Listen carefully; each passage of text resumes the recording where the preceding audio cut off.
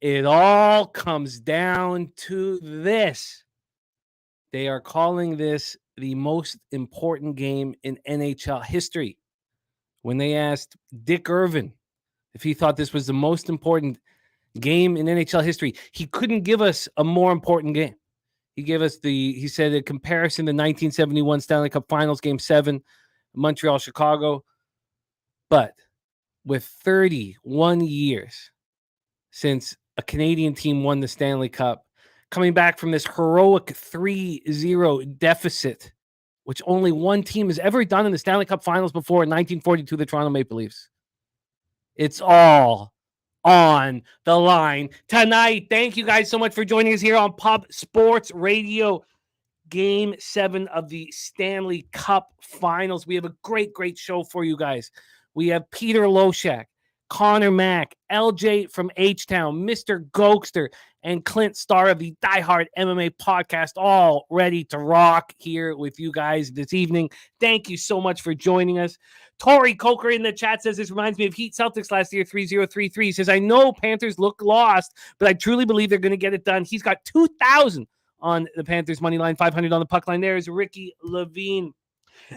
As you guys know, I have Panthers at 5-1 to win the conference and 10-1 to win the cup, and I have the Oilers 9-1 to win the cup from the beginning of the year, which we could have got a 20-1 during that swoon the Oilers found themselves off the beginning of the year. 2-12-1 start to the season. Art P in the house saying Panthers. Christopher Tate says Oilers.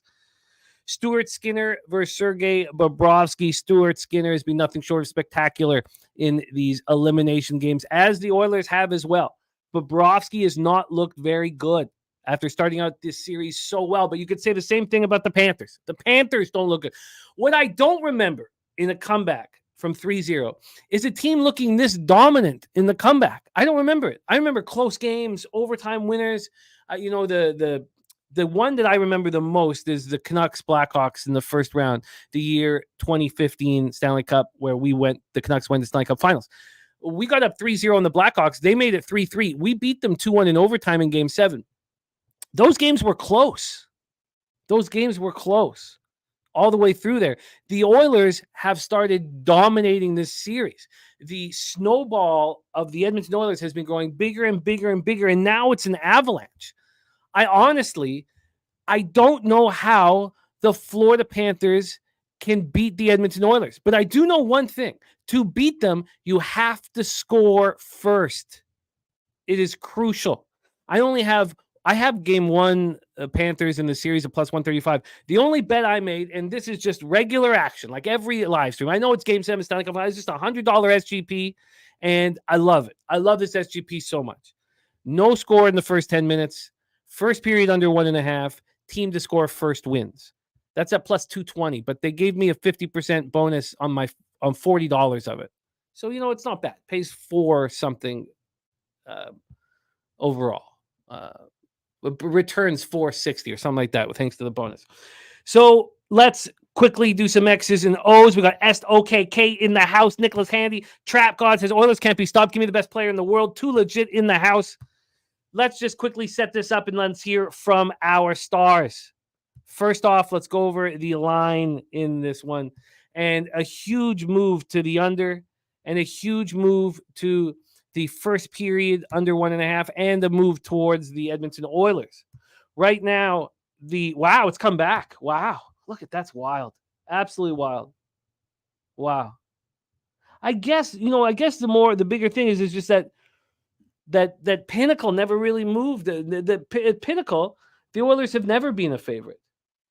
They're a clear favorite at Bet365 and other books, but at Pinnacle, they've never been a favorite. So I guess there hasn't been that much moving from plus 101 to minus 103 over at Pinnacle. And on the total here, we are sitting with a 5 now. What a move. Huge move on this under. This opened under 5.5 minus 121, and this got to 5 this morning. And the over is minus 124. So it's, not a real 5. Let's get to the cash flow and see where the money is at. One thing I've noticed is the people with Florida futures, and I'll talk about a couple of them here shortly, are as confident as I've ever seen them. And it shocks me after what we've just seen. There's 51% of the tickets and 68% of cash on the Edmonton Oilers. There's 97% of tickets and 96% of cash on the over. Deer Slayer Ski in the house. Big O says he's big on the Panthers. Harold Williams here rolling with us. 3 units on the Oilers. Trap God says in the game where you can see 2 empty netters, I wouldn't touch the full game under. Well, that's what got me in game 6. Oh, that hurt, man. That under 5.5 hurt. Stuart Skinner, Sergei Bobrovsky, Oilers power play in the playoffs 29.7%, penalty killing 94.1%. The Panthers power play 19%, penalty killing 87.8%. If the Panthers win, it will be the first Stanley Cup in their history. It's huge. If the Oilers win, this will be the first Stanley Cup since 1990. Remember, that was the year, the first year without Wayne Gretzky, and Mark Messier led them to a Stanley Cup. They didn't win the Cup in 89, but they won it 88 and 87 and 87, 88, 84, 85, 87, 88, and 90. The Oilers did. They would become the first team to climb out of a 3-0 deficit to win a Stanley Cup since the Leafs did against the Red Wings in 1942. Edmonton is the 10th team in playoff history to force Game 7 after losing the first 3 games of a best-of-7 series. You would think those teams with all that momentum would carry through, but they haven't. The teams up 3-0 are 5-4 in these Game 7s. 5-4. Edmonton would also, of course, be the first team from Canada to win the Cup since the Montreal Canadiens in 1993. After winning the first 3 games against the Oilers by a score of 11-4, the Panthers have fallen apart. They've been outscored 18-5. So the question is, what could change here? The Panthers went 14-for-60 on the power play, 23.3% through the first 3 rounds. They're 1 for 19. Can they finally break through on the power play? They have made a switch. Tarasenko is coming up to the top power play unit. You will hear one of our guests, our next guest, who's going to be up here in seconds. You will hear him explain why he is on a Tarasenko over 1.5 shot prop. I believe the team that will score first will win this game. In each of the 3 wins that the Oilers just put on, they scored first. They're 3-1 in this series when scoring first. They're 13-5 when scoring first. They are 2-4 when the opposition scores first. Edmonton's 5-0 facing elimination, and they are 3-0 when the opposition faces elimination. And they've scored first in all of those games as well. The Panthers have scored 5 goals over the last 10 periods. They need to turn it on. They need to start the game better. Carter Verhaeghe hasn't scored a goal since game 1. He did assist on Barkov's goal at 1:28 third period. That's his only other point in the series. Matthew Tkachuk has 1 goal in this series. Sam Reinhart, who had 57 goals in the regular season, has just 1 against the Oilers. And then we talk about Paul Maurice. The man got the job to coach the Hartford Whalers when he was 28 years old, now 57. He can become the second coach in league history to win his first 5 Game 7s. He's 4-0 in Game 7. 4th in NHL history with 869 wins, regular season wins. And Scotty Bowman is the only coach who's coached more regular season games. Scotty Bowman was also the coach of the Detroit Red Wings that beat the Carolina Hurricanes in Paul Maurice's first Stanley Cup final appearance back in 2002. Here we go. Sharpie in the house. Mike says, get some OT tonight. Too Legit says, the whole world is on Edmonton because they truly look better. Ron Lofton ready to go. Too Legit said, if the Panthers really were better, wouldn't they have won by now? The Edmonton Oilers have taken complete control of this series. Yes, I thought the Panthers were a better hockey team before the series started, and I had said that the Panthers were going to win the Stanley Cup, but I didn't add anything except for that Game 1 and series. Here we go. We had our guy Mills, MMA locker room. Mills give us McDavid over 1.5 points, McDavid over 3.5 shots on goal, McDavid to score a goal. It's a McDavid trifecta. He's also on Draisaitl over 2.5 shots. And our guy Clint McLean. He has the Panthers at 18-1 to win the Stanley Cup, and he is adamant he's not hedging.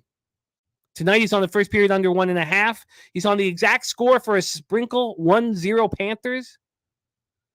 And he's got overtime and Verhaeghe to score at 48-1. He's got Barkov and overtime Barkov to score at 65-1. Justin McKelvey stacks play of the day, still running incredibly hot. Royals over team total over 5.5. Mike says even more on Edmonton this game. There are tons of futures on Florida compared to Edmonton. Many are hedging. Yes, that's true. That's true. But these were heavily bet futures on both hockey teams. It's time to bring on our first guest here. This man is my co-host on Loek in the Bag every Tuesday, and we'll be back at it again tomorrow morning. Please welcome Mr. Peter Loek. Pete, is this the biggest game in NHL history? Maybe it is. I don't know. I think, come on, the biggest. It's what everyone knows. You know what I mean? It's like in hip hop when they'll be like, "I'm the number one MC of all the time." Like, you're a great MC. Number one. I don't know. This is a great, important game, Jimmy the Bag. The number one most important game in all of NHL history. Maybe it is. I don't know. Maybe it is, Jim. How would you judge that? Well, I mean, there's been other NHL. There's been other Stanley Cups where a team came back for 3-0, right? Well, yeah. Well, there's been what? I've got them all right here. Every single Stanley I'm not Cup. saying it's not a huge game. I'm not saying it's not a very important game. Maybe it is the most important in NHL history. What do I know? There have been three times teams have come back from 3-0 in the Stanley Cup Finals. Oh, four, if you include 1939. So, but three of them happened 1939, 1942, 1945. So let's say top five most important games in NHL history. That I will absolutely accept. This, it's a huge game. These are the times that this has happened, Pete, as well. These are the times this happened. So, happened in 1939. The Bruins were up 3-0. The Rangers came back to make it 3-3. The Bruins won in triple overtime. It happened in the Leafs Red Wings that we've talked about, where the Leafs came back and won it. It happened with the Leafs, the opposite. The Red Wings came back from a 3-0 deficit in the 1945 Stanley Cup Finals, and Toronto took care of business. Were you surprised to hear that the team up 3-0 has won 5 of the 9 Game 7s? That the team up 3-0 has won 5 of the 9? I was surprised. I mean, the team with all of the momentum. Yeah, but then it's yeah. I mean, obviously each one has its idiosyncrasies, right? So in this series, why did Edmonton lose the first 3 games and why they win the next 3? I don't know, but you can tell me that. So each team, each series is going to be idiosyncratic, but just from a psychological standpoint, no question when they tie it up, the psychological pluses and minuses shift. You know what I mean? I'm not saying that, like, it's subconscious, but once you finally reach there and you tie it up 3-3, it's like when you're down 3-2, it's tough. No, you finally tie it up 3-3. Yeah, then I would expect, like, ironically, a team that was just up 3-0 in the Stanley Cup Finals to feel salty and to feel like an underdog. You know what I mean?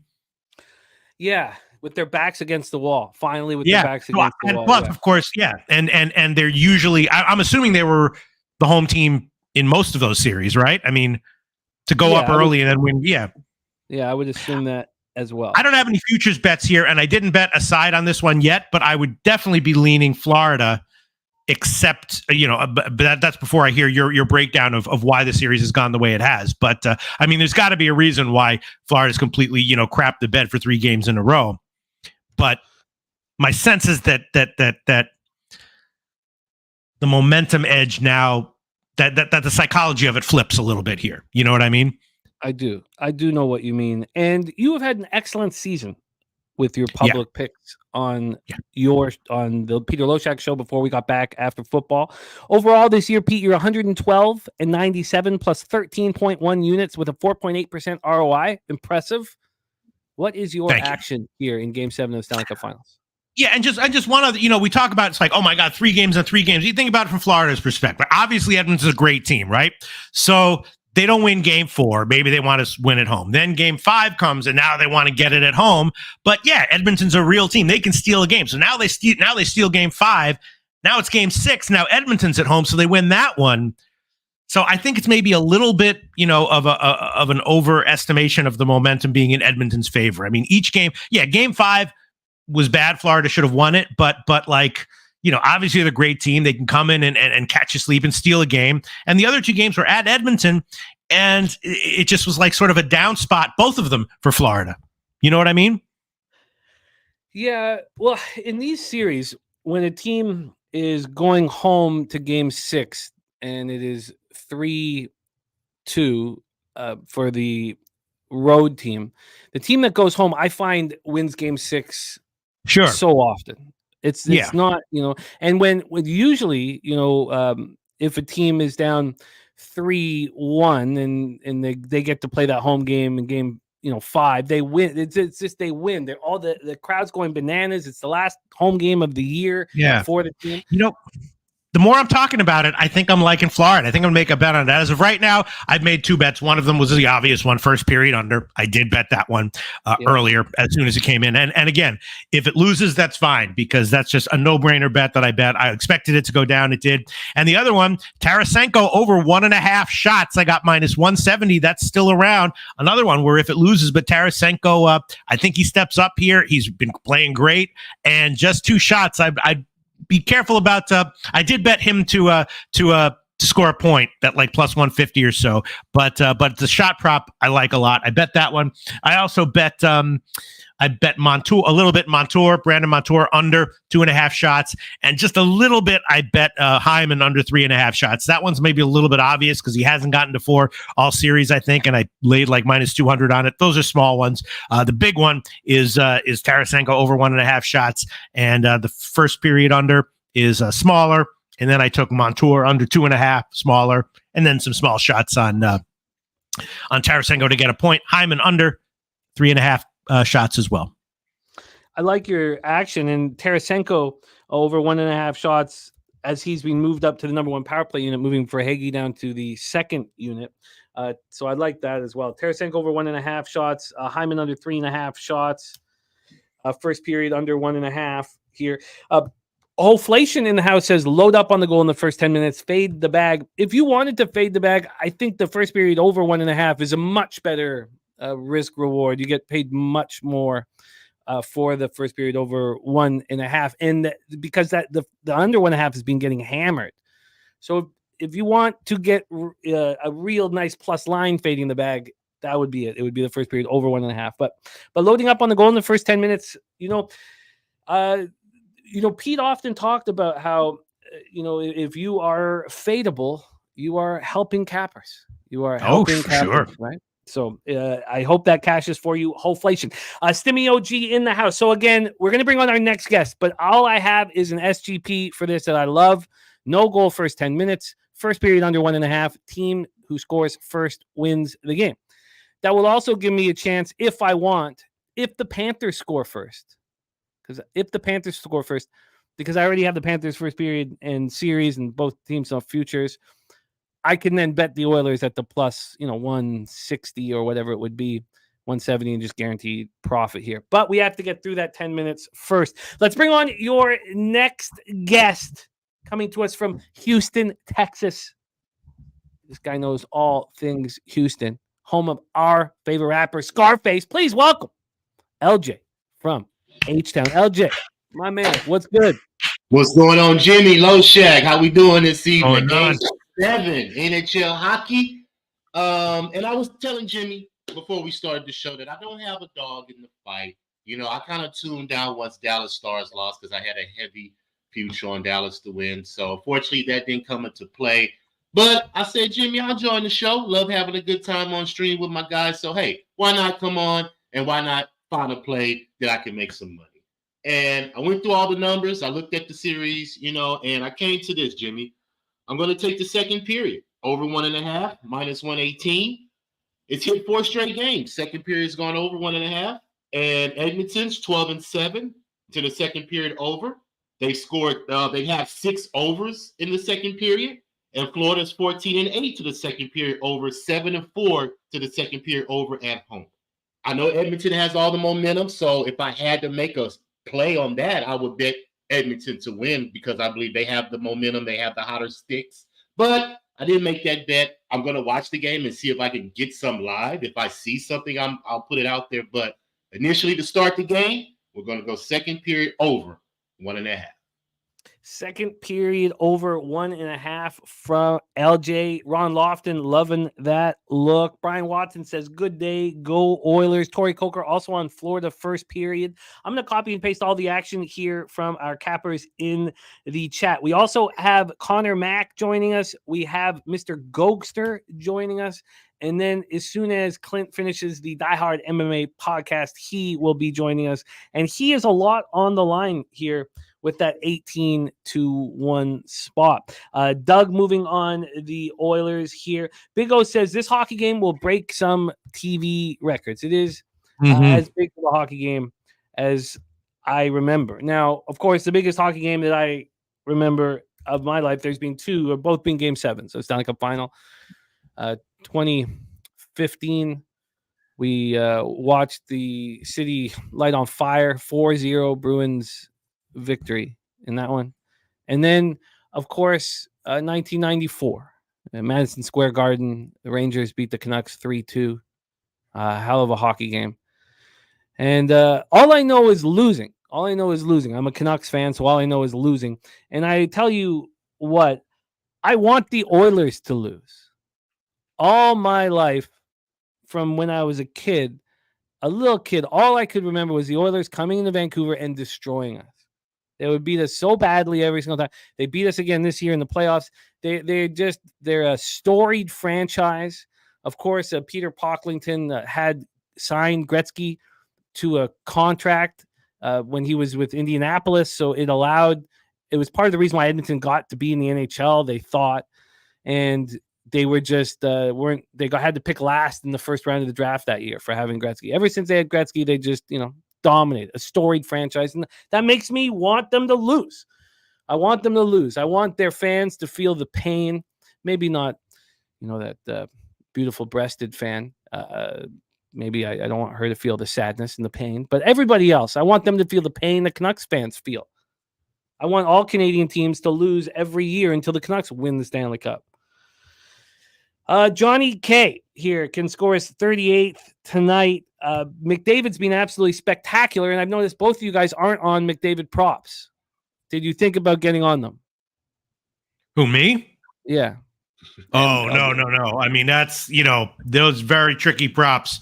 He went under his shot props a lot, and of course, he can easily get 2 assists. I wouldn't want to bet, but I wouldn't touch a McDavid prop here because I wouldn't want to bet an over or an under. Jay Vegas says biggest bet since March Madness, over 5.5 at plus 125 and over 6 at plus 160. Very, very, very interesting. Ricky Levine going to take a shot on overtime. I thought of that too, and I didn't.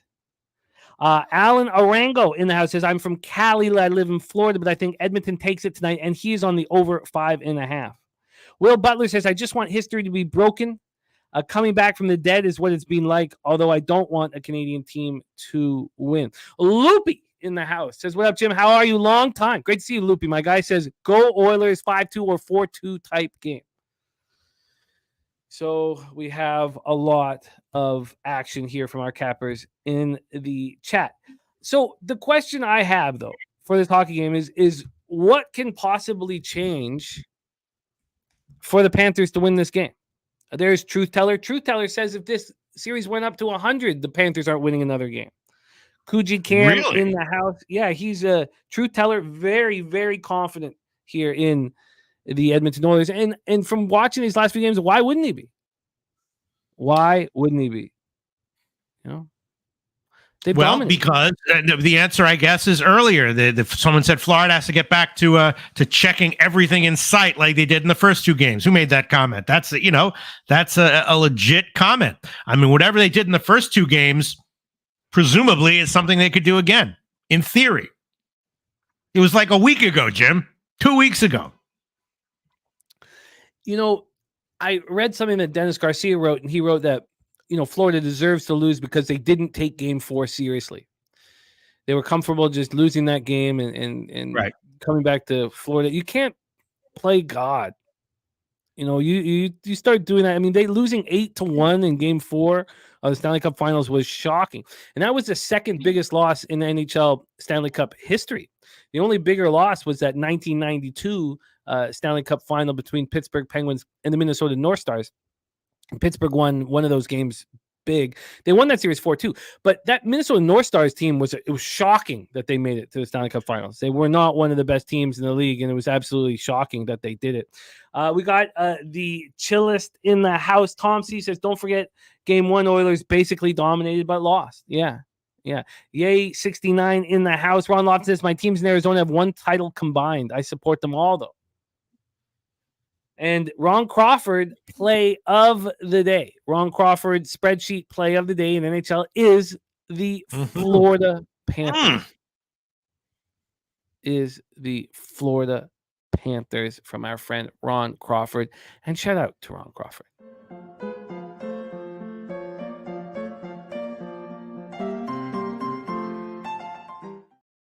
Loopy says the visitor won the last 3 Stanley Cups. Tori Coker says, yes, I'm ready to celebrate the Panthers win. And Nicholas Henny says, really think McDavid and Draisaitl are going to be denied. Draisaitl played great in game 6. And he's dealing with an injury that he will disclose after the Stanley Cup Finals. He's been great, a calming influence. McDavid took the series over in games 4 and 5, was held pointless in game 6. He's been excellent. The Chillis parlayed the first period under 1.5 with the full game over 5.5 at plus 450. Loopy says fans going to blow the windows off the city tonight. Canadians know how to party. That's Cheshire. Nice, Cheshire. Nice to see you, man. It's great to see you. It's been too long, man. One of the things here that they've been talking about is that the Oilers fans have got a lot of tickets. This is not like games 1, 2, and 5. I've heard, now I don't know if this is true, but I have heard that this is 50-50 in the fans. That's going to be 50-50 Oilers fans and Florida fans. And that will be a big, big, big difference. Johnny K says, tonight's the night, boys. Well, I'm very, very, very excited. Very excited for this giant Game 7 of the Stanley Cup Finals. We have Mr. Goster and we have Mack about to pop on with us.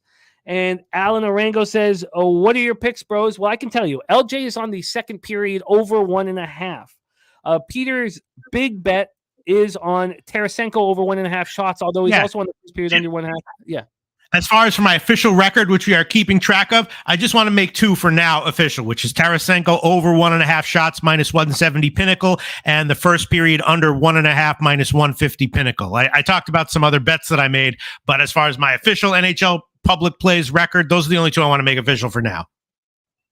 Yeah, I love it. And Cheshire's on the over 5.5.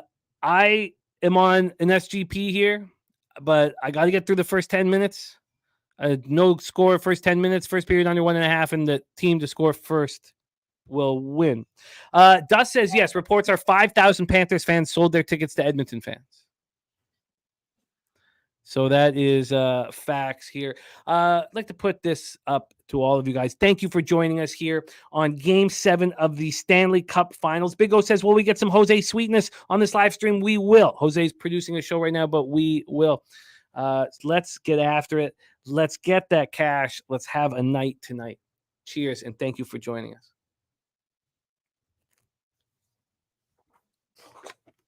Oh, disgusting. Oh, God. Dabby Cab also going to be joining us here as well. And Dom Play in the house says, let's go. So, again, right now, we have 97% of the tickets and 96% of the cash on the over 5.5 beat, and Pinnacle's moving it to 5. It's a huge, huge spot where the public or the public could take a bath and the books could get that cash. Let's bring on our next guest coming to us from Las Vegas, Nevada. Also a very strong NHL capper, having a great season this year in NHL. Game 7 of the Stanley Cup Finals. It's been too long since I've capped with this man. Please welcome Mr. Connor Mack Picks. Miggity Mack Daddy. See, Mack, how are you? Oh, Jimmy, what's going on? Pistol Pete. What's going on? Well, I don't know. I'm thinking Florida might be the play here, baby. We're not the play. But a play. Yeah, I got to hear C-Max. I want to hear what his plan is. I'm on them. You know that I have this 12-1 ticket, and I have not hedged. I sat here all day long, really, kind of since yesterday, and I have not made a move. And I don't know if I do. I don't know if I hedge this thing out at all. So we'll see. I could be very, very happy. Here's what I'm thinking, Jim. I'm of 2 minds here. One, you got basically what Dennis Garcia said, right? they took it easy in game 4, and then you can't do that. And then karma bit them in the ass in like game 5 and 6. You know, the problem though is as you reminded me of it. In some, it's not like those games that they won. They were just a better team, and then they lost their focus. Would you say it's arguable that they should have lost 1 or 2 of those games that they won? The first 3, the Panthers. The first game 1, they were outshot. What I don't have 31. Yeah, they won that game. Yes, Bobrovsky, Sean. I had Bobrovsky to win the Conn Smythe. Bobrovsky to win the Conn Smythe before game 4 was minus 430, and I had plus 400. There is a 0% chance of Bobrovsky winning the Conn Smythe now. So yes, the Oilers should have won game 1, but that happens. That happens in when you're a good hockey team, you win games where you are outplayed. It wasn't a huge shock that happened. The big shock has been utter domination by the Oilers in the last 3 games, 18-5. It's just I don't remember ever seeing it. C-Mac, a very famous series that you'll remember well was the Kings Sharks when the Kings in 2014 went to the Stanley Cup Final. Hey Jim, Jim, do you mind if I step out for just 5 minutes? I'll be right back though. Yeah, absolutely. Okay, thanks. I'll be back. I'll be right back. Cool, my man. In that first round series, C-Mac, I had the Sharks to win the Cup. They went up 3-0 on the Kings, who we knew were a really good hockey team. And I was I'm right. I have the Stanley Cup winner right here. And then the Kings came back and won 4 straight and knocked out the Sharks. But and even if you compare that to the Canucks Blackhawks first round series in 2015, those were close games. They were all close games. Not here, the last 3. No. Game 5 was that final 5 minutes of the second period. I thought was huge. I thought they had so many chances were going to make that 4-3, and then a whole different maker in the third. It didn't happen. I thought Skinner was excellent in that one. Man, this is thrilling. It's game 7, Jimmy. I just doesn't get better than this. I mean, McDavid. This happens. Everything's going to be pumped, or the Panthers could step. If you're Maurice, though, you just got to tell you this is game 7. You have 1 game at home for the Cup. You got your ass kicked last year. I know they were banged up, and the Knights at that time just were rolling, got on that hot playoff run, and it's just weird. The depth hasn't been there a little bit for the Panthers. They're just spotty in games. Bennett hasn't. There's just a lot of these guys. Go ahead. It's so funny you mentioned that because Mikey Money a couple days ago was saying the Oilers have so much more depth than the Panthers. And when the series started, it was the opposite. The Panthers had more depth than the Oilers. That line that the Oilers came up with, the Connor Brown, Janmark line, has been awesome, just awesome. And we know very good, any team that wins the Stanley Cup has a third line like that not only can put the clamps on the other team's best players, but bring energy and kind of change momentum. But now, after what we've seen for the last 3 games, do the Oilers have more forward depth than the Panthers? I thought that there was no team in the NHL, maybe Vegas, and Dallas, maybe that had the forward depth of the Panthers. And now I get it. I get what Mikey's been saying, and do the Oilers right now have more forward depth than the Panthers? Well, Reinhart, Tkachuk, and Verhaeghe are missing in action. They got to be. This is it here for them. I'm gonna have a few small bets here with Tkachuk, like his anytime goal. Even though I don't think there's going to be a ton of goals. In this thing, I just think these teams are so talented. But I agree with game 7s and an under. I'm not going to mess with the total. And the 5.5 have gone, minus 150, or you have the 5 at plus money. They just haven't been there at all, especially these last 3 games. And it's been a mix, whether it's Reinhart, Bennett, Tkachuk. A few of these got to step up big time. in this game, especially the second line with, I think, Bennett and Tkachuk right now. And Rodriguez. Yeah. And Rodriguez. Oh, God, they got to step up. And that's what I'm looking for in this game, Jimmy. I'm just small $100 bets, but Tkachuk. And I took this game 3. I hadn't taken it since, was the Bennett over half point because I got it plus 110. It was plus 115 in that game. I just, at home, these guys have to come up big. If they don't, they lose and they go home, I think. Yeah. Flat out. I'm right with you. I think the surprise for me in this series is Luostarinen, Anton Lundell, and Vladimir Tarasenko.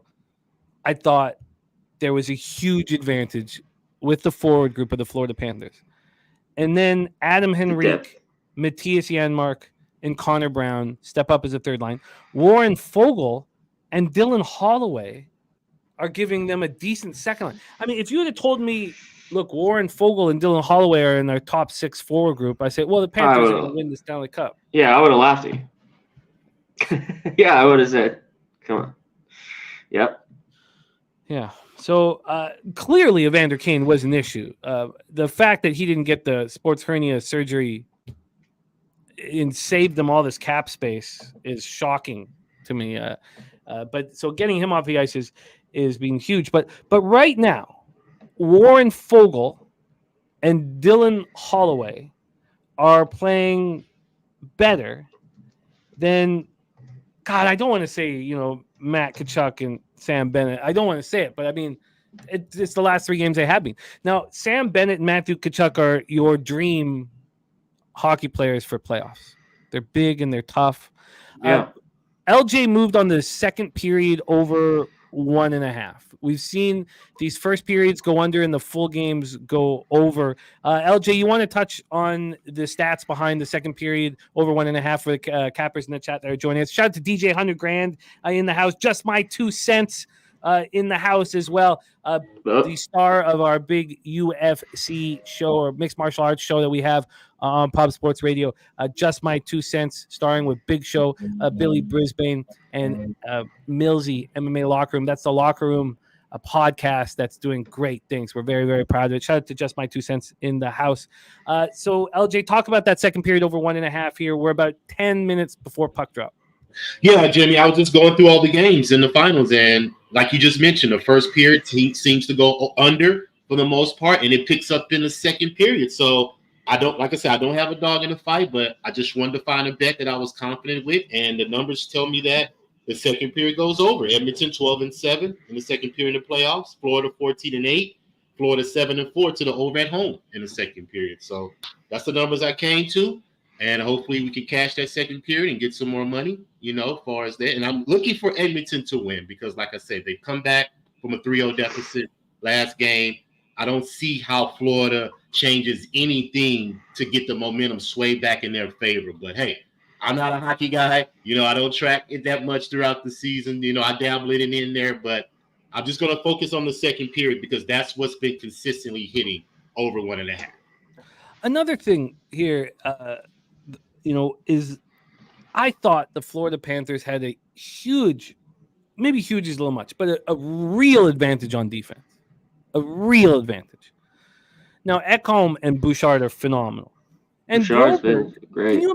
Can you imagine a guy who's played 12 games in his career coming in and being a top 4 defenseman in the Stanley Cup Finals? I mean, it's these guys. It's Broberg, Foegele, Holloway, and Connor Brown. I know that McDavid has done everything, but those guys have changed the whole series in my mind. Just my 2 cents. Oh, yeah. The Oilers. How can Broberg be a top 4 defenseman in the Stanley Cup Finals? Like, how are they finding these guys? I touch on the defense that you've seen here because when this series started, the Ekblad Forsling pair had gone through 3 rounds and not been on the ice for an even strength goal against. And they went against the pairs, and they were playing at a level that I thought couldn't be matched. And remember, last year, Montour was phenomenal. He was their best defenseman. Now he's not even on that top unit. No. And he's hurt. He's got to be hurt. I've been asking that time, and he's a free agent. Jimmy, that's real big. I've been just how well he played in the playoffs last year. I just think he's got to be going through something right now. Yeah. He hasn't been there. And Bouchard, Ekholm, it's been a little bit shocking. The forecheck is just, this is what the Panthers have to do here tonight. You know what I mean? And you talked about at the top, getting the lead.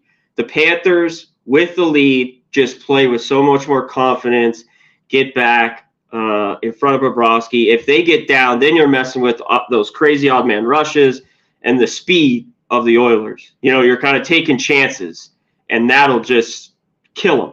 So it's I think it's imperative for them to play tough. And it's always what we brought up, Jimmy, I think they're a great 5-on-5 hockey team. They got to stay out of the box. They just have to, because the Oilers have finally started to score. We know that was going to change. They didn't score a lot early on these power plays, and Florida just needs to be smart tonight. In Game 6, it took the Florida Panthers 30 minutes for a forward to get a shot on goal. Oh, it was. The two shots on goal were from defensemen, and one was from the other end of the rink. I just now, one thing about this is the Paul Maurice-Knobloch matchup, because Paul Maurice, who again started coaching the Hartford Whalers at 28 years old, now he's 57, doesn't have a Stanley Cup. He's well known for these incredible pregame speeches, and I know that you have to earn the right to hear these speeches, but I would love to hear Maurice's speech here. Me too. I think that this snowball effect of the Oilers dominating can be neutralized just because this is Game 7 of the Stanley Cup Finals at home. Yeah, at home too. At home. Yeah. And they haven't even been that good of a home team this year. They were 26-13-2 at home in the regular season, and they were much better on the road through the first 2 rounds of the playoffs than at home. But that doesn't matter. That doesn't matter. In Game 7s, my dad always talked about this. He always talked about in Game 7s, the home team wins at an alarming rate in all sports. The home team wins when it's all on the line. Untouchable Jay says Florida is under so much pressure. Let's bring on our next guest, because I want all of you guys to touch on if the Oilers feel pressure here. Because some people think that Oilers are just playing with the house's money, and I think it's a really interesting question. We're about 8 minutes probably from puck drop. Let's bring on our next guest. He is a star here on Pub Sports Radio with our NHL programming, coming to us from Belleville, Ontario. Please welcome Mr. Goster to the show. Goster, what's good, man? What's up? Easy. How are you doing tonight? Woo! It's a big one, Goster. Big one. What's up, Goster? What's up, bro? Goster's family has a rich history in professional hockey. I'm sure your dad played in some Game 7s. I'm sure your uncles have played in Game 7s. Yeah. Goster, take it away. Tell us your thoughts and your plan. Because, Goster, I was taken aback that you went with the Panthers in Game 6. And I liked it, but I did not expect it. I did not expect that to be your look. And it's like I rewatched our breakdown because I was like, I want to go over it again. And so the $1 million question: what are you doing for Game 7? Well, I looking at more shots on goal props. It's tough for me to pick the side. I don't know if Florida's got some injuries, like some guys hurt here. For Heggie hasn't looked really the same. I expected him in this series. Maybe there's some injuries we don't know about, but in this game right here, Jim, I think it'll be a lower scoring game. I think not many mistakes here, because that's what it could be here. One mistake can really cause you to play the opposite game you kind of wanted to, come into. So I think it'll be a tighter game, Jim. It's tough. I'm gonna really watch. It's gonna be fun watching this with you guys, because it really the eye test, just to kind of see, especially the goalies, how they're looking early. But right now, Edmonton's got the momentum. That's for sure. It looks Puck drop at 5:25, which gives us more time here. Big O says, I'm afraid for my close Canadian friends. He says, this might be a Panthers win comfortably and controllably. Panthers put them in a chokehold. Let's talk about pressure. Let's go around the horn here. Pressure. C-Mac, do you believe the Edmonton Oilers have pressure, or is it all on the Panthers? Because I honestly think all the pressure is on one person, and that's Paul Maurice. And I think he can handle the pressure.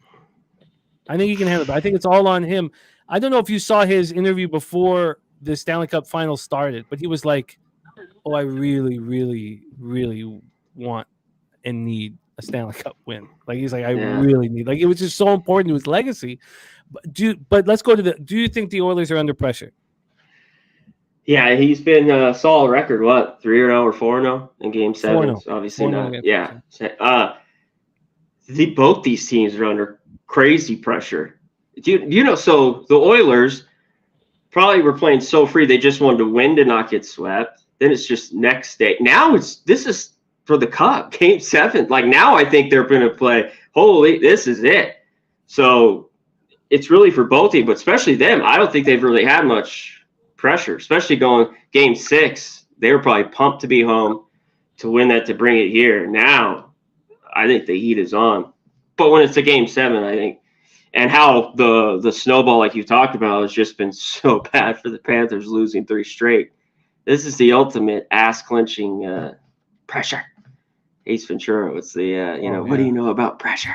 What do you know? Got kicking the, about I pressure. have kicked the man. He's just not. What do you know about pressure? Man, this is huge. It's just so huge. And so I go back to the Game 7s of my past, and we've already talked about them. And the stick is just clenched so tight. It's so tight. So we got Nate Dogg 420 in the house. He's huge on the Edmonton Oilers. And why wouldn't he be? Let's ask you this, LJ. Do you believe that the Edmonton Oilers are under pressure here? Or is the pressure on the Panthers not to get the reverse sweep? I believe it's the Panthers. I mean, Edmonton, what they got to lose, man? They came back from 3-0. So I think they're going to play loose. I think they're going to just play all out. And I think Florida's going to have pressure to hold them off. To blow a 3-0 lead in the Stanley Cup. I mean, that's embarrassing if they blow this 3-0. So I believe all the pressure is on Florida, in my opinion. Goster, they asked Dick Irvin today, and he was the perfect person to ask. I couldn't think of a better person to ask. Is this the most important game in NHL history? And Dick Irvin stammered. He was like, so yes. It's the biggest game in NHL history. He only compared it to 1971.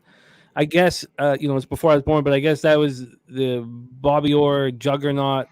Bruins got beaten by Ken Dryden in his rookie season. Dryden and the Habs get to Game 7 against the Chicago Blackhawks. And that was the only comparison he could make, was that Game 7 with the Habs Blackhawks in 1971. Was the only comparison. Goster, touch on both those. Is this the most important game in NHL history? And do you think the Edmonton Oilers are under pressure?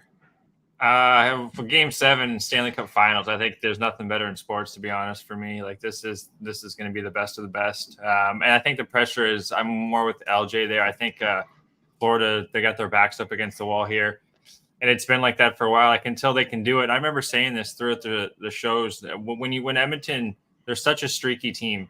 Like, when they're losing, they're losing. But when they can string some wins together, they're really tough to beat. Like, they had that 16, 17, whatever game win streak or something this year, almost broke the record. So when they're rolling, it's tough. I think like LJ kind of said, they got to match it.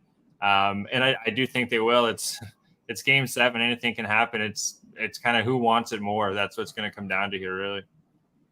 Well, we need your props here, and I'm writing them down. I've copied and pasted the cappers in the chat here, but we need your plan. Take it away. All right. Well, I just did a couple of goal to score first, so a couple on each side here. I took Hyman, and then I also took Bennett. So I took Bennett for Florida, and I took Hyman for Edmonton to score a goal here. Just two guys that they're going to be more net presence. Kind of a grinder, grit and grind kind of goals. That's what I'm going to see in this game. And then another prop, I would look at no goal in the first 9 minutes, 30 seconds, like minus 115, minus 120. That's another bet I haven't made yet, but I'm going to actually I'm going to make that right now. It's just what did you get on Hyman and Bennett? Hyman and Bennett, I got 16-1 on Bennett, and then I got 6-1 on Hyman. And then those are big numbers. Yeah, that's score. That's the score first. That's score first. Yeah, score first. Yeah. First, I was like, Jesus. Okay, score. That's score first goal. Okay, and then you're about to make the no goal first 9.5. Keep rolling. Minus 120. So I'm going to fire on that here. Minus 120, no goal. Going to be really tight, like you say. Tighter, gripping the sticks a little tight. So I don't see there being a goal early. And if there is, even the first period under 1.5. I kind of lean to that too, but I'm just going to stick to those three right now. As the game goes on, Jim, I plan to have some more live bets. I'm going to fire on some live bets throughout the show too. So not as many pre. Speaking of live bets, what because it's always helped me when I come in with a plan. Oh, we got our man Peter Loshak back in business. Lodels, great to see you, my friend. You know what? You can add on another one for me. You can add on Montour under 2.5 shots, minus 181 Pinnacle. I'm just worried because if it goes into overtime, then you got some overshot props that are going to hit that wouldn't have hit in regulation. But I'll add that one on there. Brandon Montour under 2.5 shots on goal, minus 181 Pinnacle. I think that I got the Bennett too. His point. I got a 115 too. I like half a point over, plus 115.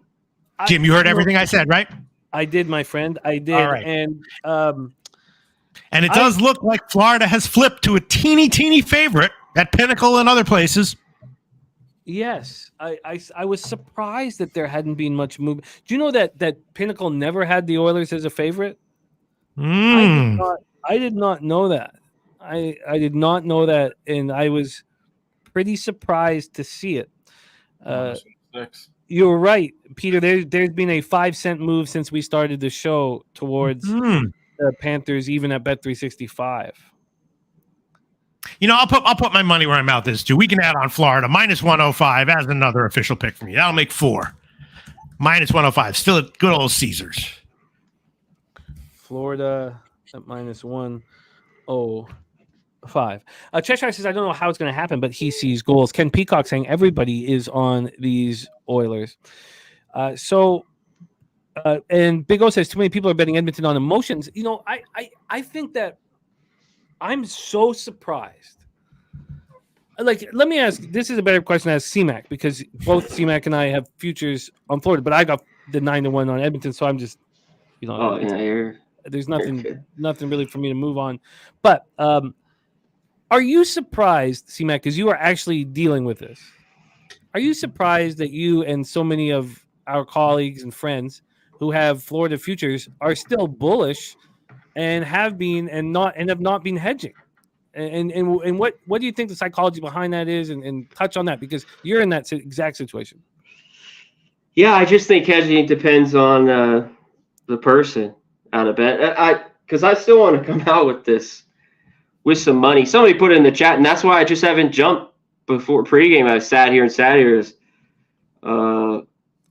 I think this is a great way I'll bet live. If I think this game is going to be tight, this is game 7. That I need to put $500 or more to get plenty back. But I'm definitely someone else put 4 straight. I know we've talked about that. I know they both just lost 3. And how streaky the Oilers are all year long. I'm kind of putting my money up. Beat me 4 straight at home, game 7.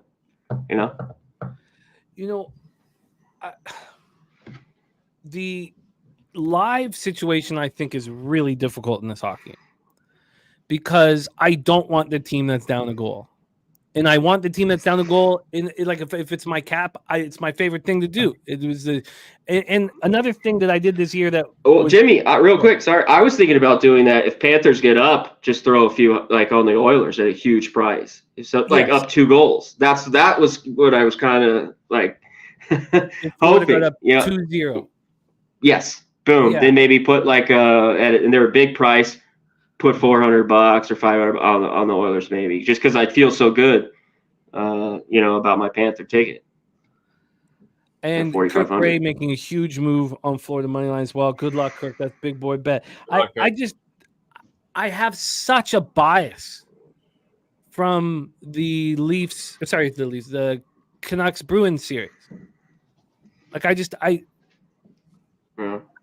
I remember every moment of that, every second of that, and that 1-0 lead. It actually felt insurmountable in that first intermission. And Don Cherry came on at coach's corner, and he was like, he saw a ghost because he was the coach of the Bruins. He probably secretly was cheering for the Bruins. He can't say that on TV or he'll get, rolled as soon as he leaves the studio. And you knew it was like he foresaw the city being lit on fire. Just my 2 cents saying T minus 15 minutes. RVD 420 in the house says, what up, guys? If the Panthers have some players injured, I think it's over, plus Oilers are all over the team when they're playing away from home. Nate Dog 420 says, Edmonton is hungry. Florida is fatigued. I cannot explain how they were outscored 18-5 in the last 3 games. I know that game 5, that there was a comeback from the Panthers, but they've been on the ropes. And I've not seen that ever in my life. This just such a juxtaposition between the first 3 games and the last 3 games. Yeah. And I think that... Yeah, actually, Jim, I think you're right. Probably Florida first period is better than full game. I tell you what, and this is important because we're kind of putting together our live plan. I think that I would be interested in the Oilers live down. I wouldn't be interested in the Panthers live down. And Tori Coker is on Florida first period as well. There's my guy Nordy in the house. He is in Edmonton. He is in evil. And he says, what up? Let's go Oilers. This is going to be insane if they pull this out. Untouchable Jay says Edmonton figured something out. So I will have interest in... you know what? I just got to get through this first 10 minutes. That's it. If I can get through the first 10 minutes and then my SGP is very, very live and I'm just going to, in business. But in saying that, if there was a couple early goals scored, I wouldn't look for a live under. If there are no goals scored in the first period, I don't think I'd look for a live over. I think this is going to be a much more difficult live betting game than I'm used to. And this year, the best thing that happened to me with my live action is I kept it so black and white. When my team went down a goal, if it was not in the first 5 or 10 minutes, I needed to be like in the last 10 minutes of the first period, I would bet them. And I wouldn't bet them again. I wouldn't do it again when they were down 2. There were times where you missed out on the 40-1s. I don't care. I kept it so tight in that regard. I only bet it once. I only bet it when they were down a goal, and it was hugely profitable keeping it tight. I don't have a live plan. Goster, what would your live plan be? You're muted, my guy. My bad. I want to bet first goal here. I kind of think Edmonton's going to come out, possibly score the first goal. But what I was just kind of looking into here, a lot of these games Florida have won. They've been a lot of 1-goal games. I could possibly see overtime here, like a first period draw even. I was just looking at plus 140 first period on the draw. Mm-hmm. Just kind of first period draw overtime, I think could be live here too. I just don't see this kind of being an end of the story, like end of the game. I don't see like a 5-3 or 4-1 kind of game or 3-0. Like it's going to be 3-2, possibly, overtime, empty netter. I think, we're going to be in for a real crazy finish here. I mean, but if this is 0-0 after the first period, would you be looking for an over? If this is 1-1, 8 minutes in, would you be looking for a live under? If it's 1-1, I would definitely look for a live under. Okay, so maybe I take that back. I need it to be tied, though. I can't have it 2-0 or anything like that because things just open up. Is there anything that,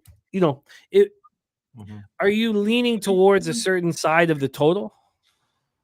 I would be leaning I'd be leaning towards the under in this game. I like 3-2 kind of game, maybe 2-1, possibly empty netter. But I would say if it is 1-1 early on somehow, which I don't see happening, I would take the under, like depending on the number. If they give us a 6.5, decent number there. I would be leaning towards the under. I don't see this game being, it's not going to be an open kind of game as much as that's what the Oilers have been doing. And they have looked like they figured out Florida. It's going to really be what Florida's going to do in this first period. I'm really, interested to see how they look because they haven't looked good in the first. The last game especially, they didn't look good. We have a big move from our guy, Jeff Slaughter. He says, I guarantee the Panthers win tonight. And then he adds, if they don't, someone from this chat will be picked randomly to win $100 from our guy, Jeff Slaughter. Pistol Pete Loshak, what do you think of Jeff's confidence in the Florida Panthers? And this one is for our guy, Jeff Slaughter. $100 if the Panthers don't win tonight will be picked randomly to somebody in this chat. What do you think of the confidence of Jeff Slaughter? Well, I mean, putting his money where his mouth is, that always backs it up a lot. But then on the other side, you have Truth Teller, also a guy I respect tremendously, who's like, if this game were played 100 times, Florida wouldn't win. He thinks the fair line should be, Edmonton minus 8,000 or whatever that would be. I don't know, man. It was funny because in game 5 of the Celtics series, Truth Teller kind of beat himself up for not hammering the Celtics. And so he hammered the Panthers in game 5. And they were not close to winning that hockey game. I know it ended 4-3, but they were clearly the second best team on the ice. I can't get over this 18-5 last 3 games for the life of me. And I know we're now less than 10 minutes from puck drop. By the way, Jeff says he saw the sign. Can't tell us what that is, but it's never lost. I mean, again, Jimmy, the only problem is just that, like, as you said, some of Florida's early wins were where they got outplayed. But aside from that, it's just psychologically very explainable how everything happened, and now it comes back here. Unless they have injuries, do they, Jim? I wasn't aware of any. Well, we won't be aware of them really until after the game is played, unfortunately. We do know, it's last year Matthew Tkachuk had the hernia. He plays that kind of a hockey game. Now, when he sniped that, when they were down 2-0 and he in game 5 and he sniped that top corner, that didn't look like a guy dealing with sports hernia. Yeah. But you have to wonder who's hurt. I would put heavy money on Draisaitl dealing with the real injury, like one that you shouldn't be playing with. Yeah. And the question is, who else is hurt? We won't know. We won't. Cash. We won't know. We won't know until afterwards. But Montour, like C-Mac saying, is not playing very well. If you were to hear that Montour is dealing with injury, that would not be a surprise. I got Montour under 2.5 shots, minus 181. Pinnacle. And this is also this damn Goster's camera picture looks incredible. And what did you do to make it look so good? You went to portrait mode? Hey, I just blurred it out, man. You just blur out the background, yeah. I gotta do that. I gotta do that, man. It's looking so good. You get the sun coming down too, right in the background. Yeah, you get the sun dropped. Yeah, I don't know. Yeah, it's warmed up in Belleville. Have the tent cities gone away? No, they've only doubled. Yeah, that's tough. It's tough. It's a beautiful time to live in a tent in Belleville. Well, it's still hot, but yeah. And shout out to Cheshire Cat getting us started here with a $2 dono. Thank you, Cheshire Cat, blessing our action. Truth Teller says, I have regular size bets. He took money line minus 1.5, minus 2.5, and he joined our guy LJ on that second period over. Now, wouldn't you say if it's 0-0 after the first period, you'd be extremely confident in the second period over? If it's 1-0, either team would be extremely confident. And if it's 1-1, are you not nearly as confident in it? Probably not. I would rather 1-0 or just shut out in the first period. Definitely. I think for these live unders, I think that it's key for look at this. Sean Higgs gifting 10 Pub Sports Radio memberships. Look at this. To bless our action, to get us started. Oh, Sean, my man. I want to hear Sean's action. Let me see if Sean can. I'm going to send. I want to hear if Sean's moving on this game. See if we can get him here. I'm going to send him a link. Sean, I don't know if you're able to, but we would love to hear your plan of attack here if it's possible. I will give you a quick send the link here. What a dynamite capper Mr. Higgs is, Pete. I know you have a rich history with him, but sure, just dynamite this guy. One of the top two. Now I like it more in response to a big market line move against him of all time. The other one being DJ Big Boss. And of course he won. And Noli knows. Noli loves it. He he just absolutely loves it. When that line goes against him. And look at this Big O with a 4.99. Don't know. Look at this. All of this great. Zero action tonight. Okay, zero action tonight, but he likes the over. The over that's now moved to 5. It's interesting. Big O says his family is great. Got me through COVID. Yeah, I think I've just gotten through my last bout of COVID. It was 13 days. Can last it. 13 days.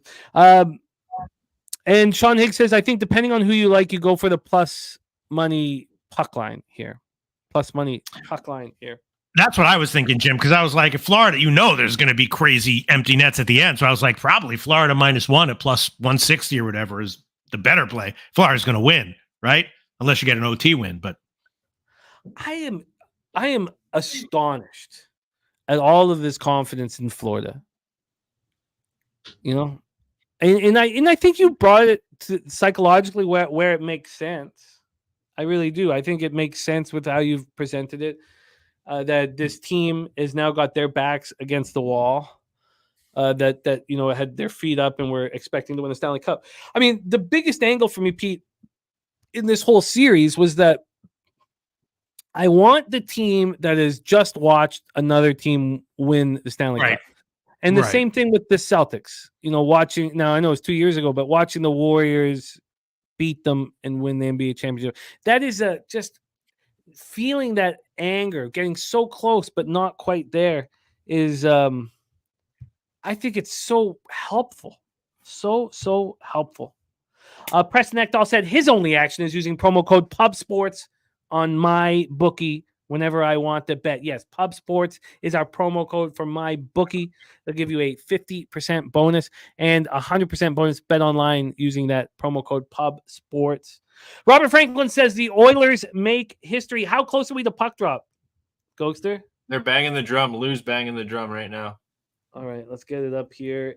Get this game up here. Thank you guys so much for joining us. Game 7 of the Stanley Cup Finals. It's all going on right here. And I've got this inner hate. This inner hate because I'm a Canucks fan. And so I've got this deep-seated hate. And I want every team to lose. I want every Canadian team to lose. I don't want to see anyone win the Stanley Cup. And I don't want to see a Canadian team that's not named the Vancouver Canucks win the Stanley Cup. So my hate, we're about puck drop here. Game 7 of the Stanley Cup Finals. Thank you guys so much for joining us. We have C-Mac and Clint, start the Die Hard MMA podcast, joining us here, and puck is dropped. Here we go. Thank you guys for being here with us. Woo-hoo-hoo! Game 7 of the Stanley Cup Finals, man, it's magic. Are they checking everything in sight, Jim? I'm not watching on TV yet. God. Oh, my God. It was bouncing around. There was a chance for the Oilers there. Early Panthers throwing everything at the net. That was a dangerous little backhand. Jonathan Yim in the house. Our guy Uncle Johnny ready to rock.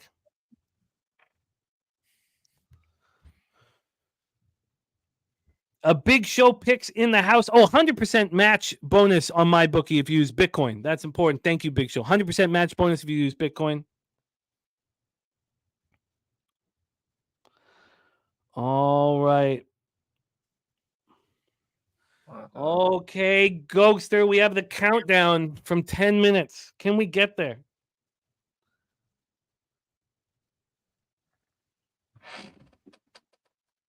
Darnell Nurse with the deep, getting it in deep. And now he's in trouble. Ooh, if that had Nurse he has made some big mistakes this year. He's been good in the playoffs, though. All right. Just my 2 cents says Connor and Leon touch gold. I cannot believe the Stanley Cup is in the building. I have held the Stanley Cup. You're not allowed to hold it over your head. Wow. You're not allowed to. That's one of the rules. When the Stanley Cup, but the Stanley Cup came into a bar I was drinking in one night, 10 years ago. We got to touch it and look at it. Nice. Have you seen it, Goster? I don't remember, but it was here in Belleville when Colorado won when Crawford was the coach. 95. Oh my God, we have our first penalty. Wow. Oh, this is where our. Was that a high stick? Oh, I thought it was going to be on the Panthers.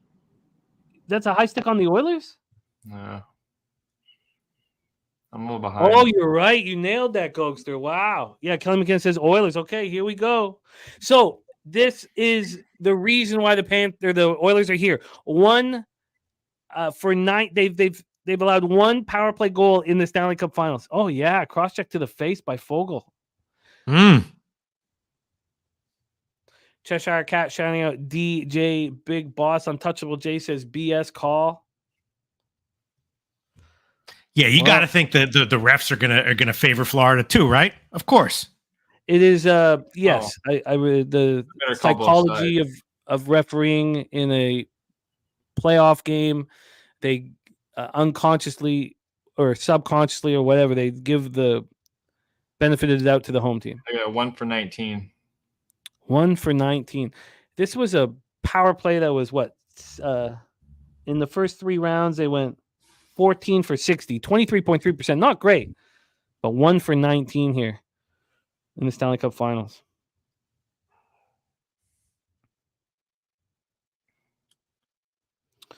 Reinhardt's got to shoot the puck. Just 12 seconds through here. Nate Dogg says, get ready for a shorthander. That's true as well. The Oilers have outscored the Panthers shorthanded. The Oilers have 2 shorthanded goals. Panthers have 1 power play goal.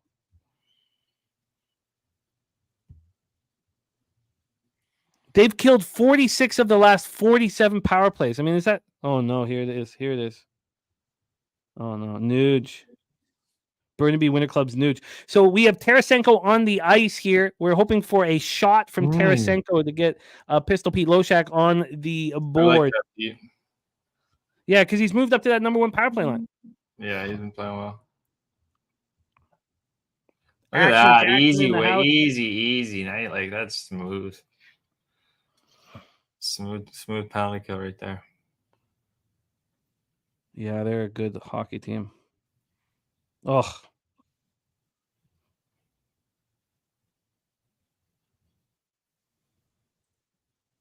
Good stick.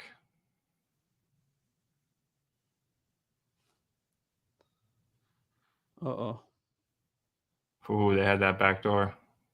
For a second there. That was a big hit. Did anybody see how much these tickets were going for? No. Uh-oh. Oh, no.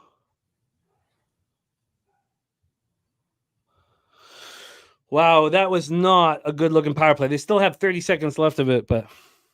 Look at the sticks. So Florida looks like they basically still suck? Same thing, yeah. Good penalty kill. The Oilers look more dangerous, but we're 4 minutes in. So it's... All right. Look at that, just keeping it right out the outside. It's just textbook, man. No.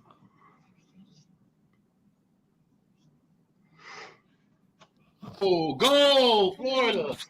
Oh, wow. Let's see it. Oh, that was Reggie. I'm about to see it. I think it was. Yeah, it was Yeah, for it's Hagee. right there. Look at that. What a Whoa. thing of beauty. You've got to be kidding me. Oh, It's not great even up. stick work. Oh, That was shit. gorgeous. Great. It's not even up on ESPN yet. Oh, there it is. Wow. Yeah, I was gonna do Verhaeghe point, but he was just like kind of, I don't know. Yeah, I should've stayed did off that. him. His point in the goal. Yeah, I It's should've time did for that. Florida if he's already scoring. It was nice, his goal. Anytime to 220. Good tip. Good tip up front. The first goal was probably pretty good. Wow. What a phenomenal tip. So now what? And Rodriguez with the assist. Wow. There you He go. just fired Yeah. the fucking net. It was gonna miss the net too. He just fired it at the net. The guy was there. Great tip. Oof. 5-0. Oilers are flying though. This is wild hockey here. Really. First lead since game 3. They needed that. We talked about it. Yeah. At least. That was phenomenal by Carter Verhaeghe. I mean, what a Oilers, phenomenal tip. Draisaitl looks like he's flying right now. He was,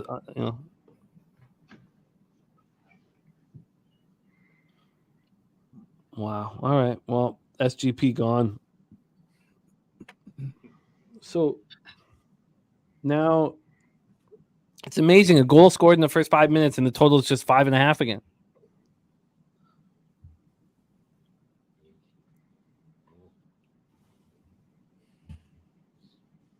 Yeah, Big O, that was just phenomenal. I mean, whew, what a monster Verhaeghe is. You know what that's really big for it there is Bobrovsky's confidence too. He's finally got the lead. Yeah, no, good point. And not good. Yeah, they're so much better with the lead. That everyone in front of them, the defense, and him. This playoffs. Look at that! Look at that stick! Look, now they're skating. Yeah, now they believe in themselves again. They have hope. Yeah, it's such a wildly interesting series. That's exactly it.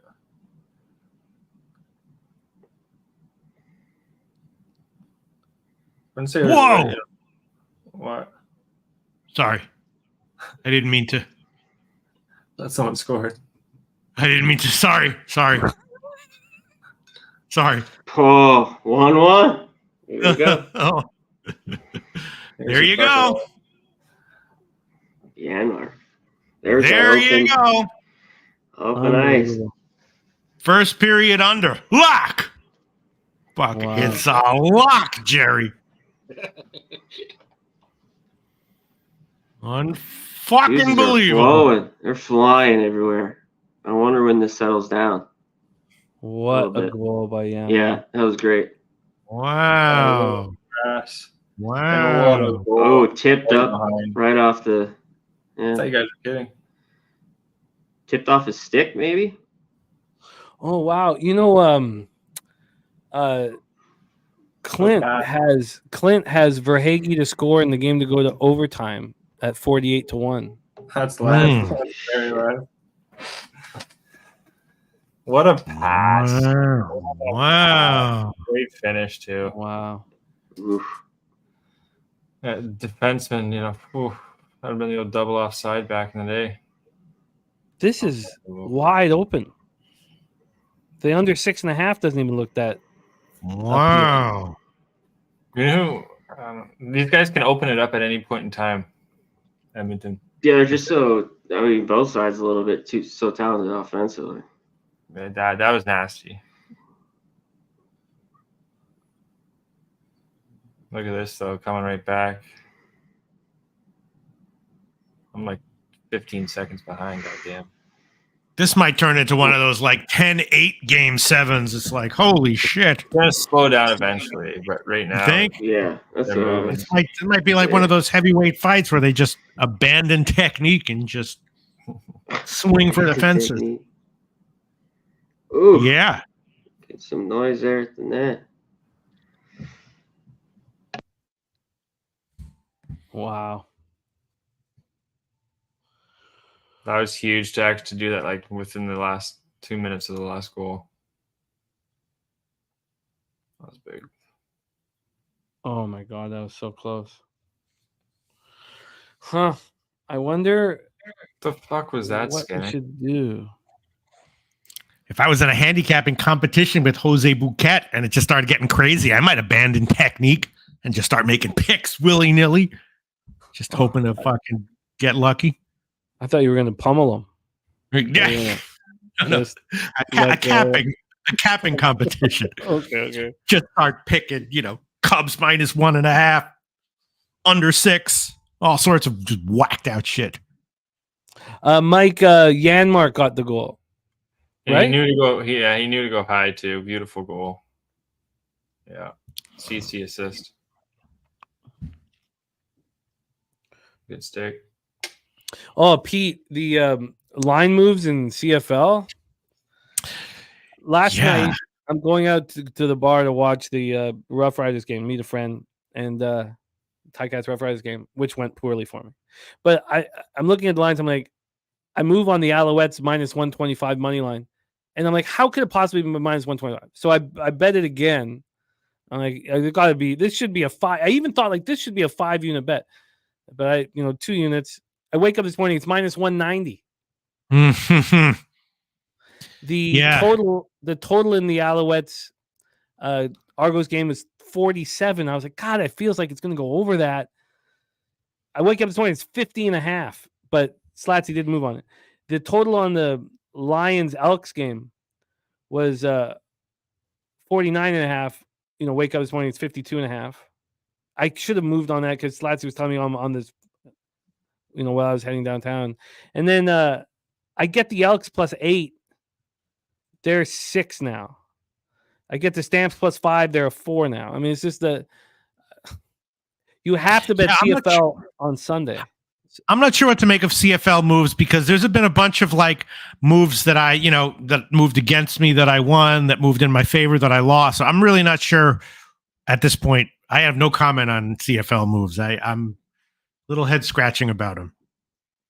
Oh, hopefully I'm still in this, man. It was $100 parlay. I'm being down 100 doesn't mean I can't get in on this here, and I'm happy that your fade of me worked for you, man. Big O, though, taking the 2 at Assinibois.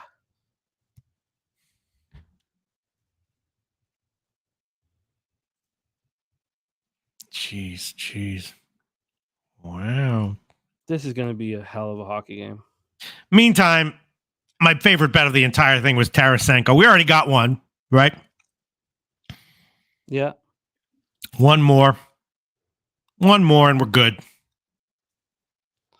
I think I like this under 6.5, but it's just wide open right now. It's hard to move on it.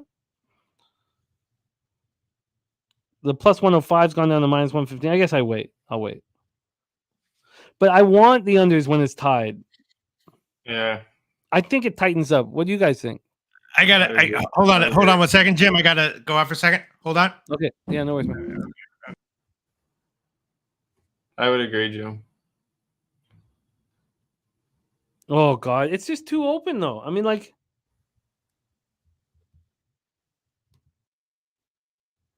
just feels. Yeah, it's just a little too open right now. Truth Teller took that first period under 2.5 at even money.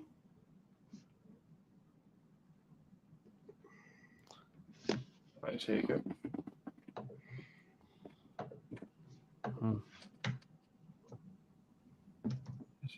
I mean, if this is going to tighten up, then that under 6.5 is ripe.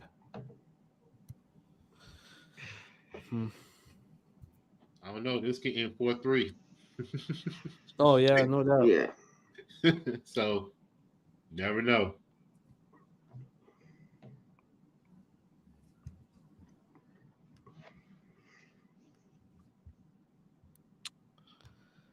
Huh.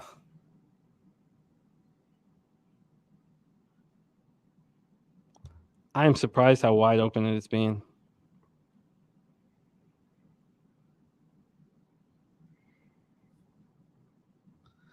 Let's okay. We are sitting here with 9:09 left in the first period. It's a pick'em for the money line, and it's a 6.5 juiced either way.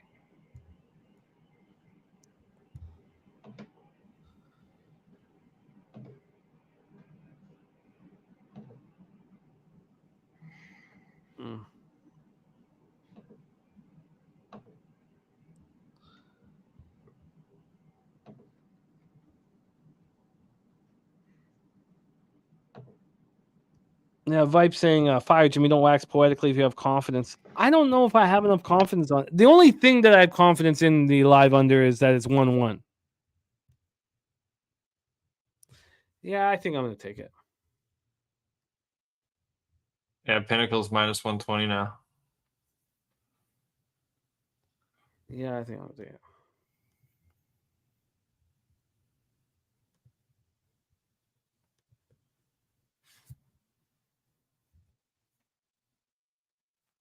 Oh, he didn't go top shelf. He just beat him over the pad. Yeah, hit his pad before the Yeah. stick, right? Yeah, up the pad, kind of went top shelf. Yeah. He was quick there. Quick hands.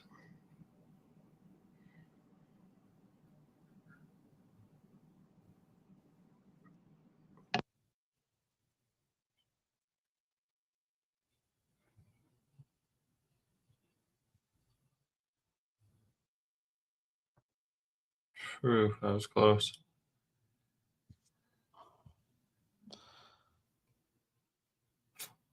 Florida's throwing a lot of pucks at net.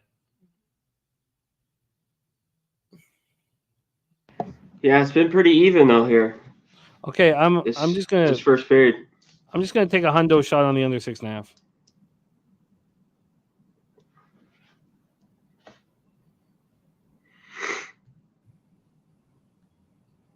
It's been that physical of a game. It hasn't been, other than the Panthers' inability. Oh, what a move! Sorry, Jim. No worries. Joseph Gomez says, if the Oilers are down 1 at the end of the second, do you take the Oilers plus 1.5 as a hedge?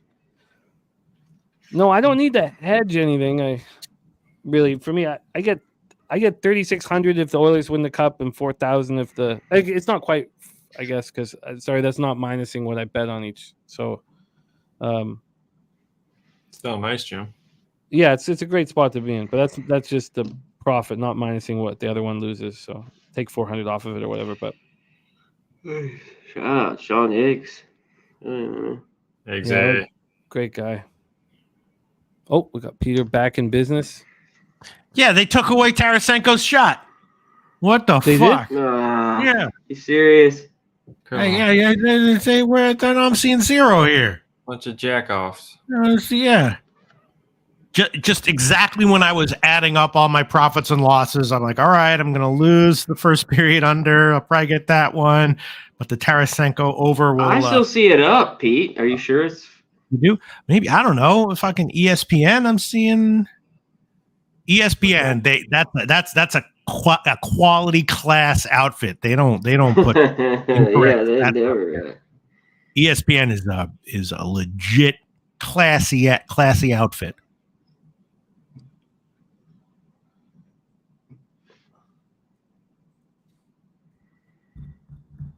Yeah, Tarasenko, they don't have a shot on goal here on score. Mm-hmm. Mm-hmm. Oh, that was a beauty change for Bouchard.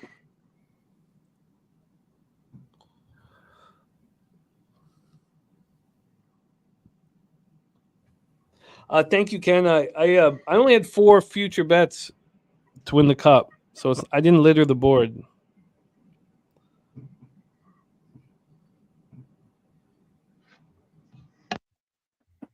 All right, get off the puck.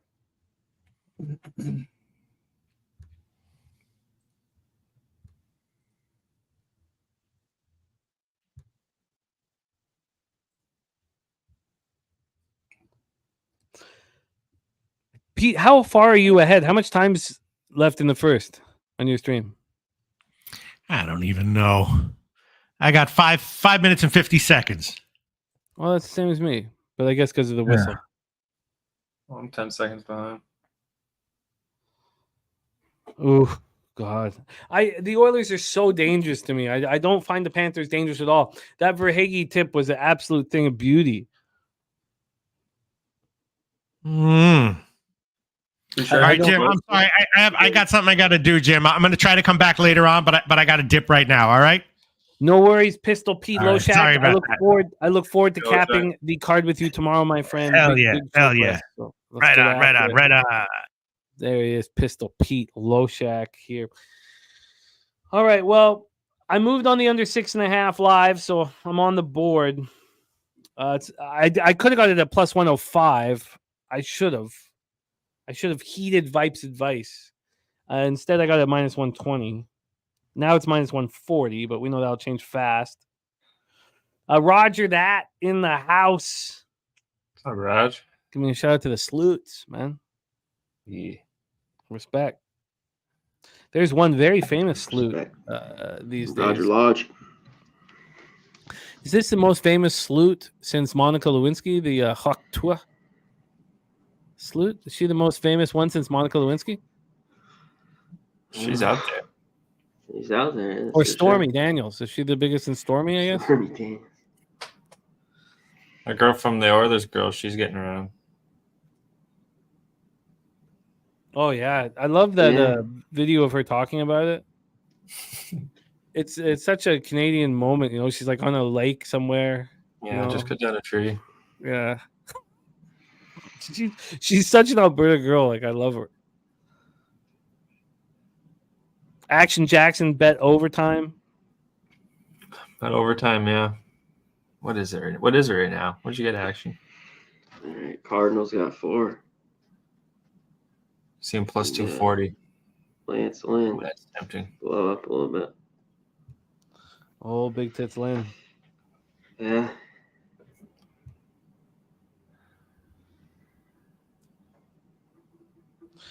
All right, well, let's see if we can. 5:30 left. Oh, no, lost her job, G said. I saw that, I guess. Yeah, something about she's a preschool teacher. She's out of college. No, she was a preschool teacher? Yeah, she's just 23. It's like her first job. Oh. They'll get it back. I know. Supposedly all the kids were saying Hawk too. Oh, no. Yeah, the little preschool kids. Oh. That's what happens when you try to be famous. I don't think she was trying to do anything. She was just answering a question. She was just doing the street interview. Now, yeah, she's famous. You should have known it was gonna go viral, though. You know, she gave a shout out to Pookie. I mean, I love her. How do you not love that girl? Gotta be careful, man. Oh yeah, Kim Peacock says OnlyFans incoming. She's gonna be. Oh, now she's gonna make a ton of money. Yeah. She's signing like hats. You could do only any of that. So, dust the cobwebs off that thing. You can just spit on OnlyFans and probably make money. Yeah, hell yeah. It's funny. Get a dildo and just spit on it. The Edmonton girl too. Like, I mean, that went viral so fast. Hey man, she can capitalize off of it if she know how to do it. Yeah, no doubt.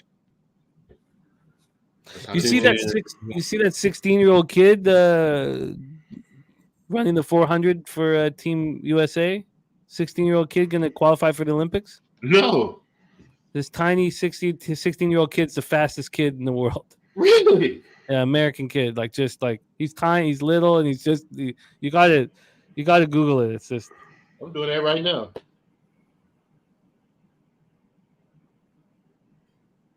Oh my God. He just flies. Like, he's got. Quincy Wilson. Yeah. Wow. He broke the record? 400 meters? Oh, for under 18. Oh, okay. The under 18 record. But he is. Okay. But he's going to qualify. I think he qualified, or is he going? Is trying to today? Let me watch this guy. Geez, Skinner, get in your net.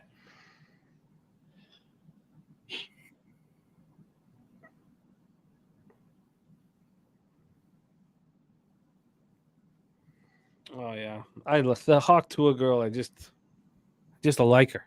You know, like just immediately like her. And it's not even the Hawk Tua; it's just her vibe, her energy. Like you would, she's just likable. You know, immediately you're like, wow. And she was confident in how she said it. Oh, she was just she's just. It sucks that, she's. I'm sure there's all these highs and lows off of what's going on, and there's probably some lows. I mean, like, I'm sure their family members that are not proud of her and things like that, But she's a pleaser. Yeah, she's just so likable. She's a pleaser. She's a pleaser. She's a pleaser. She cares about us. She cares about people.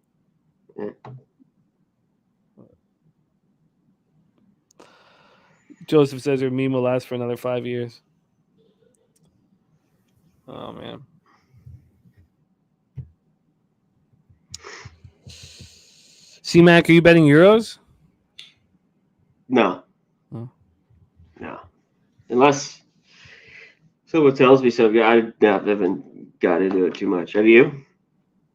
I just bet the Copa Canada game with Joseph Gomez. I don't bet. I don't cap it. So I pitched a SGP to Joseph. Pitched a SGP to him, and he's like, I like it, and it cashed. It cashed 4-1, and because Canada, they played those two games versus the Netherlands and France, and it was 0-0 at half against both those teams. So I just took the tie at the half and the under. What else? Oh no, yeah, because you can do the tie after 10 minutes, tie first half. Oh yeah, tie them together, and then But I don't know. I kind of like the Canadian team. I kind of like Jesse Marsh, the new coach and stuff.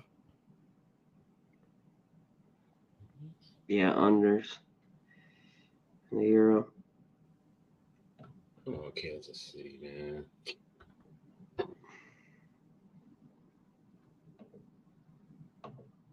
If the Royals lose to the Marlins, I'm done with them, bro.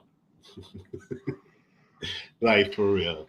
Yeah, this was their best time to hit was Munoz after being ice cold. Seriously. The last 4 days.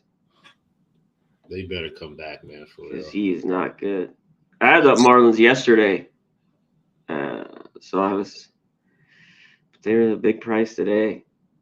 Yeah, that's why I took the I don't blame. I know that's why I didn't want. Marlins off a loss, 9-17 off a loss. I mean, off a win. Horrible off a win with Munoz on the mound. I just haven't seen enough. Perfect setup, man. Yeah. Yeah, I had this game circled for like 2 weeks because I was looking in the schedule. I was like, oh, Reagan's home? Oh, yeah. It's the Marlins? 3-2 Blue Jays. What are you guys doing with Gausman tomorrow against Bayo? Any plans? I don't track Gausman, so I have nothing. I gotta look at it. I follow Gausman very closely, and I've been I should be fading him at home. I've been not betting him at home and betting him on the road, and it's been very successful. I would like to back him tomorrow. I think he shoves. He's been better on the road, yeah. I think George Springer gets DFA'd, man. The hate for George Springer and Justin Turner up here right now is immense. Glad he just hit a home run 6-2. He's finally getting hot. Yeah. That the power of the last 3 or 4 games. Yeah. And he hit a homer like 2 games ago. I was gonna take him. Cut a tear, man. They might win.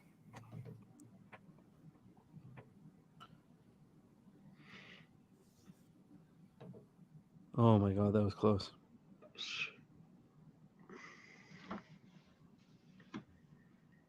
All right, $1.45. Ooh, that was a great Why is this not opportunity. working? Dicking around.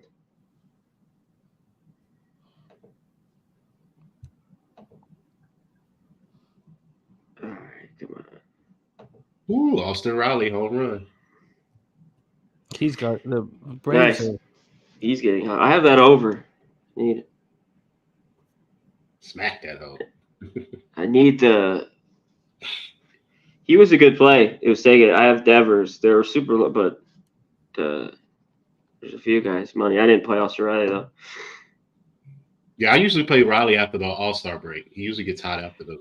I haven't took him at all. Yeah, he was 3 for 6 off Lynn though. I thought he was a good play, and he's been finally feeling it, hitting. Yeah. Well, this is slow down to a crawl. Now the total is at 5.5 at a pick'em. Huh. Came back down, huh? Yeah, slowing right down.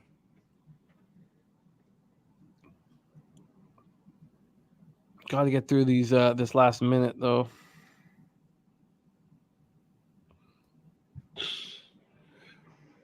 I'd take a goal maybe first 10 minutes in the second. Yeah. Play there. What's the juice on that? Oilers defense. I don't know. Actually, let me see. Periods. Oh, good D.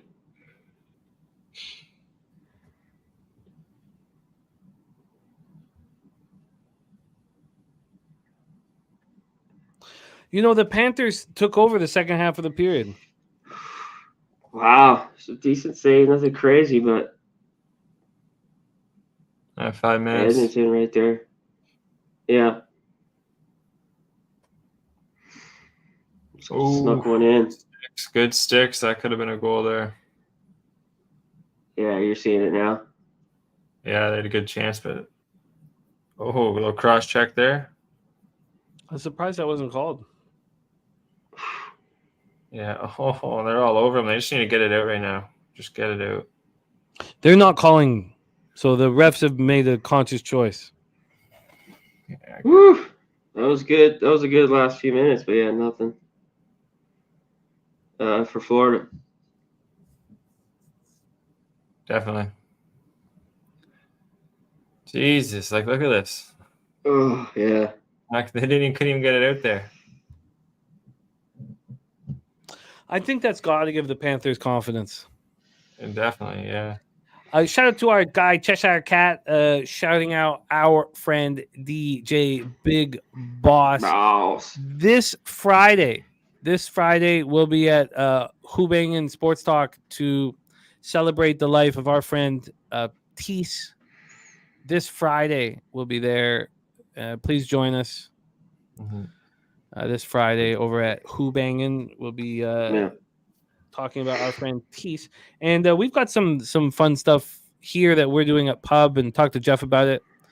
And so I've got to talk to Big Boss before we really announce it, but we're gonna do a Parlay Teese encouragement fund. Okay. Give it out every year to a young sports gambler that might need an extra 1,000 or whatever it will be Awesome. at. Nice. We've already had the Dapper Capper Joey Marinaccio donate his $100 win, and Ron Crawford donated his $50 horse racing win. So that funds at $150.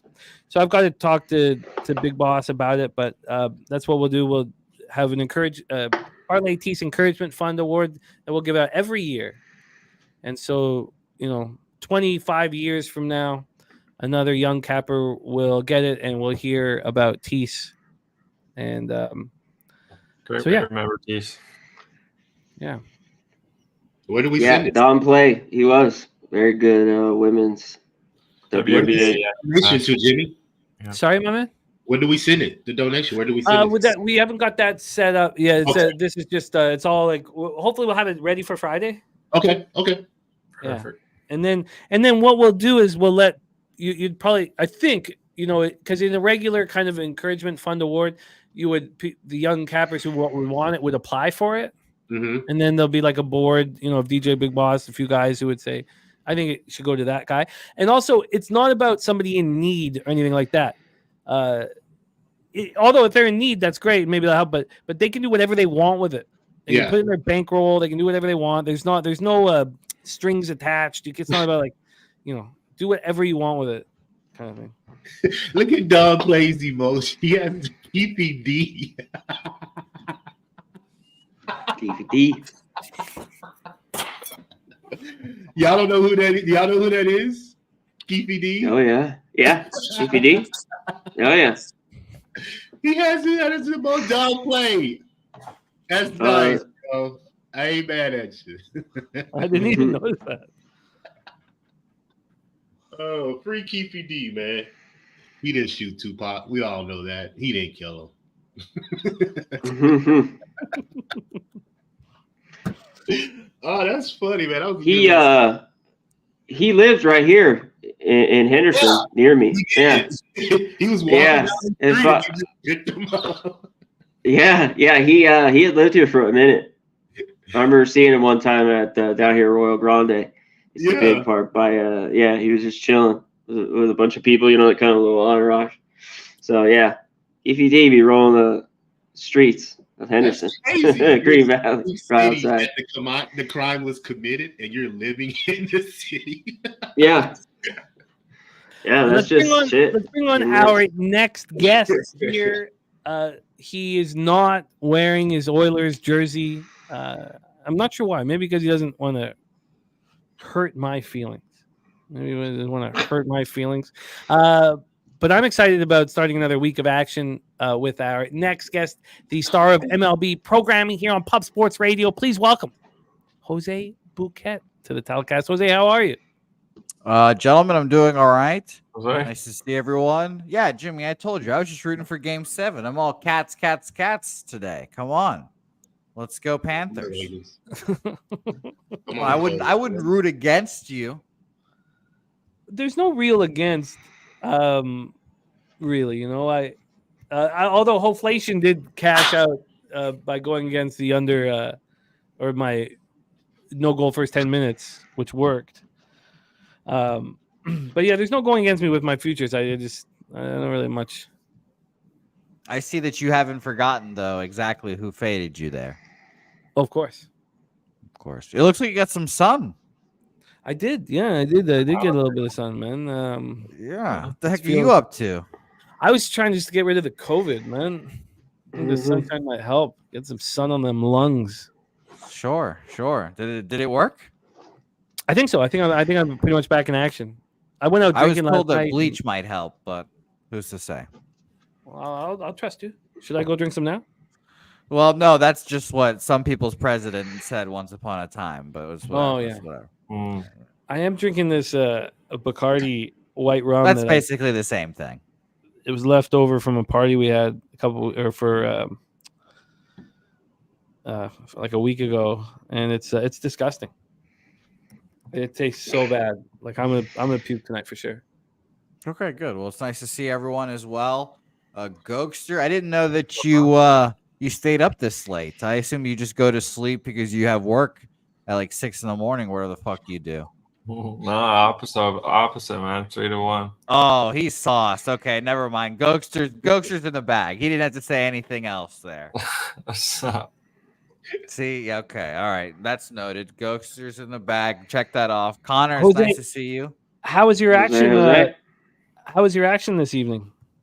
I only have the White Sox first 5. I've gotten smashed these last few days. I've actively wanted to run in traffic, but I've avoided that. I'm still here. And if it wasn't for Venezuela's, very, very comprehensive 2-1 victory over Ecuador, nice. I would not. Maybe I wouldn't be here. But shout out to Venezuela for keeping me alive. Look at this Cheshire Cat with a $10 dono with a shout out to our friend Teese. Thank you, Cheshire. It means a ton to us, man. Sure. And Nate Dogg said, "What happened to the Kraken? I couldn't take it anymore.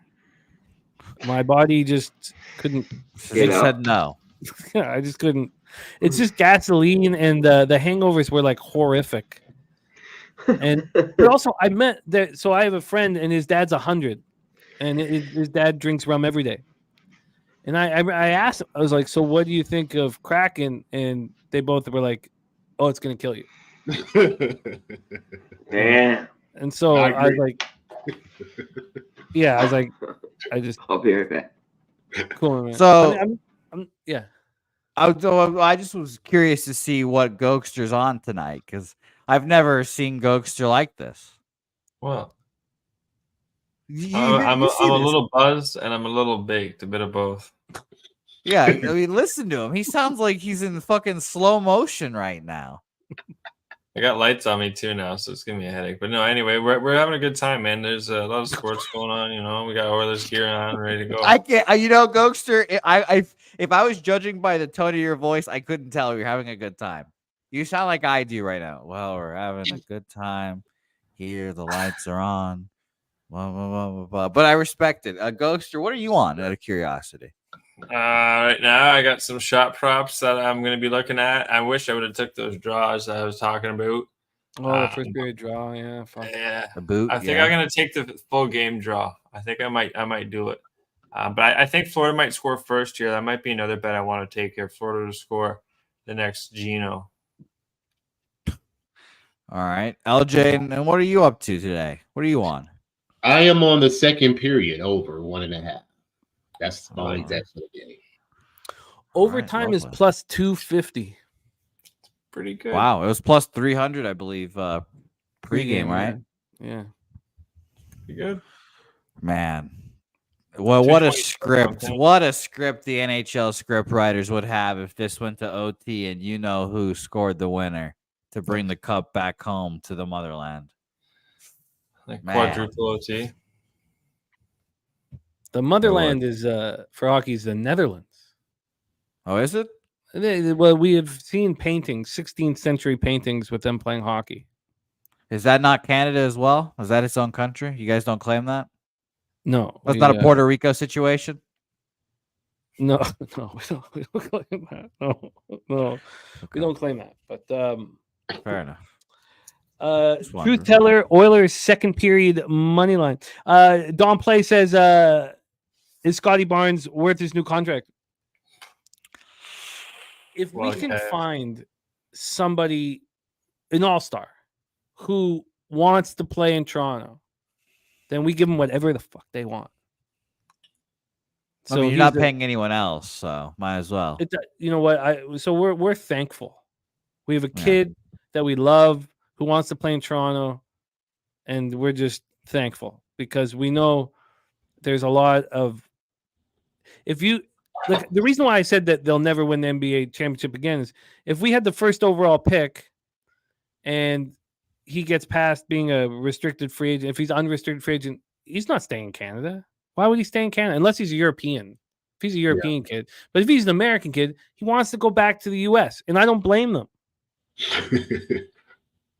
I don't blame them. You know, it's with the taxes and all that stuff up here. So it doesn't matter if Scotty Barnes is worth it. We're just thankful that he signed the contract. It's funny. Well, at least you got the one, Jimmy. Yeah, we like Scotty. Well, I was saying championship.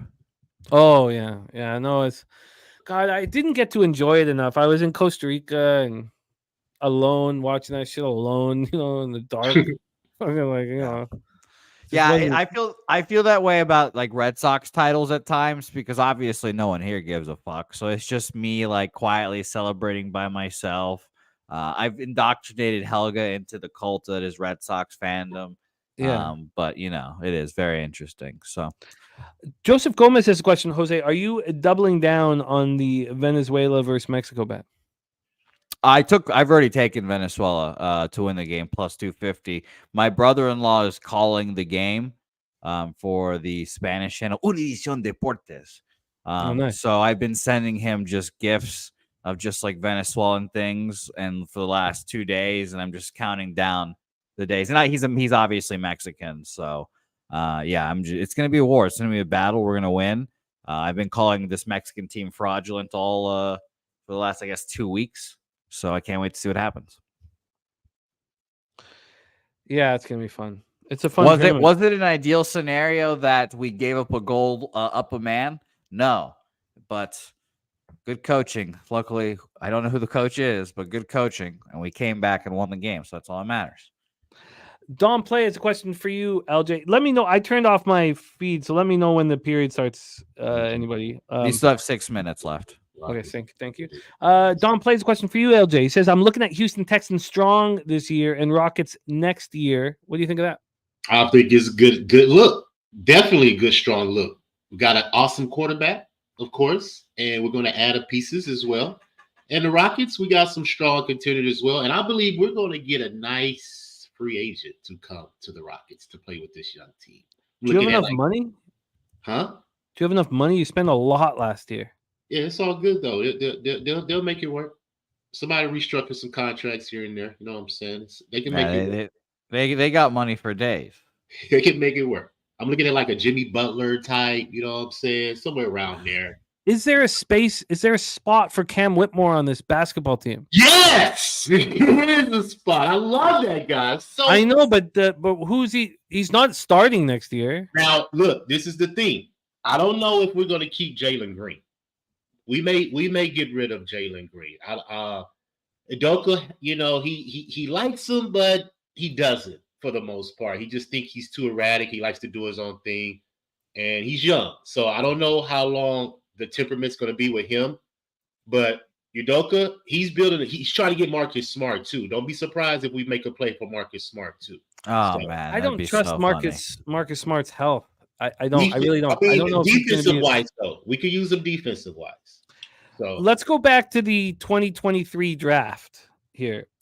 Yeah. A steal Cam Whitmore was at 20. A fucking steal. Everyone was scared of the medicals. Yeah. He's a dog though. He's fearless.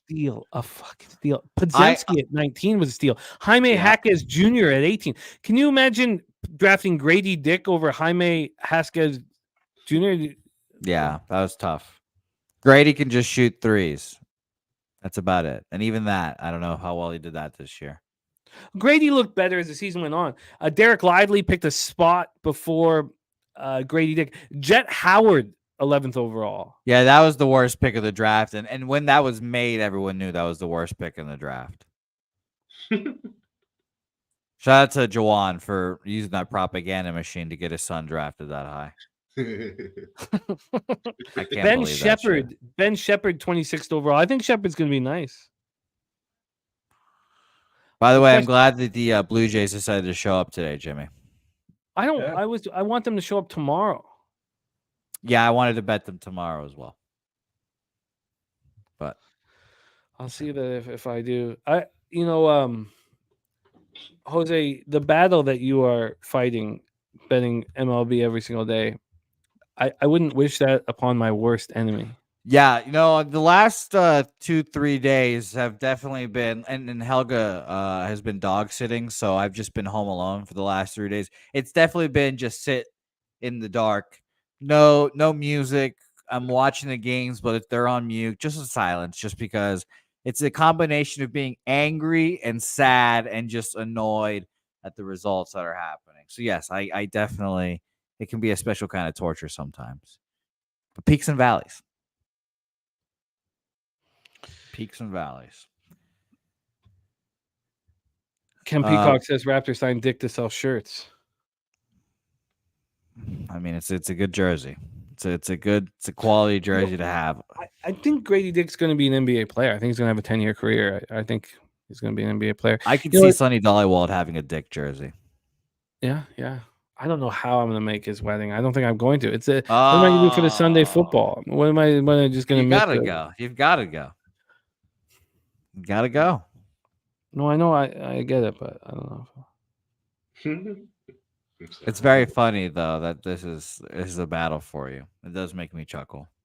Well, it's expensive to fly to Hawaii from Toronto, man. Yeah. I was going to ask you again, where was it? Because I thought it was going to be in Denver, and then it's Hawaii. It's Hawaii, yeah. Yeah, he didn't think about the guests when he picked location. I'll tell you that. Oh, Vipe, I wouldn't choose football over my boy's wedding. It's the cost. And then you've got to stay there for a weekend. I can make it short though. I go for like 3 or 4 days. Or you could do the classic, just bring a tent and sleep on the beach. Fuck it. Yeah, I'm gonna pass. I'm gonna pass on that. It's Hawaii. There's no bad things happen in Hawaii. Think people are gonna rob you in Hawaii? No chance. Do you know the amount of meth that's smoked in Hawaii? No, I don't. They say that the more meth smoked per capita in Hawaii than any other state. No. Yeah, the Honolulu is just meth everywhere. Just hot crack pipes burning holes in people's pockets. You know what? I'll say it. Color me interested. I'm immediately interested. I'd like to see that. So that's what LJ. You were celebrating your Kansas City Royals. Yes. Yes, we're up. God damn it. They better hold his lead too. Fucking lose to the Marlins.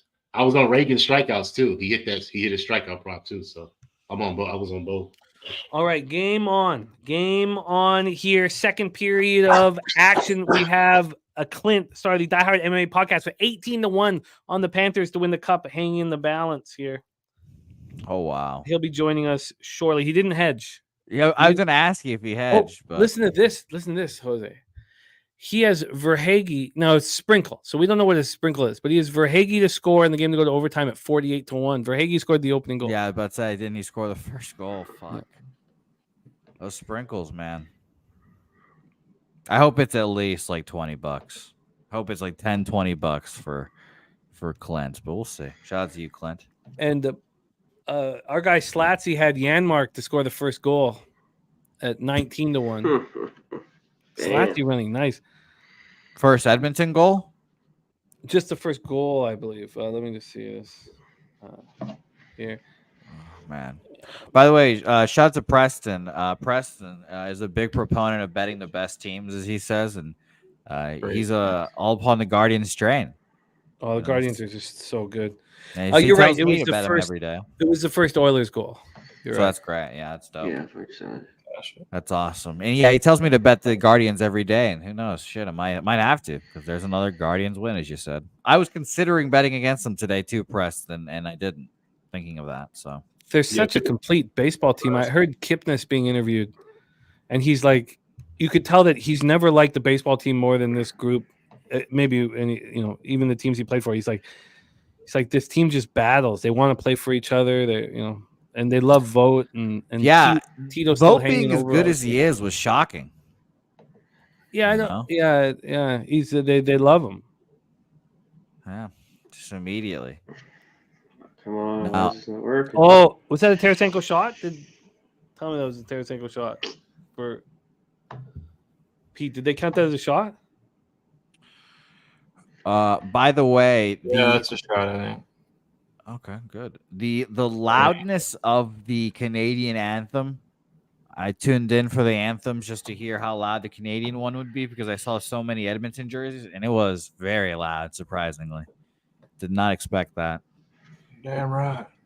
We need one more shot from Tarasenko for Pistol Pete to be a. Oh yeah. Well, Pete was on here earlier, I assume, right?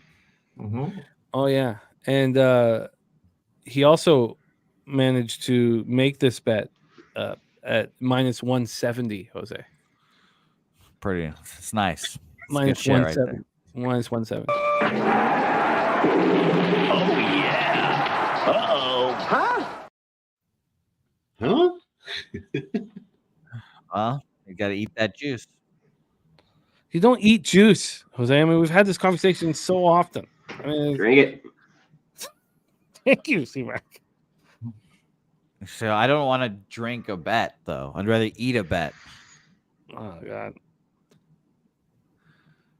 Thank you, Cheshire Cat. The squishy pants. Wow. Breaking NHL news. Ullmark to the Senators for a first pick in 2024. Yeah.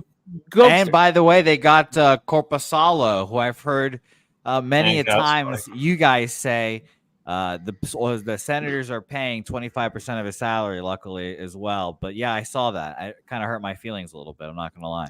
Great get for Ottawa. But is it Ottawa where goaltenders go to die? When's the last time they had a good goaltender? I don't know. I can't. I'm trying to think of. Even in their run, I mean, they just goaltenders have struggled there enormously. I'm trying to, who is the best Ottawa goaltender in the franchise's history. It's about to be Linus Yolmark. I know Ray Emery was good. Oh, poor Ray Emery. Yeah. Ray Emery was such a tough guy, man.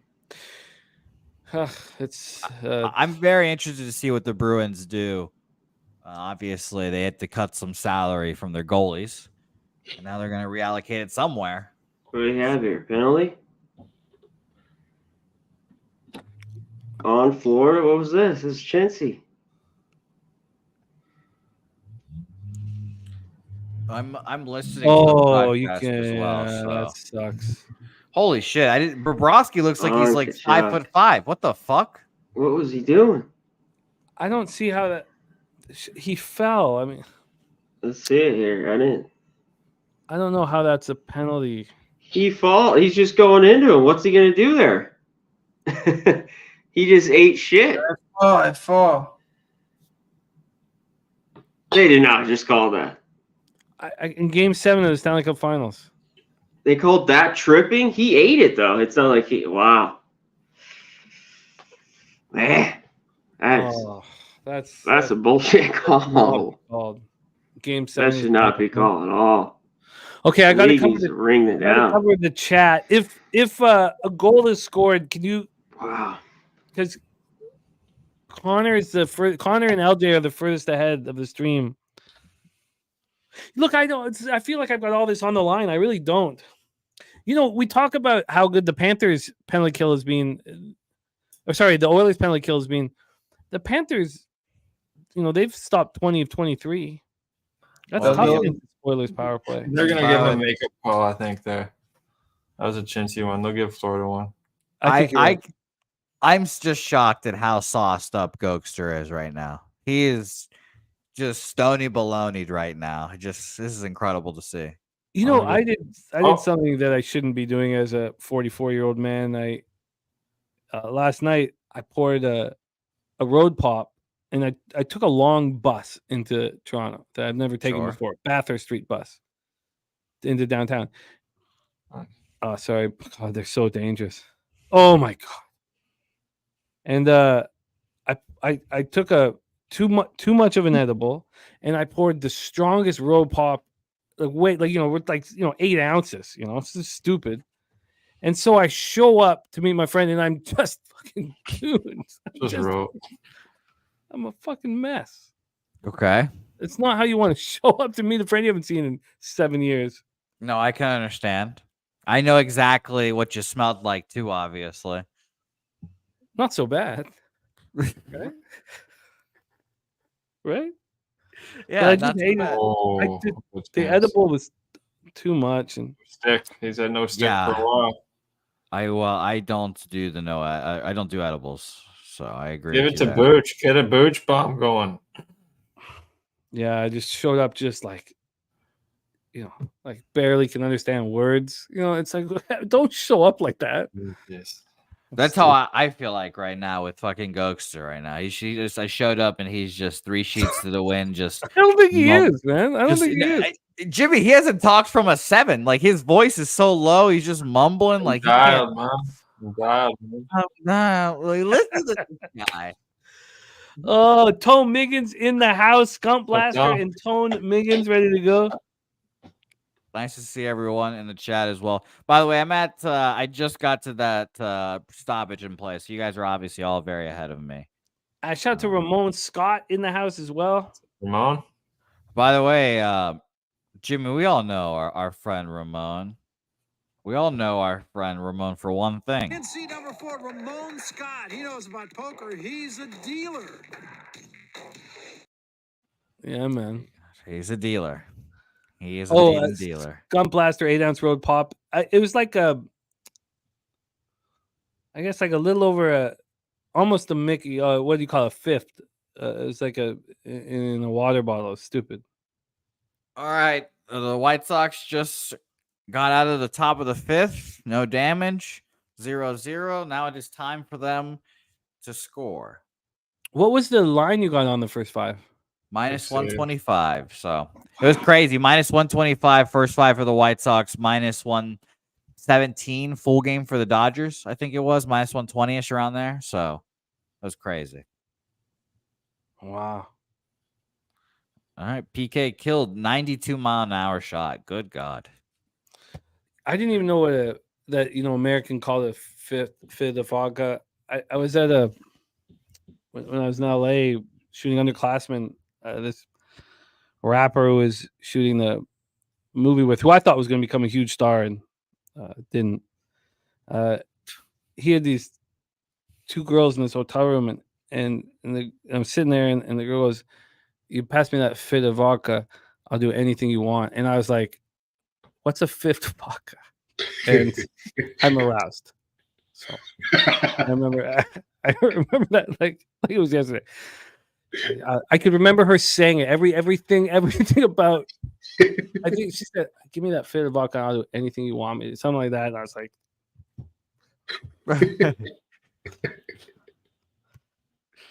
oh man. All right, let's fucking have it here. We still got a lot of time in this second period. Like, things have tightened up, though. Things have tightened up enormously. It has. Oh no, Vibe. She was not a. We were 20 years old, so it's just a 20-year-old, 19-year-old girl. You know, I've never had an experience with a lady of the night like that. I've never had one come up to me. I apparently have seen them in casinos, but they just look like normal slotas to me. I've never experienced that apparently. Yeah, I don't know if you're. I've never had one solicit for me for anything either, because I obviously look broke. So I had a friend who 3 different times men offered to blow him, and I told him I was like, that's a compliment. No, I told him he looks like what are they called again? What are the guys that stroll through like a park looking for love? Stroller, not a stroller. What's the word for it? I don't know what those kind of people are. A man just strolling around at night looking for love? Well, no, you go to parks. Stanley Park in Vancouver, well known for my favorite place to go, of course. High Park in Toronto. Mm-hmm. You know, it's yeah. What's the word? You look like a. Does Belleville have a park, Goster? Yeah, for man love. I don't know. Yeah, we got plenty of parks here, boys. Yeah. Oh my God. Stroller. I think it was like a stroller or whatever. But I remember my friend, his name was Stacy, and I was like, Stacy, this is a bad thing. That this people are obviously thinking that, that you love men. That's funny. By the way, the Blue Jays were up 6-2. It is 6-4 now, bottom 8. Tim Meza, your favorite reliever, is in. Who? Jimmy. Tim Meza. Oh, God. And a single drops in front of Kevin Kiermaier. He just slid and try to get it, and it turns into a double. Man on second and third now for the Boston Red Stockings. Saturated joining us as well. The live 6.5 that I took now 5.5 minus 190 to the under. Now that can change very fast, of course. What's our guy Rem Most doing right now? I wonder. Oh, God, you know how many Oiler fans are like this means so much to them, and that's why I want them to lose. Seriously, that's why I want them to lose. I know, because you want everyone to feel like fucking losers, like the Canucks or whatever. Exactly. Yeah. I know. This is I know my father at this point. I want others all to other teams too. It's not just Canadian discrimination. It is all other teams as well. Well, no, Edmonton and Calgary. They came into Vancouver when I was a kid and kicked the shit out of us every single time they played us. They dominated us nonstop. I want them to lose. I want them to feel the pain that I felt. That Saturday, that it was June 15th, 2015, when our city got lit on fire after the 4-0 loss to the Bruins. Your favorite mustachioed goaltender. Guy, I will fucking die for Tim Thomas. Tim Thomas, easily my favorite Bruin of all time. Easily. Oh, he was such a tough guy. He was 38 in that Stanley Cup final.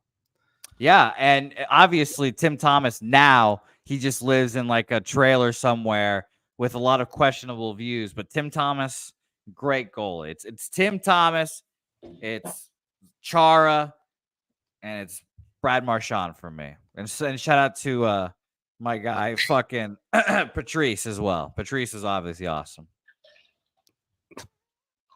So, yes, Cheshire Cat. Welcome to the party here. Welcome to the party. Goster, who's your favorite Toronto Maple Leaf of all time, out of curiosity? Rick Vibes. Matt Sundin. Okay, Excuse me? Can you say a little louder for me, Goster? I can't hear you. I'm sorry. Number 13. His name is Mad Sundin. What, the centerman? He was. Yeah, he was. Oh, he was a monster. I'm not thinking it's marijuana anymore. I think it might be heroin. Yeah, I think he just did meth, just straight up. Just went to meth. his He'd be local- all over the place. Be jumping through. No, God. that's not meth. Yeah, he's got like a little. He's gonna have a little bit of a lean here soon, like we see in the streets of Canada. Apparently, like, oh my lord. 13:28 left in the second period. Still 1-1. Oh man, and unfortunately, Nate Dogg, I don't think Bobby Orr can be my favorite Bruin of all time. Nate Dogg, that's a little disingenuous right there. That's like saying what's his name? They went to the fucking Avalanche and won a title, and then they fucking What's threw his a name? parade for Ray him. Bourque. Yeah, him. Jesus. Goster, I was looking at the top highest scoring 8th overall picks in the draft. Yeah. And I was astonished. So I mean, Bork's number one by a lot, but when the 5th highest scoring 8th overall pick of all time only had like 600 points. Like it's you'd think if you're an 8th overall pick, you're gonna have a real opportunity to be a superstar, but not the case. Interesting. I did a deep dive on Hunter Shinkaruk last night. What brought this up? I don't know. I was like, I kind of get whimsical about like what happened to these guys that didn't make it. You just hope they're coaching bantam hockey somewhere. I don't know what I hope for them. I don't know. By the way, Goster, did you like that drop? I just said bantam hockey. Did you like that, Goster? That was good. Yeah. I know my puck. We had Steve Downey came to our party last week. Is he a part of the Downey franchise? No, he was a Philadelphia Flyer and other spots. Oh, tie game. Let's go. Tie baseball. Come on, Tyler O'Neill, you fucking muscle-bound fuck. Tim Meza, you suck dick. Zach Pop came in, 1 pitch. Romy Gonzalez flips it over. Tie baseball. After Dennis Garcia started talking shit to me, too. Wow. No, sweetie, I haven't, but I would love to see that. The Bob Probert documentary was phenomenal. Did you see that, Goster? No, I haven't seen that. It's absolutely, it's on Netflix. It's must watch. It's phenomenal. Check that out. Did you, Jimmy, watch the Vancouver thing? No. About the riots and shit? I'm going to watch that here soon. No, but I'd rather watch the Grizzlies documentary. I watched a few minutes of it today. I don't want to watch that. I'll tie my hands. I'll watch them all. I guess. I'll do it. We were at a 3. I don't want to revisit that night. I mean, it's probably very traumatic for you. It's not about traumatic. It's just about losing and fucking losing. And I just don't. What do I need? I don't know. They're gonna say that it wasn't you guys. A bunch of townies from out of town came and wrecked your city. Yeah. The Surrey came into Vancouver, man. Sure, yeah, Surrey. Everyone knows that Surrey is where human filth go. Right, Goster? Surrey, BC, bud. All right, we have a. Oh, and how's Sammy Calmer doing down there as well? Oh, Sam Comer's in Surrey? No, he's in a Delta, a tiny bit better. Interesting. We have a total now at 4.5. We live bet the 6.5 under. Dutch Nice. Boy Fresh in the house. What up, Dutch? star of Medicate Mondays.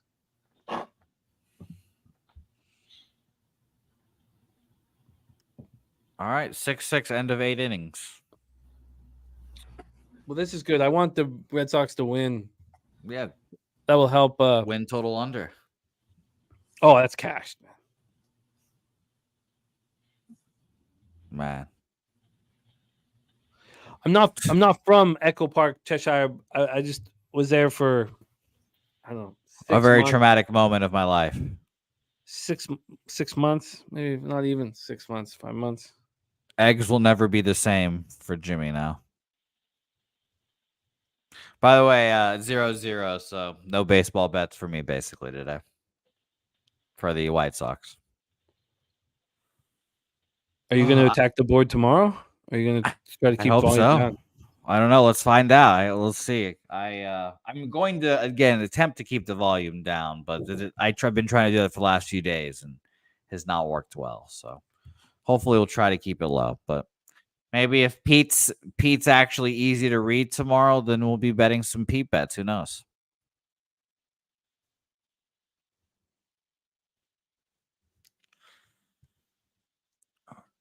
All right. But no, I don't know. The K-Dot storm. I got to look into it. I don't know, Cheshire. He's just talking about Kendrick Lamar and his very much popularity right now. Oh shit! And I think he filmed a music video there or whatever the fuck. Okay. He filmed it in like Compton or something like that. But yeah, I think that's what he's referring to. But I could be wrong because I don't know shit. So. Ooh, Skinner is playing with fucking fire right now.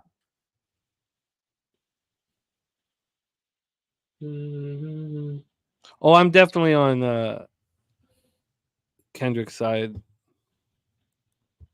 Kendrick's a real G. I mean, yeah. I could have been an amazing hockey goalie. I could have been easily the greatest hockey goalie from Venezuela that there's ever been. Do you guys have a team in the World Championships? No, I don't think so. Are you sure? No, I'm not. I'm not 100% certain either. They go way. 8 levels deep. Let's do a little quick Google. Could I make the team? Let's find out. I mean, I know I can outskate you, Jimmy. That's impossible. We know this. That's impossible. We need to do this race. That's impossible. It's because it's around the rink twice. You're not gonna be able to navigate those turns, man. I'm gonna look like Apollo Ono on those turns. Wow, that's a good. Wow. Yeah, I admittedly for one Olympics, I had a very much brief obsession with Apollo Ono for a little bit there. It was the soul patch, I think. All right, let's look. Swig says that you actually look like Goldberg from the original Mighty Ducks. Goldberg has had a wild ride after the Mighty Ducks. He became a meth head. Yeah, junkie, and then cleaned himself up and lost all that fat weight with meth, I guess. Yeah, meth's a good diet. Yeah, who needs Ozempic when you can just do meth? But yeah, no, I definitely would have been an amazing hockey goalie, and it's a real shame that the world didn't get to see that. Yeah, let's never speak of that again. Oh yeah, I'm a sicko. I'd be an amazing goalie. How? Why? What will give you any kind of skill set to be a goaltender? I was a decent catcher. I'm mentally tough, obviously. So if a goal gets by me, I'll just erase it like a guppy. And I don't know what else the goalie needs besides getting in front of the puck, and I've got it. I'm not flexible at all, but I can definitely try. Let's never speak of this again, Jose. Like if me and Goster went 1-on-1 10 times, I'm stopping Goster at least 6 times. No, impossibility, man. Impossibility. You've got to play the sport to have any kind of sense of it. Did you glove? Did you play goaltender in soccer? No, I didn't play soccer. There's a walk too, right? I mean, you have no. You know what? I was a decent catcher. Sexually or in sports? Both. You asked. You asked if you want the answer. I'll give it to you. By the way, Jimmy, I don't know. I don't know if our next guest loves our. I want our intro next video. guest on here. I want our next guest on here. He can Yeah. change the vibe. Change the vibe up here, man. He's got that blunt smoke with him, man. Please welcome star of Medicate Mondays and the star of our MLB programming here on Pub Sports Radio. Please welcome Dabra Kadabra. Dabby Cab, what's good, man? Man, I was a lot better before a few seconds ago when I heard those horrible takes from Jose. Jose, there's no chance you could play catcher, bro. I don't even. What are you talking? What do you mean? I did play catcher. Was I good? Not really. And you can't play goalie. There's just no. You couldn't even play catch with me for 5 minutes. Oh no, I couldn't. If you throw 75 plus, I would hate catching you. So what makes you think you can stop 100 plus with a hard puck? They ain't fucking hitting 100 plus. What are you talking about? A dude just hit 92 in the game. That's hard as fuck. 70. I'm stopping that. Stop 92. I can't. I'm not an NHL goalie. No one said that. I could be a great high school to college low level goalie. Goalie against a bunch of little kids or something. Yeah, 100%. Okay, maybe. Go Florida. There's the vibe change. There we go. Let's go. I need one more. That's a big one for you. It didn't look good. He didn't. LJ got so hyped, he just knocked down the camera. I get it. That's a big one. Yeah. True Teller. What a move by True Teller. He moved on the over a half second period. And Sammy Reinhart, too. Who's Sammy Reinhart going to play for next year? Nice. Here we go. Want to see something cool, Jimmy? Former Buffalo Sabre, Sammy Reinhart. Oh, yeah. Good work. Good work. Yeah, no, and the Reinhart family, Paul, his dad, one of my favorite defensemen of all time, Calgary Flame, but moved over to the Canucks when we started in the Pat Quinn era, kind of resurrecting the franchise. And Sammy's brothers, Griffin was picked 4th overall. He was picked a spot before Morgan Riley. That's a great Griffin name. Reinhart recently retired, never made it in the show, never made it in the NHL. That's surprising. By the way, Dabby, I just saw the score of the other baseball game, and I just want to say I'm sorry. You're muted, but the college baseball game. Bro, I care so much that I fucking don't even know what the score is. And you're apologizing for obviously I don't give two shits. I haven't watched a second of the game either. I just looked at my phone and saw 5-1. Huh, interesting. Okay. Well, that's how much I care. We Jose know. tries so hard to make me a fan of What are you talking about? You are a fan. You love A&M. Oh, you God, love the Rangers. I thought you had it right there, LJ. Yeah, I know. He almost hooked it on the side. Yeah. So we've got live betting opportunities now. Well, imagine, we'll talk about it in the intermission, but imagine being 20 minutes away from it's just. Also, what is Connor McDavid? Has anyone seen him? Yeah, we seen him. He ain't doing nothing. yeah, good Gonna be point. very He's got 2 interesting. shots on goal. He's blocked 2 shots. Okay. He's played 13-32. Goster, have you seen him out there? I haven't seen 97 for whatever reason. No, Florida's I think they've been the better team so far. I'm surprised Goster's eyes are open right now. So You're poking the bear, man. He's going to attack at some point. I need him to. I needed him to show some That was a fucking weak life. goal there. Kelly He can have McKinnon an attack. says this game goes to overtime. I wonder if C-Mac now would be interested in the plus 260 on the Oilers, because I wouldn't be. JT Eel says McDavid's on the ice right now. We got 3:30 left in the second period. Florida out shooting Edmonton 17-14. Sit down. Ooh. Oh, there he is right there. That's a beautiful pass. Ooh. Almost So had this is when you want to watch McDavid. What are you rooting on right now, Cabby? I told that ball to sit down. I didn't realize it had home run carry. That ball got out of the park. That was a home run, Garcia. 3-1 Rangers. I got the Rangers team total over 3.5. Oh, that's so funny that it carried all the way with you. Yeah, I Sit said down. sit down, and it kept going all the way out of the park. C-Mac, I was just wondering. I I think it's so difficult to come back in these hockey games. Game 7, the whole world's watching. Everything's on the line. Yeah, but Oilers are a team that can do it. Without it's just a doubt. a one goal game. Without a doubt. So, Plus 260 right now. Have you thought about it? I have thought about it, but I think I'd rather, if they score again, take something for a few $100, or if we get tight, then I'll just put something, I don't know, $500 on the Oilers. I feel if it's a tie game. I feel you either want 3-1 or you want like 11 minutes left in the third period, or 8 minutes left. Yeah, or if it's tied, like at the very last minute, I could lose, so I'd rather not get a ton. But my dude's saying, do we bet the third period total goes over? I think it's a very appealing bet. I think we should wait till we get into the intermission. 2-1, so that because if it's 2-2, then if it's 2-2 going into the third period, I think it's 2-2 going into overtime. I agree. If it's 2-1, I think Nate Dogg 420 just took Edmonton money line plus 260. If it's 2-1, I think there's a chance. Well, the Edmonton's going to open it up, and there's going to be a very high possibility of goals being scored. I do have the under 6.5 live. It won't cover my SGP fully because I got a minus 120. But I think this is important. Like, lessons for live betting hockey. When the game is tied, the live unders are golden. When one team is ahead, the live overs are golden.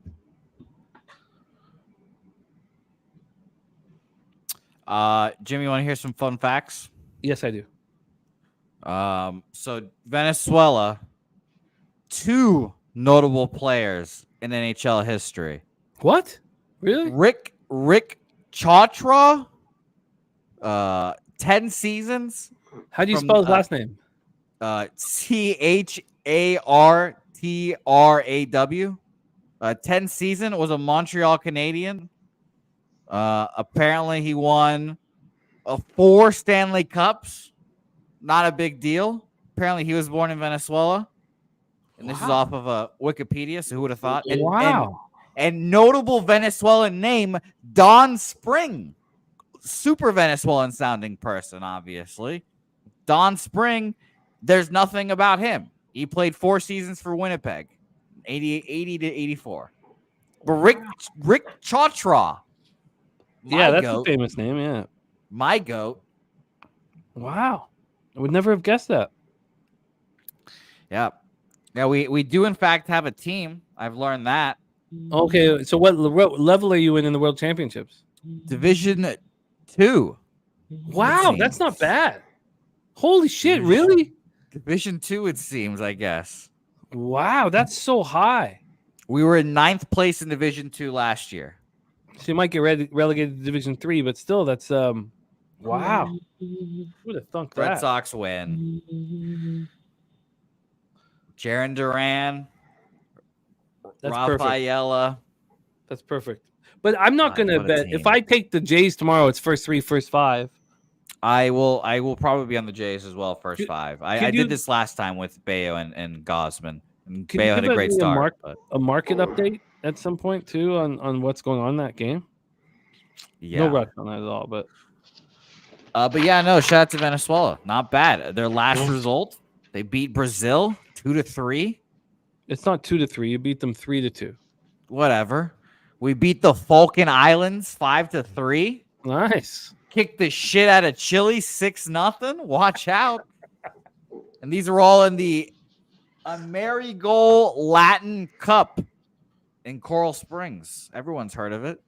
Wow. Want to hear some household names? Sure. Adrian Sosa, 23 games played, 35 points. Pretty good. Pretty good. And who I'm going to assume is his brother, Daniel Sosa, 18 games, 22 points. I mean, I think I can make this squad. Oh, man. I wish I was in that. Sorry, I'm looking at the stream of us right now. I just wish I was sitting beside Dabby smoking on that Blizzard, man. I just wish I could cuss at fucking shitty baseball players when they don't do the right thing in the right situation. I wish I could just tell them how fucking bad they are to their face right when they walk in the dugout. What happened? Who hurt you? Nobody, Jose. Stop relishing my pain, bro. What are you talking? I'm not relishing. I'm curious. You see this dude, Jimmy? I just want to know who's hurting you. He loves it. Who's hurting you? I want to know. I know you do, so you can make a fucking video about it and smile at it. No, no, that video is very funny. What the fuck? Dabby doesn't like the play of the day video I made for him, Jimmy. I don't like it when motherfuckers swinging pitches out. What's the video? Watch. No, I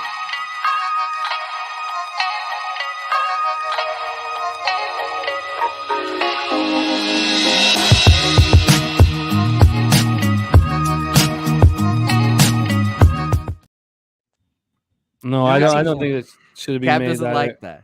No, why would he like it? Well, here's the deal. Even what's even funnier is out of the 5 bets that you put on there, 2 of them I don't even make. There's only 3 of them that I've been going back to the season. Like 2 of those I've only bet maybe twice this whole season. I'm glad that's your issue with the Cap, if everybody, if there's no jealousy with what you are doing, then you're not doing it right. Oh, I know that. I know that, Jimmy. It don't bother me, man. It's a, I could. It doesn't bother you? No, man, it don't bother me. I know exactly. I know what my record is with every single player prop and every single bet that I make. I have not been profitable with Seager, but I'm 7-2 on the Alvarez prop this season, and 17-2 with the Phillies. So I know what I'm doing. I asked you who hurt you 2 seconds ago, and it seemed like it bothered you, so I wanted to know. Well, in this moment right here, yeah, I needed a base hit, but it didn't happen. Braves suck. It was in the Braves game. There you go. Okay, fair. They're horrible, man. What the fuck? Fuck them. Yeah, I forgot you faded big I tits. don't take many overs. I thought they could get something, and these right? bullpens. Just do something. Yeah. And the Cards bullpens, the shits. Well, I mean, I knew after the beating the Yankees twice, but it's like, come on. Wow, Leon Draisaitl, no goals this series. Would never have guessed that. He's hurt.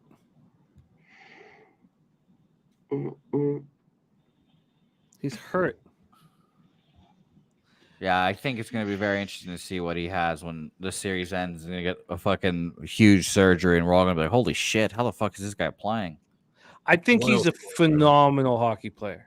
Like, the deal that they have him under contract, it's going to make them obviously they'll be the favorite to win the Stanley Cup next year. I mean, but no matter what happens? No matter what happens. They're the favorites to win the Stanley Cup. I mean, C-Mac, you back that up, right? Clear favorites, like minus, like plus 650. Wow. And then next they'll be like plus 750. What would you say, C-Mac? Sorry here. Ooh. That was close. Oh. Sorry. What'd you say? Oilers next year. Sorry, let me watch this. Are the Oilers going to be the top favorite next year, Connor? I think by clear. I think even plus 600. Yeah. I bet you. Plus 600. Yeah. I bet you they'll be. The next team will be plus 800 or 850. They'll be the top for sure. What's the draw right now? Okay, let's talk about how to move on this live right now. The I think it's right like now, 350. It's funny, C-Mac. It was plus 260 the money line when I mentioned it to you. Why would it be plus 225 now? Because people are betting it. I guess that's it. Right? Yeah. Why would it have gone down? There's no reason it should have gone up. Must be getting hammered. Yeah, maybe it is. It must be getting hammered because it should not have gone from plus 260 to plus 225. That makes no sense. Overtime right now for me is plus 230. I think if you're going to bet overtime right now, and Jonathan Yim saying thanks to Medicate Monday for the first 5 under in the Dodgers White Sox game. Says, yeah, I had that. If I get this Braves over, sweep this card. Fuck. Idiot losers. Real quick, Jimmy, I'm just gonna head out so you guys can talk business and I can stop dicking around with everyone. Goster, it was especially nice to see you, my man. How are we going, Jose? Why? What's going on here? A little. Goster's going on? Goster's You guys are best friends. Goster's destroyed, Connor. He's in the sauce right now. He's a little, little cross, and he just. What's the problem, Gog? Gokster, tell him he's just mad because his record would be better in baseball if he actually did spin that fucking wheel. Where'd the record come from? What? He's not bothered, guys? And he's telling me he's not bothered? It's coming out of nowhere. Goodness, this guy. Just remember, he's not bothered though, guys. But Gokster, it's nice to see you. I hope that you come alive at some point in this third period. LJ, it's nice to see you. Connor, of course, it's nice to see you. Cab, even though you're bitter, it's okay. I love you. It's okay. You're not bothered. I get it. I'm not bothered, man. I just think you'd be better off if you started spinning it. I know. I'm not bothered. You're not bothered. No one's bothered. Be your face. No one's bothered here. Okay. But Jimmy, it's also nice to see you, of course, as always. Oh man, I overlit my joint because of Thank you. Yeah, we have a big day tomorrow with MLB. Jose, if you're gonna have any Euro action, that would help. I'm gonna message Pete too, because there are 2 games popping off at 12. So take a look at them because I've got nothing. Will do. And then we have the Commissioner's Cup Final in WNBA, and I know that you love the WNBA, so look into that. Yeah, I have a better WNBA record than baseball, so I can't confirm that. But I think we can hit this over 7.5 live in the Rangers game. They just went to the bullpen, and now that Lorenzen's out, this Rangers bullpen likes to give it up, and they're up 3-1. So I could see this shit getting. What happened? Albies went to the wall. Oh, jeez. Yeah, I just moved to 8.5 with the double. Damn it. But no, but I think it makes sense the plan, the breakdown there. Let's talk. Oh yeah, Scum Blaster. I'd love that. Scum Blaster, if you want to jump on with us too. Yeah, the 8.5s plus 104. Yeah, I got 8.5 minus 105 here with that full count. Let's talk about live action here, because I think that I mean the third period over 1.5 is minus 150. It seems like, I know it's heavily juiced, but the only way that doesn't cash is if the Oilers tie it up with 45 seconds left. I'm jumping on the minus 1.5 Panthers plus 156. Oh wow! Yeah, they've scored a goal at home in the third period in every game. So if they score a goal, I don't think Edmonton scores, and I think they win by 2 goals. So yeah, that's my play. Well, let's dive into that more. But Ramon's given us the circa current 2025 Stanley Cup odds. Oilers plus 875. I would bet that right now. Rangers 9-1, Avs 10-1, Panthers 10-1, Canes 13-1, Knights 14-1. The Oilers could easily score here and tie this up, and we'll go over it, my dude. We'll go over it. But if the Oilers lose this, then there need to be. I'm going to bet a lot on them next year. I like a team that watches another team win the Stanley Cup. I liked everything that the Oilers did this year. Everything that McDavid said through the playoffs, everything. Like I don't know how you don't believe in this hockey team moving forward. Not necessarily here. Let's go around the horn and talk about this spot here. Dabby Cab has given us the over in the Rangers-Brewers game. Now they have 2 men on with none out. So was that a 7.5, Dabby, before that first double? Yeah, it was 7.5 going into the inning, and then And then after that double, it was like minus 135 for the 7.5, plus 104 for the 8.5. Right now, I'm showing minus 105 for the 8.5. It's because they're the head of the count. But it's a great look. So Rangers, Brewers, live over for Dabby Cab. C-Mac. Now, for those of you joining us late, C-Mac and we both have futures on the Panthers. We have Clint, started the Die Hard MMA podcast, going to be joining us soon. He's got 18 to 1.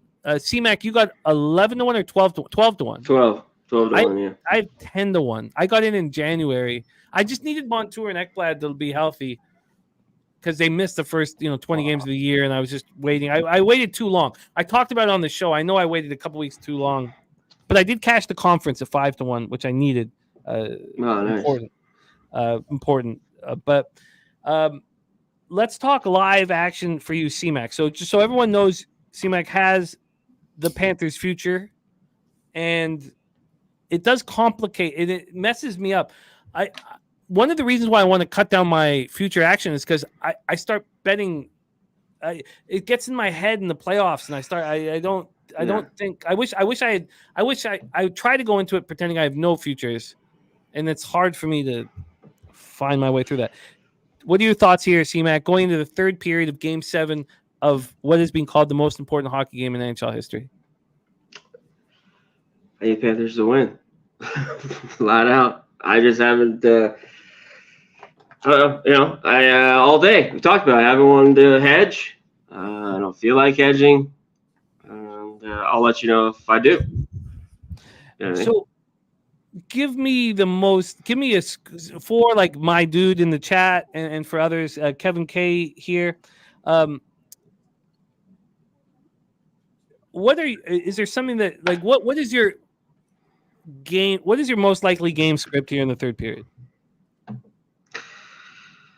That's a great question.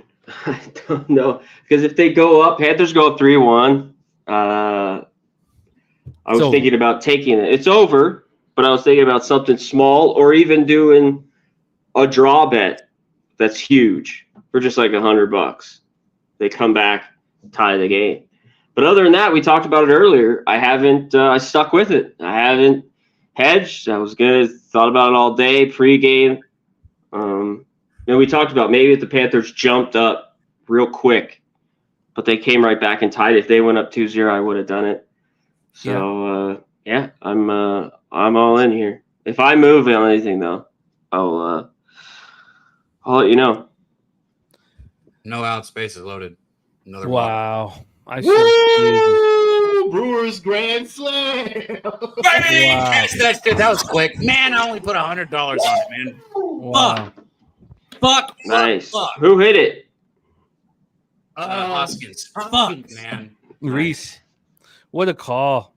Why did I only put $100 on that, man? Fuck me. I should have moved on that faster. Because I followed you, buddy. Hell yeah, LJ. I swear I thought that this was something I should bet bigger, and I don't. Man, that fucking pisses me off. Man, dog. Awesome call. Awesome call. Yeah, that was beautiful. Betting baseball live is so much easier than betting it pregame. I'm just gonna I'm dead serious. Like, if you're gonna bet it, you might as well just watch the games and fucking decide whenever. You can tell when starting pitchers, like, you can just tell, like, both these teams were coming around at the plate, towards the 5th and 6th inning, and both the starters, are out of the game now. It's just, I don't know. Baseball live is a lot of fun to bet. Well, that was beautiful. Excellent work. I think that in this hockey game, there's obviously two scripts. The Oilers are going to start pushing the pace, and the defensemen are going to pinch into the offensive zone, and there's a chance for the counterattack.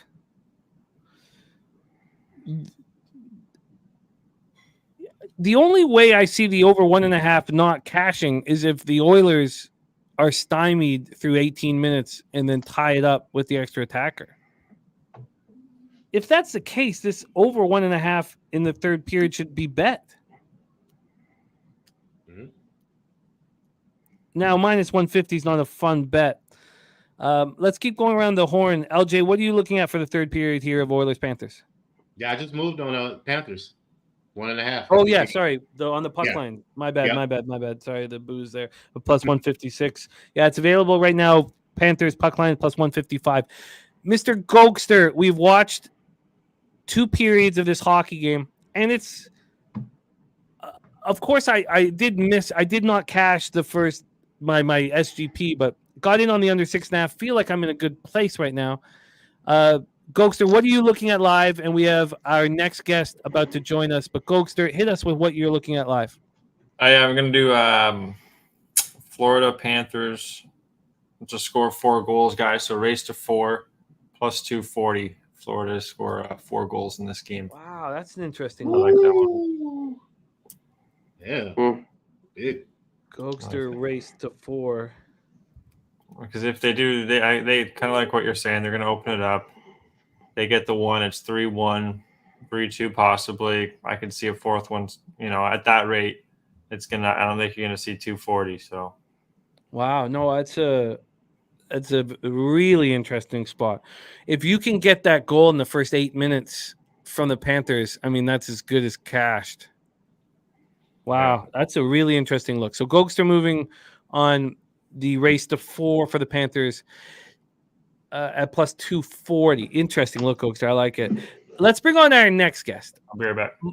Cool, man. Much like Connor Mack, our next guest has a big future on the line that he is not hedged. And,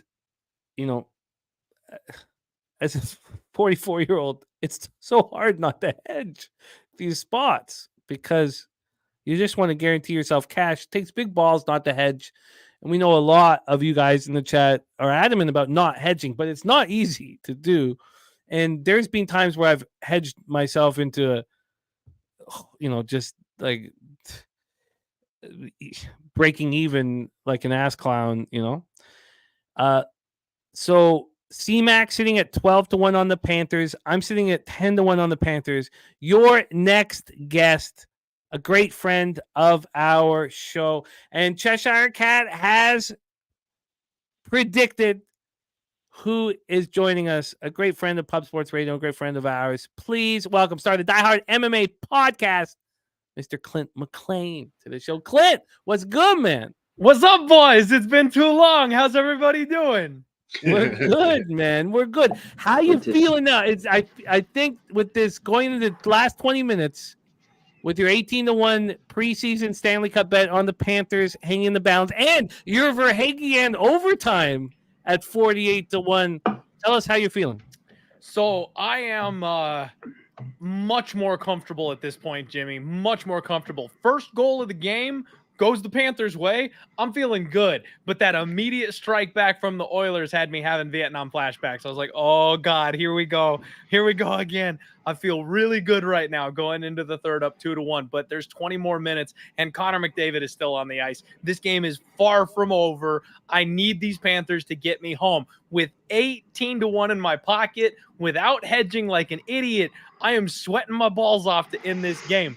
I am, however, if they score, if the Oilers do score and they tie and send this thing up to overtime, I am loving my OT goal props here. Now, Jimmy, it's not to score a goal and the game to go to overtime.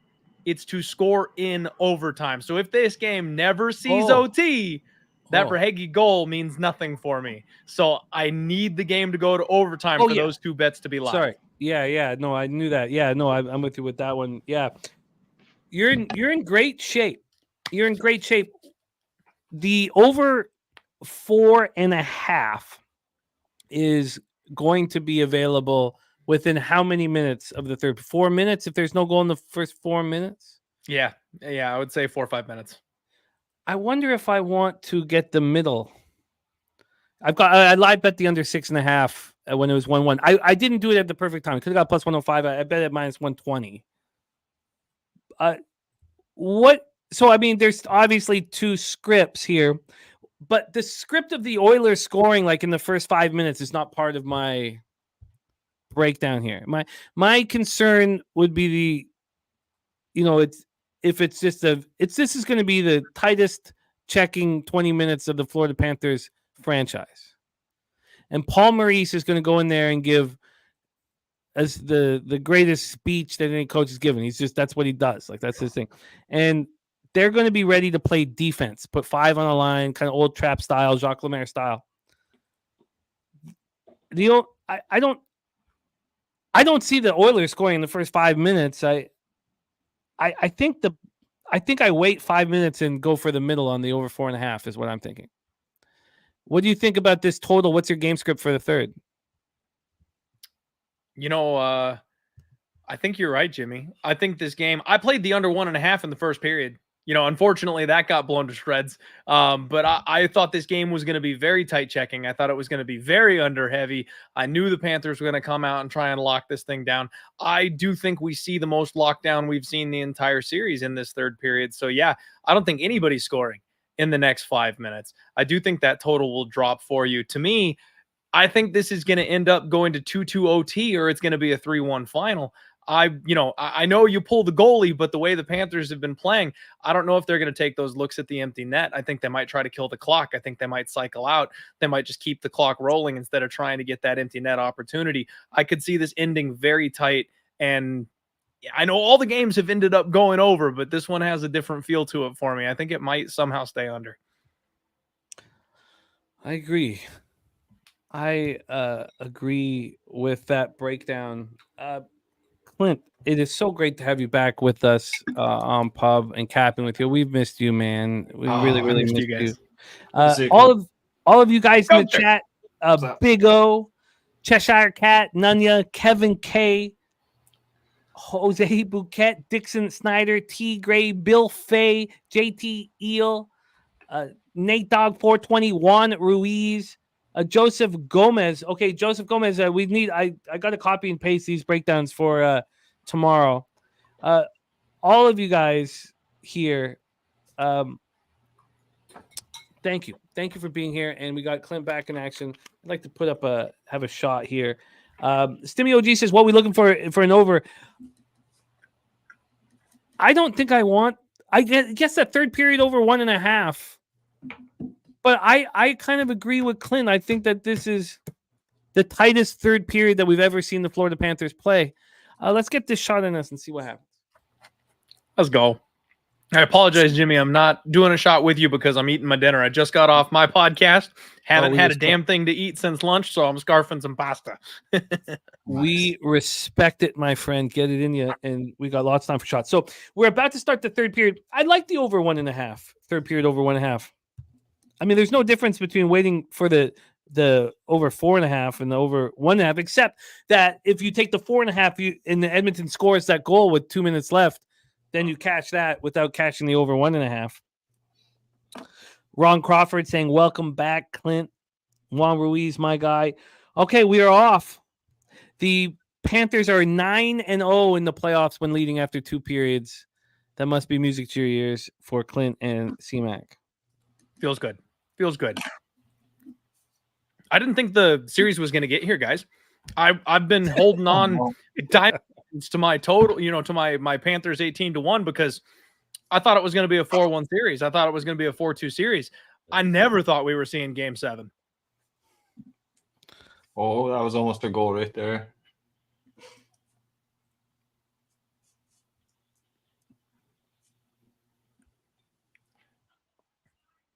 How much time is left on your stream, Goster? I got 11:20. Or sorry, 19:20. 19:20. Okay, so I'm a little bit ahead of you. Okay. My bad. I'm at 18:55 right now. Jeez. Okay, cool. We're around the same. Hey, we forgive you, Goster. We know you high. Yeah, I just got nice one. I got some strong stuff, man. Damn. Jimmy, we might have been wrong about this early goal here. The way these two teams are coming out. Yeah. This is fast and furious out the gate.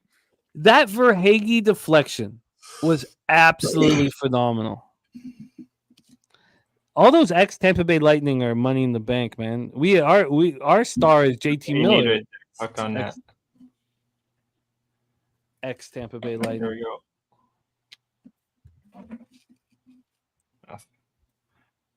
That's what it's going to be a lot of right there.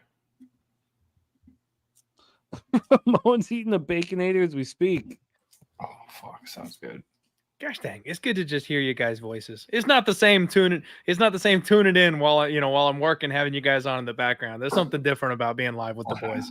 Yeah, All it's nice to have you, man. We love you. I love you guys. I've missed you guys. And here you are for the most important game in NHL history. I don't know why I want Edmonton Oilers fans to feel the pain that I felt. I don't know why it is. Because like if I see somebody like with a bag of groceries, let's say, spill the groceries all over the street, I want to help them. I don't want them to feel pain, But when it comes to hockey, when all I know is losing, I just don't want other fans to have any kind of. I don't know why that is. It shouldn't be like that with me. I'm not that type of person. Oh, the Vegas Golden Knight fans, I want them to lose for 50 years in a row. They don't deserve to start out being a hockey fan and seeing their team make the Stanley Cup final in the first year and win the cup in year 6. It's not fair. But also, I was a Vancouver Grizzly fan. I mean, I just want other people to feel the pain that I felt, and I don't know why that is. It just doesn't make sense. I don't like that about me. I wish I didn't feel that way. Misery loves company. Just makes you feel a little better, huh? See, I don't think I feel that way because my team has never won anything. I mean, I was always rooting for A&M growing up, so I definitely wanted everybody else to lose because all they ever did was lose. Speaking of, they're losing to Tennessee. Yeah, but this don't matter no more. I stopped being a fan right around when I went to college, I think. What did you think of the Johnny football days? I mean, that was fun. I don't know what else to say. It was just fun. It was fun to watch. Interesting when you hear the story. If you ever watched the documentary, it was a pretty good documentary on it. But it was fun. It was a blast. I know he obviously partied and all that and ruined his career and all that, but hey, at the end of the day, I've been there, done that, so I understand.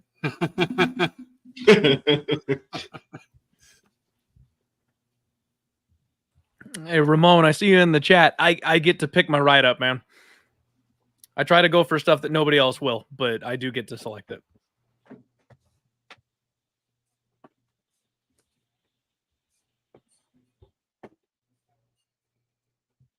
Oh, Jamie, power play here for the Panthers, guys. Yeah. My futures tickets would feel real good if we went up 3-1. I love that you guys haven't hedged this. Oh, Jimmy, I've never done anything like this, man. I tailed razor sharp picks on the Mavs to win their division and then to win the title. And I didn't hedge on that one either. And I felt like a freaking idiot when the Celtics beat the hell out of them. So yeah, I was pretty scared coming into this one without hedging. Well, this is a huge power play here. Yeah, I mean, it's one thing just to kill 2 minutes, which is not bad. And remember, the Oilers shorthanded have outscored the Florida power play. Another thing is that I kind of love history of losing. I never wanted the Cubs to win the World Series. And I didn't want the Red Sox to ever win the World Series. I like the history of losing. It's fun. Oh, man. And I kind of want Canada to not win the cup unless it's the Canucks, man. As a Vikings fan, I will tell you the history of losing is not fun. Do you remember the missed extra point against the Seahawks? It's not a strike. Clint? I do. That was I lost my mind. I was on the Seahawks and was like, I was done. I remember jumping up and down and grabbing Fong and grabbing and just freaking out. It's one of the most I've ever freaked out in my life. Was who was the kicker again? Anderson, wasn't it? No, it wasn't Anderson. Was it? No, it wasn't Anderson. Are you talking about the game right before they could have went to the Super Bowl against Atlanta? No, that I'm talking about. What year? Oh my God, that was Bennett's chance for C-Mac. What year was it? It was got to be like 2015 or 2016. Let me see. It was before I went to Costa Rica because I remember in that Walsh. shithole- Walsh. There you go. Yeah. There you go. Because I remember that shit. That was I was a fresh-faced Vikings fan at that point, guys. I the only reason I liked the Vikings is because I was dating my wife at the time. So I was just getting into it. I didn't really. It's funny. I played football. I didn't watch football. I was one of those guys. So I never really had a team. You know what I mean? And then I started dating this cute girl. Next thing I know, we're cheering on the Vikings every Sunday with her grandparents. And I was like, okay, all right. Sure, yeah. It's been pain ever since. Bad idea. Yeah, what are your expectations of them this? Actually, let's wait. Oh, we're power plays through. What are your expectations of Vikings this year? I kind of like their over. Isn't it 6.5? It's low. It's low. It's low. Man, do people not remember how many injuries we were plagued with last season? The amount of injuries on the Vikings was brutal. And I think the 6.5 is based on Sam Darnold, who I think has proven to be a decent / competent quarterback and never really given an opportunity. I mean, the Vikings are the premier landing spot for quarterbacks in the NFL. Like, any quarterback could walk into the Vikings team and have a decent look because you are completely showered with gifts. You've got a solid, strong O-line that's going to give you time. And then you've got amazing weapons with guys that are just getting better. And JJ was injured last year. Addison showed he could be a wide receiver 1 without him. I mean, why do we think Sam Darnold can't be a half decent quarterback this season? And if JJ McCarthy is anything, he'll be even better than Sam Darnold. So I don't understand. I feel like we can win 7 games. I feel like we can go to the playoffs. It all comes down to what happens with the quarterback position. If Sam takes full advantage of this opportunity, I don't see why he can't lead this team. And if JJ improves faster than some people are expecting him to, and he starts, great. If he sits for a year, I'm fine with that too. I do think we'll go over that 6.5 at least, though. Interesting. I'm so excited about playoffs. I'm so excited about another year of our Sunday morning football show, and I hope we'll get you on week 1 if you're available. Get you rolling, see you roll. Always. Watching Higgs and Ramon had that big run, and watching all of our cappers deliver on that show was so much fun. It was the best season of our Sunday morning show by far. The records were, really strong. My dude says might be the worst team in the NFL. Get out of here with that shit. Get out of here with that shit. I can't wait. I can't wait to talk football. I know it's not the right time, but like Chicago Bears, about to ruin another quarterback. The Bears are such a fun football team to follow. I'm so interested in what they do, man. All right, let's take a look at the live situation now. So we didn't move on. So it's 4.5. It's minus 180. I wonder what I would need to go for the middle. I guess minus 150. Because I didn't take the third period over 1.5. The overtime is plus 220 right now. And the third period over 1.5 is now plus 150. Now we're talking. I mean, 7 minutes went by, plus 150. That's gone from minus 150 to plus 150. 100-cent move is a big move. What do you think of that, Goster? That's a big move. Wow. Third period over 1.5 was minus 150 before the period started. 7 minutes have gone by, no scoring. We wanted 5. Now it's plus 150. I don't know if Edmonton's going to score. That's the thing. I don't know. I hope they do, but Rolls run line, cash. Nice job. Nice. Yes, sir. Wow, this is so interesting. Game 7 of the Stanley Cup Finals. Oilers come back from 3-0. It's 2-1 Florida. At what point do I middle? And I think if I did middle, I don't think I'd bet the same amount on the over 4.5. Maybe I should just let the under 6.5 be a winner. Just relax. Yeah, just relax, Jimmy. I don't think there's anything wrong with that, Jimmy. Like I said, I feel like this game might end 3-1. So I agree. I need that. I think you're looking pretty good. I agree. Let's get it, Florida. One more goal. That's The all I need. Oilers can change this quickly. We'll see. Doug cheering on the Royals with you there, LJ. Yes, sir. Cash that Medicaid Monday. Hell yeah, man. Good shit. Outside of the Braves team total over, I think it's right now we're 3-1-1 on the day on Medicaid Monday. So good shit. If the Dodgers run line comes through, it'll be 4-1-1.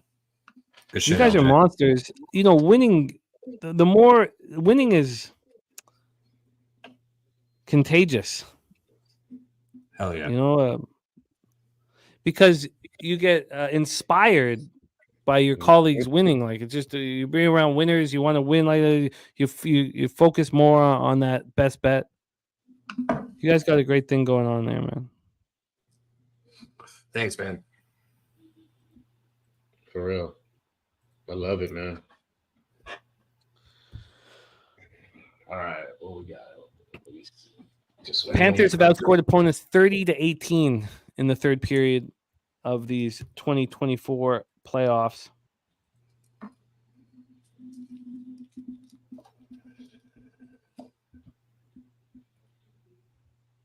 Wow. 12:07 left in Game 7 of the Stanley Cup Finals.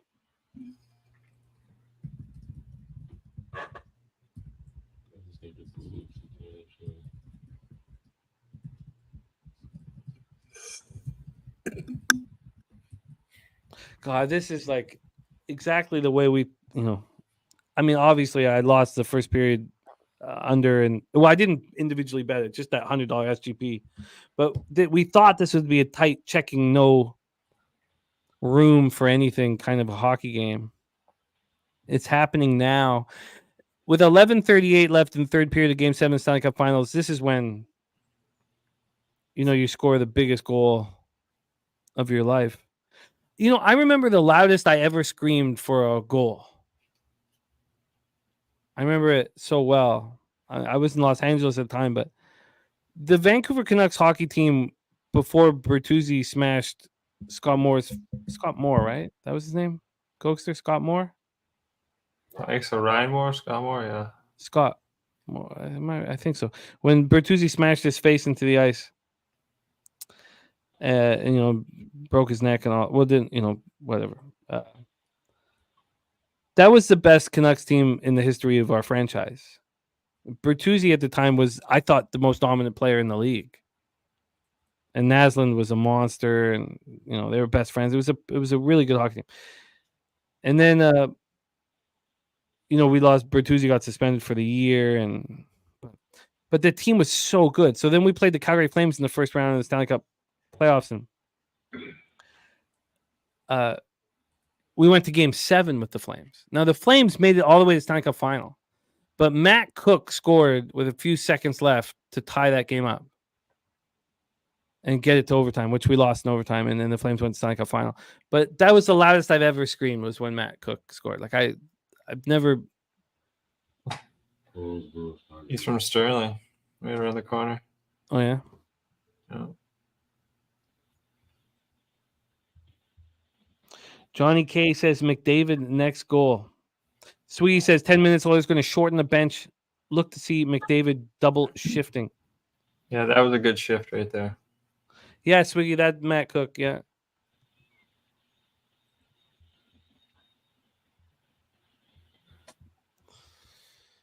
All right, we have 10:36 left. Game 7 of the Stanley Cup Finals. You know, it's so crazy to me, Jimmy. I could be one of those people that just didn't even know about this game. You know, it was what, 6 years ago, 7 years ago. My ass is just randomly listening to some scrub channel called SBR, and some guy talking about the Calgary Flames, and I thought, oh, what the hell? I'll put $5 on the Flames. It was like a random ass Thursday or something like that. Didn't know a damn thing about hockey except for the Mighty Ducks.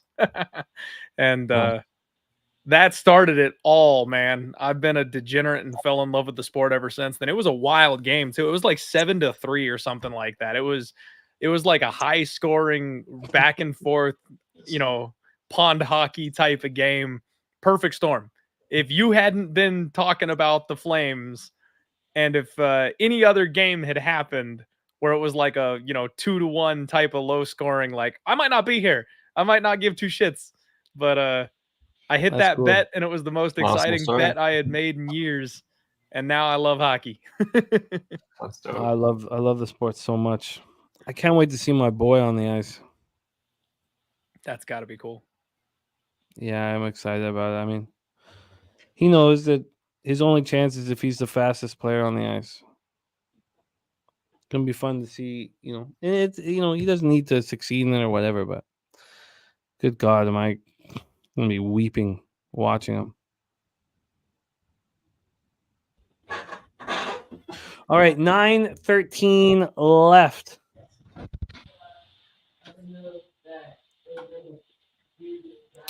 Yeah, it's a great sport. The problem with the sport is it's expensive. That's a problem. Like it's so expensive for your kid to play. So, it's a problem. It will never be perfect because of it.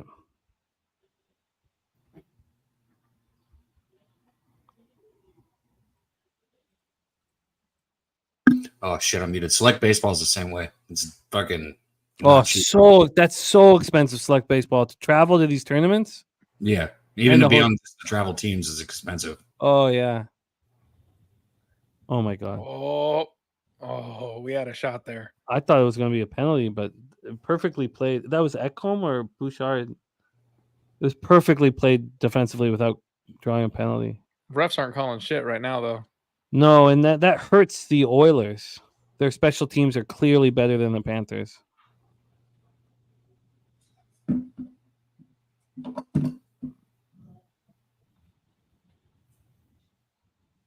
In other news, I'm going to take a little live shot on the Washington Nationals at plus 550.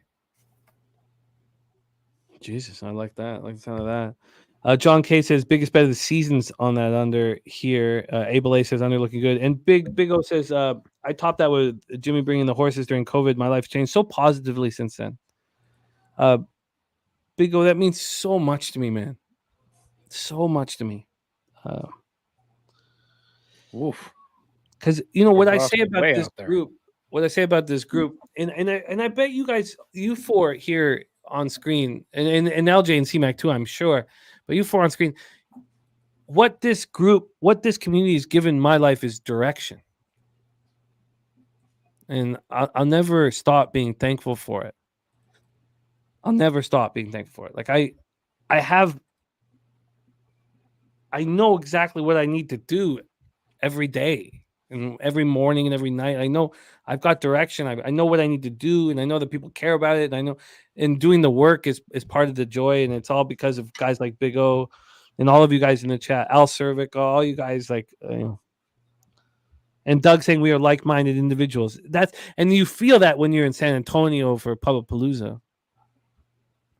I've never seen Dabby touch on this because you've been at all of them. I've never seen an argument at Pubapalooza. I mean, maybe disagreements. I ain't gonna air anybody's dirty laundry out.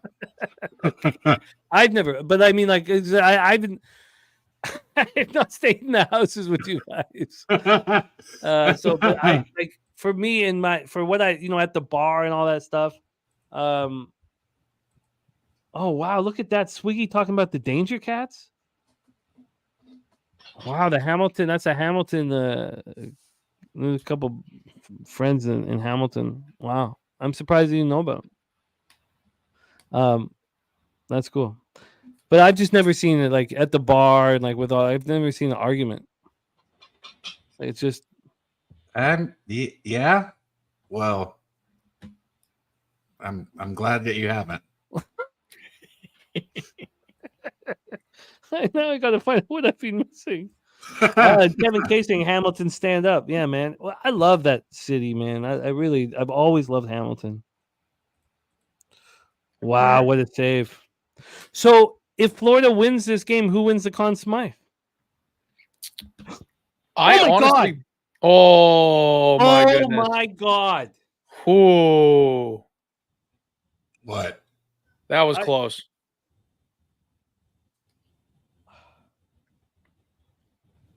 For those of us not watching, what happened? They almost scored. Oilers almost scored. Close to a goal. I'm not trying to poke a bear because I genuinely don't know. What is Goster rooting for? What is he down there rooting for? Because he's just, I hope Edmonton wins. I really do. What a sneaky. Or you bet on it. I didn't bet on to win. I got shots on goal props and I lost my no goal in the first 9 minutes. Wow. Okay. All right, close. The over 4.5 plus 110. Taylor Ward. Honestly, Jimmy, I think when it comes to the Conn Smythe, it really could come down to like the last goal scorer. If it's like Barkov or to Chuck, one of these guys that has been. It's only Barkov or Bobrovsky. The Kachuk and Verhaeghe and Reinhart have not done enough. I mean, tonight though, if Verhaeghe scores twice, if it goes to overtime and Verhaeghe scores the second goal in OT, that's fair. Yeah, for sure. Whoever scores the overtime winner wins the Conn Smythe for sure. I got the odds right here. It's -275 McDavid, +190 Bob. I don't know how you. Do they give the losing team the Conn Smythe? Does that only happen? one time in my life that I remember? I remember watching Ron Hextall win the Conn Smythe against the Oilers. I remember like sitting there watching him get it, and he deserved it. They only get one goal, but Bobrovsky. I mean, McDavid didn't even score a point last game, did he? Listen, if McDavid scores 0 points in Game 6 and Game 7, how do you give him the Conn Smythe, man? I don't think you can. So that would mean that Bobrovsky would win the Conn Smythe and I would win my +400, which I'm not expecting. Who's got live Conn Smythe odds? Where are you seeing that? I think I can get them too. 365. If you check the live gym on 365, you can see it. It's just underneath the game. If McDavid scores 0 points in Game 6 and Game 7, this conversation's happening right now with the voters. Yeah, and somebody is saying right now, if Dust 10. It was Ron Hextall.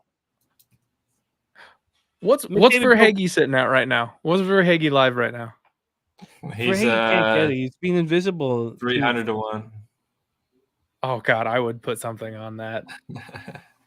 With the way this team's been in shambles the last couple of times, and if he scores a second goal, empty net or OT, whatever, like $10 pays 3K. Yeah, exactly. I would sprinkle that. I don't have 365. Damn it. And Bob's +175, and it's dropping. I mean, more than likely, it's Bob. I've not moved in 3 hours and 23 minutes. I'm put some ice in my drink. I'll be right back. Yeah.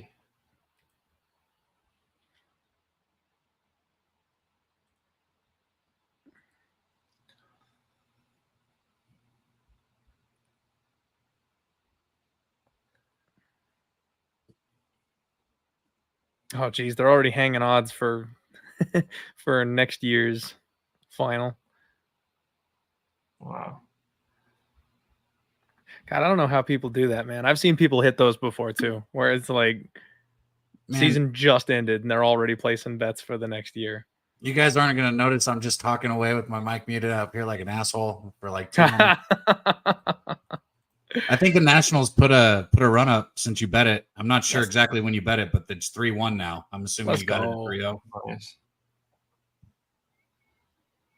Hey, shout out to our guy Cheshire Cat, man. Appreciate the donation and appreciate you, my dude. I cannot speak right now.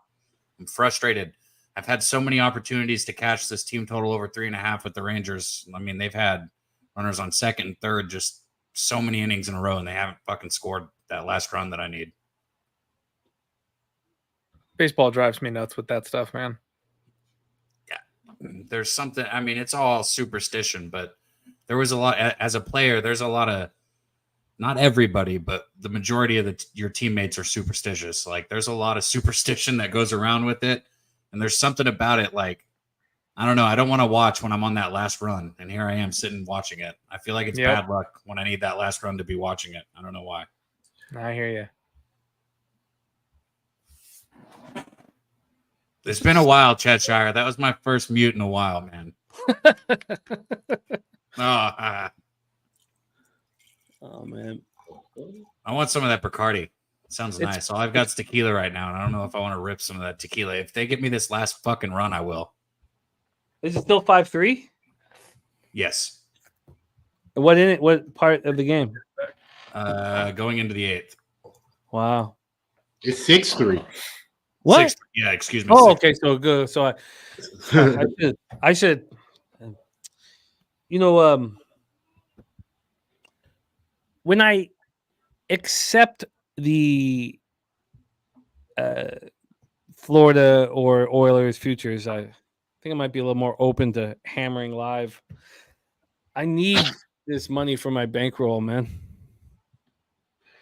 Bankroll hanging by a thread. 4K helps. You know, the thing about baseball is that it's not the most fun, but after hockey's over, I mean, if we can get enough people that are ready to, you know, make some money, we can get some live shows going with baseball. And I'm telling you, there's money to be made live betting it. I was thinking Friday night. I don't know if it would work, but so what do you think? Do you think if we did a baseball live stream that if we were also betting horses, it would take away from the baseball? No, the one thing I think is important is not to do it on a night like Sunday where there's like one game, like having options. I learned that the Sunday night live stream just doesn't work. Yeah. Yeah. So because I did one also for a little bit with Pub. I guess you probably remember that also. Yeah. It's just you need options. You don't just want one game. Because then it's gonna be fucking 6-1 or something, and you're looking at it like, how am I supposed to bet this shit right now? I was thinking Friday nights. We'll ask our cappers in the chat. Friday night at Hastings Racetrack, they're live, and it's my home track. I would love to get drunk and bet that track. I would love that. That would be so enjoyable. And also if sorry, I don't mean to interrupt, guys. I'm gonna bet Panthers -1.5 plus 155 right now. I think this is gonna end 3-1. I think they're gonna get that empty net. LJ moved that on that in the intermission. Let's go. And so you're getting the same line that, why would it have changed? It's plus 165 now. It's moved 10 cents in that direction. 5:34 left in Game 7 of the Stanley Cup Finals. Cheshire Cat says they'll pull their goalie for the rest of the game or they tied up. If you're only down one goal, when do you pull your goalie? I don't pull him until about 2:45 left. 2 minutes left. You think 2 down to 2? I think I'd rather have the little over 2.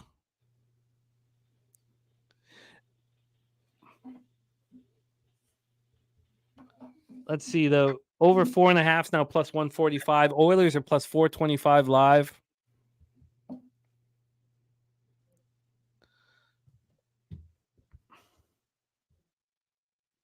Damn, that was close.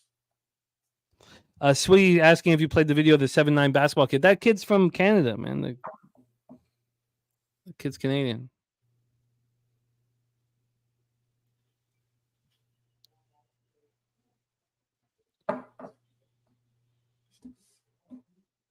Kelly McKinnon says he'd pull at 145. I would do it at 230. Even 245.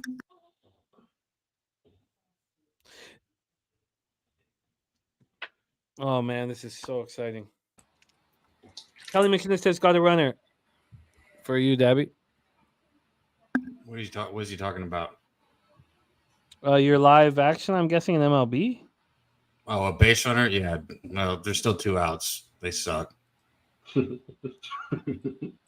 Ramon says always earlier in game 7.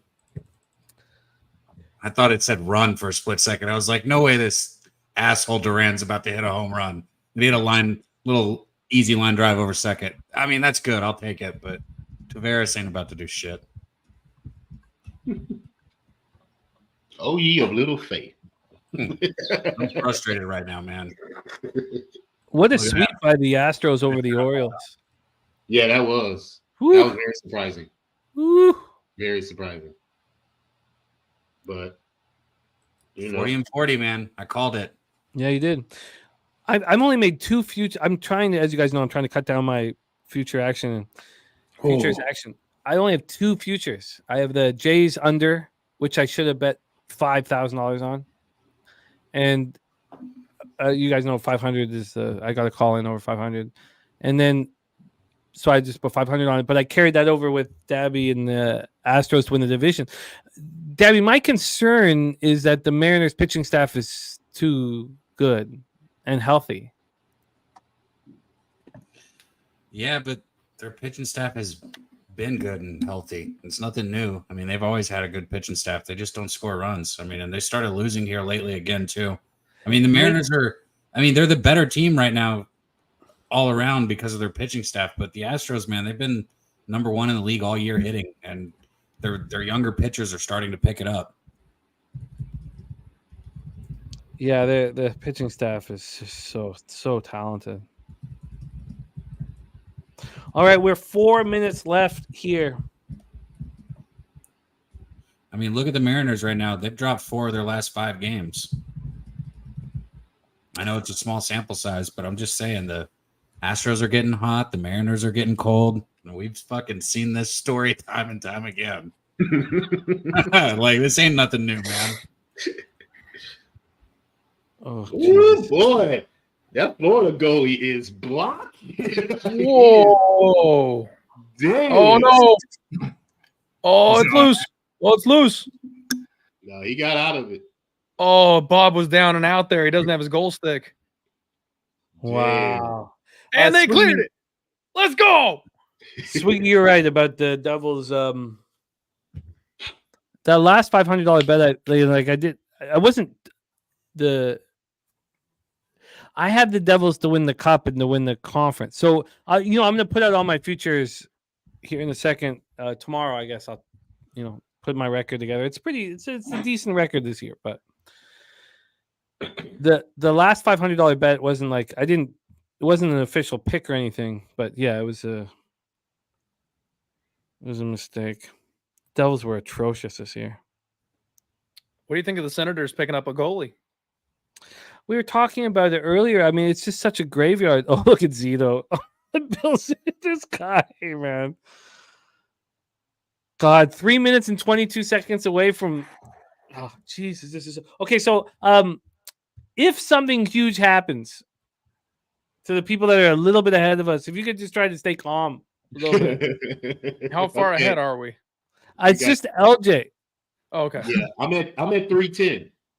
Okay, I'm at 320. Okay, I'll be quiet. I promise. Oh, LJ, I see it in your eyes, man. I see it in your eyes in every NFL stream. But I love you, man. That's why I've got you guys covered. I've got you on a tab, and I've got a baseball game up over the top of it, so I cannot see you. Yeah, you got to cover the chat too. Come on, Panthers. And I know the Oilers have got the big titty lady. I'm gonna be flashing if I get this 18-1 here. Panthers got me. I prefer the big titties. Oh my gosh, that was close. Yeah, Oilers are buzzing now, man. You knew they were going to come hard, but oh man. I would have pulled my goalie already. Yeah, it's about that time. I don't know why they have not pulled their goalie. He's got to be going to the bench. Oh my God, that was close.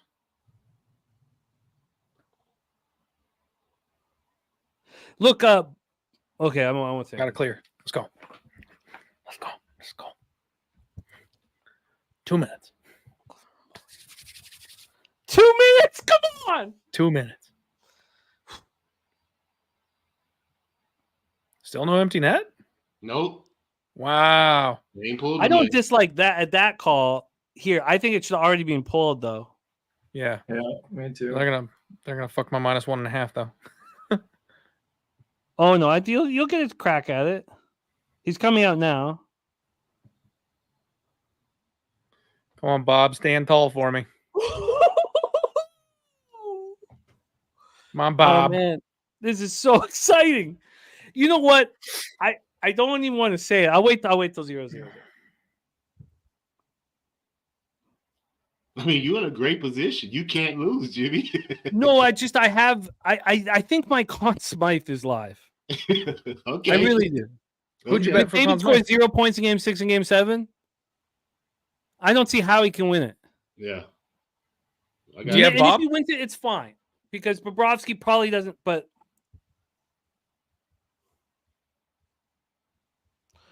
all right, you guys, thank you so much for joining us. 1 minute and 35 seconds left of Game 7 of the Stanley Cup Finals. Jeff Slaughter said that if Florida did not win, he would give $100 to anybody in the chat. Jeff Slaughter said that he saw a sign, and he won't tell us what that sign was. Yeah, that house looks safe. It looks safe right now. Thank you guys so much for joining us in the most important hockey game in NHL history. It's so Love you too, special. Nanya. A minute 35 left. We have the timeout, so we can take a second here.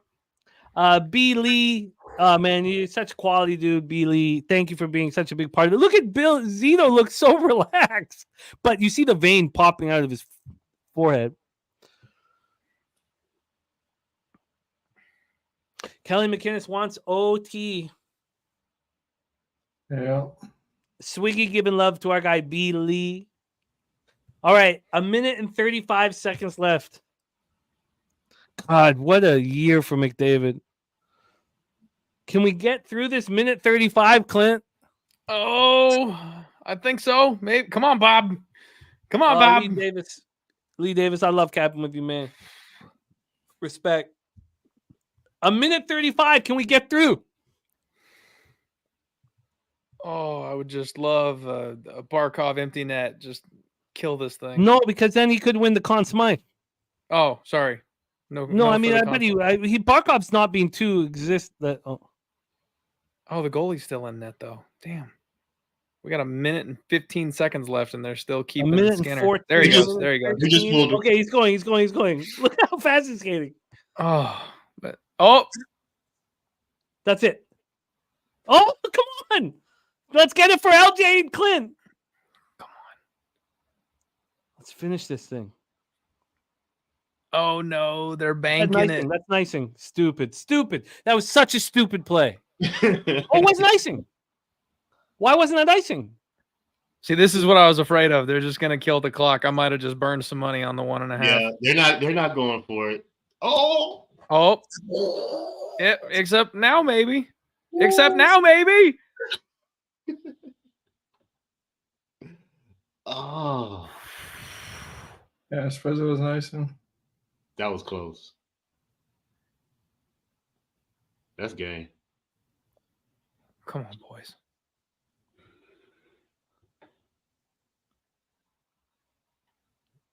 Oh, On is trapped in the corner. Seconds ticking off. 7, 6, That's gonna 5, do it. 4. That's gonna do it. This their Panthers, first one baby. ever? This is going Stanley Cup in the history of their franchise. Wow. Bang! Oh yeah. Florida Panthers, let's go. C-Mac and Clint don't hedge and get rewarded. Now, God, come on, you guys. Can anybody tell me now that Bobrovsky is Bobrovsky not live here? Oh, it's gotta be Bob. It's Oh, gotta yeah. be It's got to be Bobrovsky. him. It's for sure. I know those 3 games were up, but he was great tonight. It's yeah. Let's get this. Yeah, you'll love that. You got that, Jimmy, right? Well, yeah, I got it, but I don't know if he's gonna get it. But if he gets it, I'll fucking lose my shit. What do you get if he gets it? Oh, I only put $200 on it, so okay. but plus 400, $800. Okay, yeah, $800. That's a good cash, shit. Yeah. And I got Panthers game 1 in the series. That was a full $400 at just plus 135. Okay. And I made 400 more with the Panthers winning, not the Oilers winning. And I never took the Oilers plus 275 to win the series after game 5, which I almost did. Like I almost did. Yeah. And if I had have just taken the Oilers single in game 6 and game 7, I would have lost a little bit of vig. I would have lost a little bit of money. Mm-hmm. Oh man. I feel bad for the Oilers fans, that wanted the cup, but I'm 44. I feel bad for the 20-year-old kids or 18, 16, 15, 10-year-old kids. But anybody older than that, you watched your franchise win and fucking win. So, go fuck yourselves. Oh, guys, I'm so excited. They came into Vancouver. They beat us nonstop. This is great. Hell yeah. Everyone on the fucking Oilers. Oh, it's fucking... Yeah. There'll be no talk of choke job. When this is all nothing. Silencio. Yeah, where is Pimp? Someone put that. Oh, we were fighting hard on this series, man. Oh, he's been going after it with me. Because God. Shit. It doesn't feel great burning a little bit on that 1.5, but man, that's the first future I've ever cashed since I started betting hockey. That's the first time. Nice. That feels good. Nice. Slatsy also. Slatsy got it. God, it feels good, man. You know what? I think the Oilers win the Stanley Cup next year. I really do. I think that it's not my unit size for future is $400 or 200, or a half unit, whatever, 4-2. But I think that it might be a little bit of a bigger bet on the Oilers next year. Wow, that was wonderful. Oh my God, could Bobrovsky come full circle? I don't know. Mack, can you possibly give it to Connor McDavid after no points game 6-7? You can't. No, not after tonight. No way. No way. Not after tonight. How long does it take, Jimmy? How long till we find out? Do they announce it 7 on the minutes? ice? Okay. I was gonna say 15 minutes, maybe. I mean, they'll name it before they. I've never cared enough to stick around to find out. This is my first time ever, sweating it live like this. So, Andrew G said they just said on TV McDavid's surefire Conn Smythe winner. He probably is. He shouldn't be. He probably is. So after what he did to bring them back, will them back, he probably is. He probably is. But they lost. I hate that shit. No, it's he's not great. When I know. No, but I mean, if they win tonight, or if he has a huge game, then he lost and didn't do shit. He didn't score a point in the final 2 game series. I don't know how. I'm sure the voters are talking about this right now. I'd love to be in their shoes, and he's probably the Conn Smythe winner. Goster, you good down there? Oh, just taking it all in. Okay.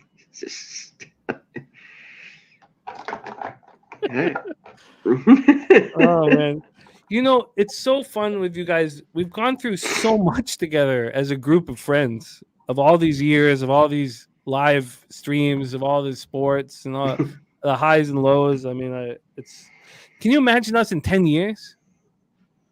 Yeah, it's gonna be great. It's gonna be great, man. Another 10 years of this group, man. I'm so thankful for the friendships with you guys and all of you in the chat. And look at Bob Lucifer. Look at Roberto Luongo. Yeah, Bobby Lucifer. God, he came close. God, I wish he had won. Yeah, back then, I know. that was such a, when they lost to the Bruins, the Bruins were full credit for their victory. But look at Ekblad. I made the mistake of comparing Ekblad to Victor Hedman. You can't compare anyone to Hedman. I mean, can you compare Rasmus Dahlin to Hedman? I don't even know if you can. What do you think? No, I don't know. They're similar. Yeah. They paid Ekblad a ton of money. Kuji Cam, Cheshire say Hedman is in Owens group. I agree. I think Hedman is just so phenomenal. Cheshire say Hedman in the group with Makar. Makar is the best defenseman of our generation. Yeah. Who could you compare to Makar? Ray Bourque. I mean, they say the old timers say he's the best since Bobby Orr, so he's better than Ray Bourque defensively. But Kuji Cam, this is such a group process that we're doing here. But it's also shout out to my guy Kugi. It's also not just about the capping; it's about us as men. Like making mistakes, and it's not just what there's. It's such a multifaceted thing that we're doing here. And this Friday night over at Who Bangin' Sports Talk, we're having our night for Tees, our celebration of life for Tees, and this is just that we're all such works in process, and I'm just thankful, man. But this was a Clint, hearing you talk about that first bet on the Calgary Flames and all that stuff, I mean, it's so cool, dude. Jimmy, I've said this before, man. I owe you everything. You changed the course of my life. I was a member of the chat, and you gave me a shot doing the MMA thing and started doing an article here or there, and then came on the show once or twice, and now I've got a podcast. And I grew to the point that, I love Pub Sports Radio and I love all you guys. And I had a big opportunity that I had to leave that for, because I've got opportunities. And it all started with this chat. It started with you just giving me a shot, me just talking sports with the guys. It's such a cool thing. There's nothing like it. And it's the fact that it's full circle. You know what I mean? The fact that now I'm on a different channel, but I'm coming back and hanging out with you guys here, and there's no hard feelings, and it's all love. That's what it's about. Like, this is the coolest thing ever. I'm just Maurice. That's Game 7. Oh, Paul Maurice. He's gonna start sobbing, man. Yeah. I hope he doesn't. I hope he can keep it together for a bit. Yeah. He's gonna start sobbing. Before we go into Maurice here with this interview, Clint, this group and your trajectory and all this is what this is all about. Building from within, building from the people who care and all that stuff. That's what we've all been so excited to watch you rise, and it's a special thing. This is a special group, and it's a hell of a ride. Yeah, it's been fun watching you, dude. And then Ronnie and Bergie are saying, I remember when Paul Maurice got the Hartford job in 95 at age 28. We talked about that because he's 57 right now. Oh, he's just about to sob. He's so hard for him to hold it back. I would love. He's known for his pregame speeches, and what a special run. If McDavid wins Conn Smythe, that's the most likely outcome. That's fine. I won't be upset or anything like that, But I don't think he should win it.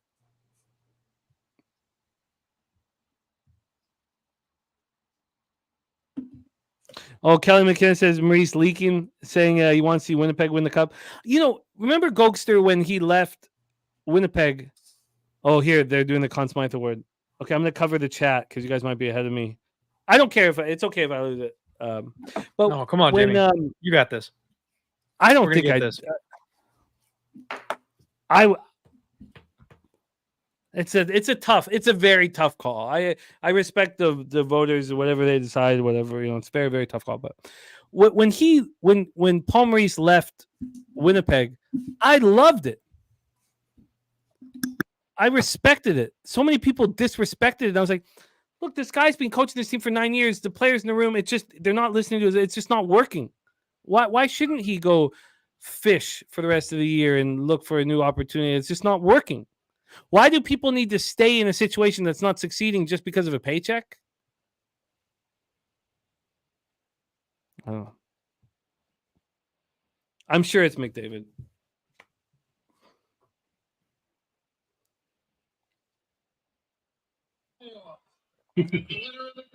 God, Bettman. What? How long has he been the commissioner now? 25 years. The longest commissioner in. Even longer than that. 30 years. Yeah. Oh, did I get it? No, they gave it to McDavid. They gave it to McDavid. Okay, that's fine. What a weak move. Hey, Bruin. Yeah, more hardware for him without a cup. Deserved. Does he come out and get it? Is he out there? They just muted the audio to get rid of the booze. Yeah. Can't hear nothing. he changed the whole series, so that's fine. He didn't even come back out. Yeah. Yeah, I don't think he's. We'll see. But 0 points in Game 6 and Game 7.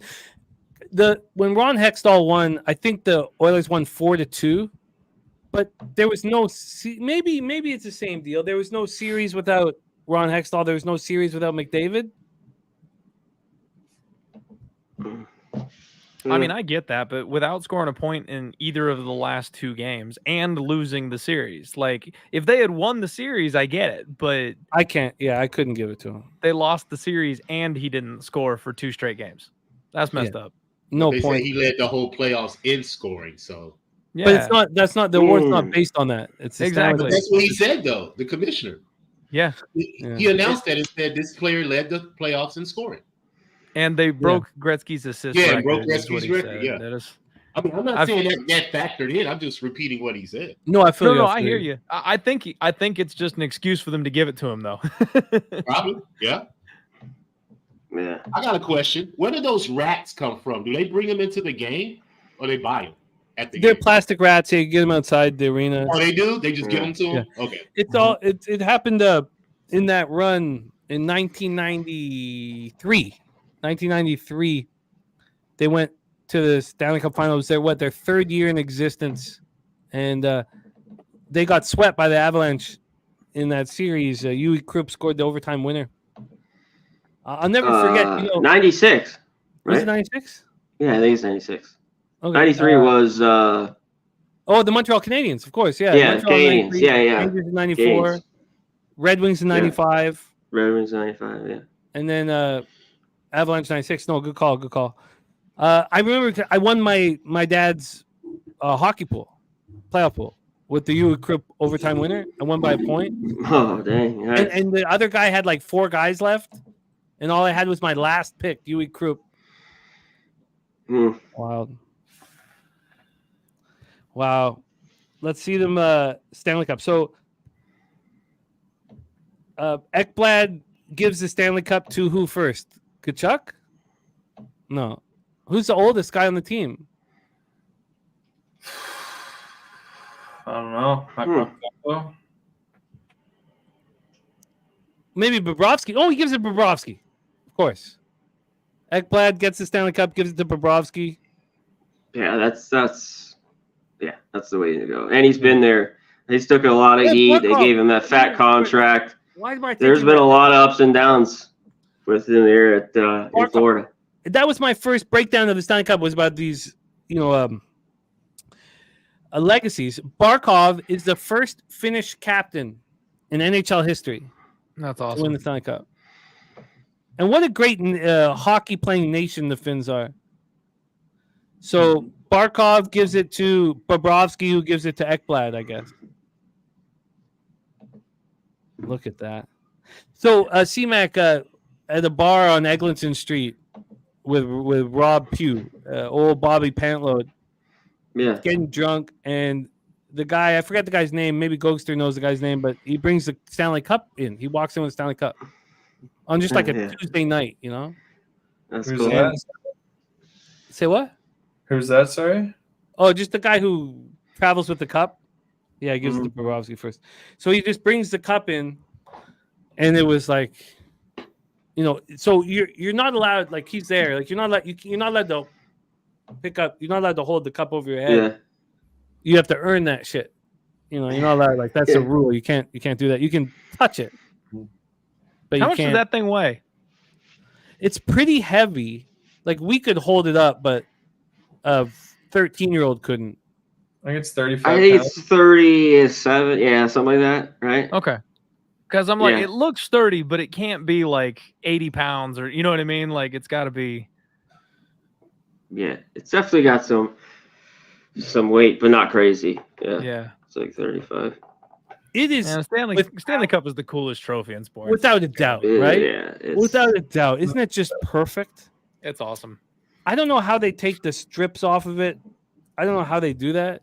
Do you know how they do that, Goster? You got it in your background of your shot. Do you know because you know that's only like last 40 or 50 years of winners. I don't know how they do it. But they have to start taking stuff off or what? yeah, they take it off. I don't know how they do that. Like from the top. 34.5 pounds is what it weighs. Yeah. Say what? 34.5. 34. Oh, that's not that heavy. Okay. Nats scored a run 3-2. Oh, I love it. Mhm. Let's go. Wow. Under probably is good. Cubs, Giants. Let's go, Ekblad. Ah. That's my boy right there. No, Swiggy, that's not it. There's nobody from like the 50s or 60s and under that's still on the cup. Slaughter says that's about how much his nutsack weighs. It's a balloon, elephant testicles. Got to be just as illustrious to have those things over your head too, huh? Yeah. Show me the man that's held Jeff Slaughter's testicles over his head. Toughest guy I've ever seen. Oh, Tori Coker, of course. Tori, my man. God, you know. Wow, nice score, Tori. It was so wild. That's just on tonight. Tori had futures on them as well. But he put 2,000 on them money line tonight and 500 on the puck line. I mean, puck line didn't come through, but that's the money. It's, you know, going back to this, and then C-Mac gone right now, but I would love to ask him this question, but I'll ask you this, Clint. Why were you Florida Panthers backers still so confident? You know, for me, it was because the Oilers were I just never believed in the Oilers, Jimmy. I really didn't. I felt like they were kind of playing a little bit above what I expected them to. And I'm not, you know, the best hockey capper in the world, obviously. I had picked Dallas and Florida as my finale. I felt like the Oilers and the Stars had a really tough series, and I thought the Stars took a lot out of the Oilers. I thought the Stars were going to give the Panthers a much tougher run. And I was planning on hedging if the Stars were to face the Panthers for the finale. Okay. So when the Oilers were the ones that squeezed through, I went, in my opinion, the B team is the one that got through. So I'm just going to ride. Because if I thought they beat the Stars and I thought the Stars would beat the Oilers made it through. They better beat the Oilers. You know what I mean? And got a little hairy there for a minute, but thankfully came through. Oh, I'm so happy that you got that. That's just eye test. You know what I mean? I watched every game, Jimmy. I watched every single game, and I was just like, I think the Stars are better than the Oilers. That was it. The problem with the Stars, and Goster and I talked about throughout the year, was their first line did not deliver. Yeah. Pavelski was too old. He finally hit that, and then Rupee Hintz was not as dominant, and Jason Robertson was not a 100-point scorer. DeBoer was only playing them 18 or 19 minutes a game, not the 22 or 23 you expect of the first line. But I think that's because he saw Pavelski deteriorating in front of his own eyes, and I don't think DeBoer had much of an option. Oh, look at there, Keith Kachuk there watching his boy win the Stanley Cup, something he couldn't do. So dope. I don't think that Dallas is that good. I've never, Jamie Benn played as well as I've ever seen him play. Heiskanen was way too important. When Tanev got hurt, he played that game, 6 hurt. But Heiskanen was playing 30 minutes a game because he had to. They didn't have enough depth defensively.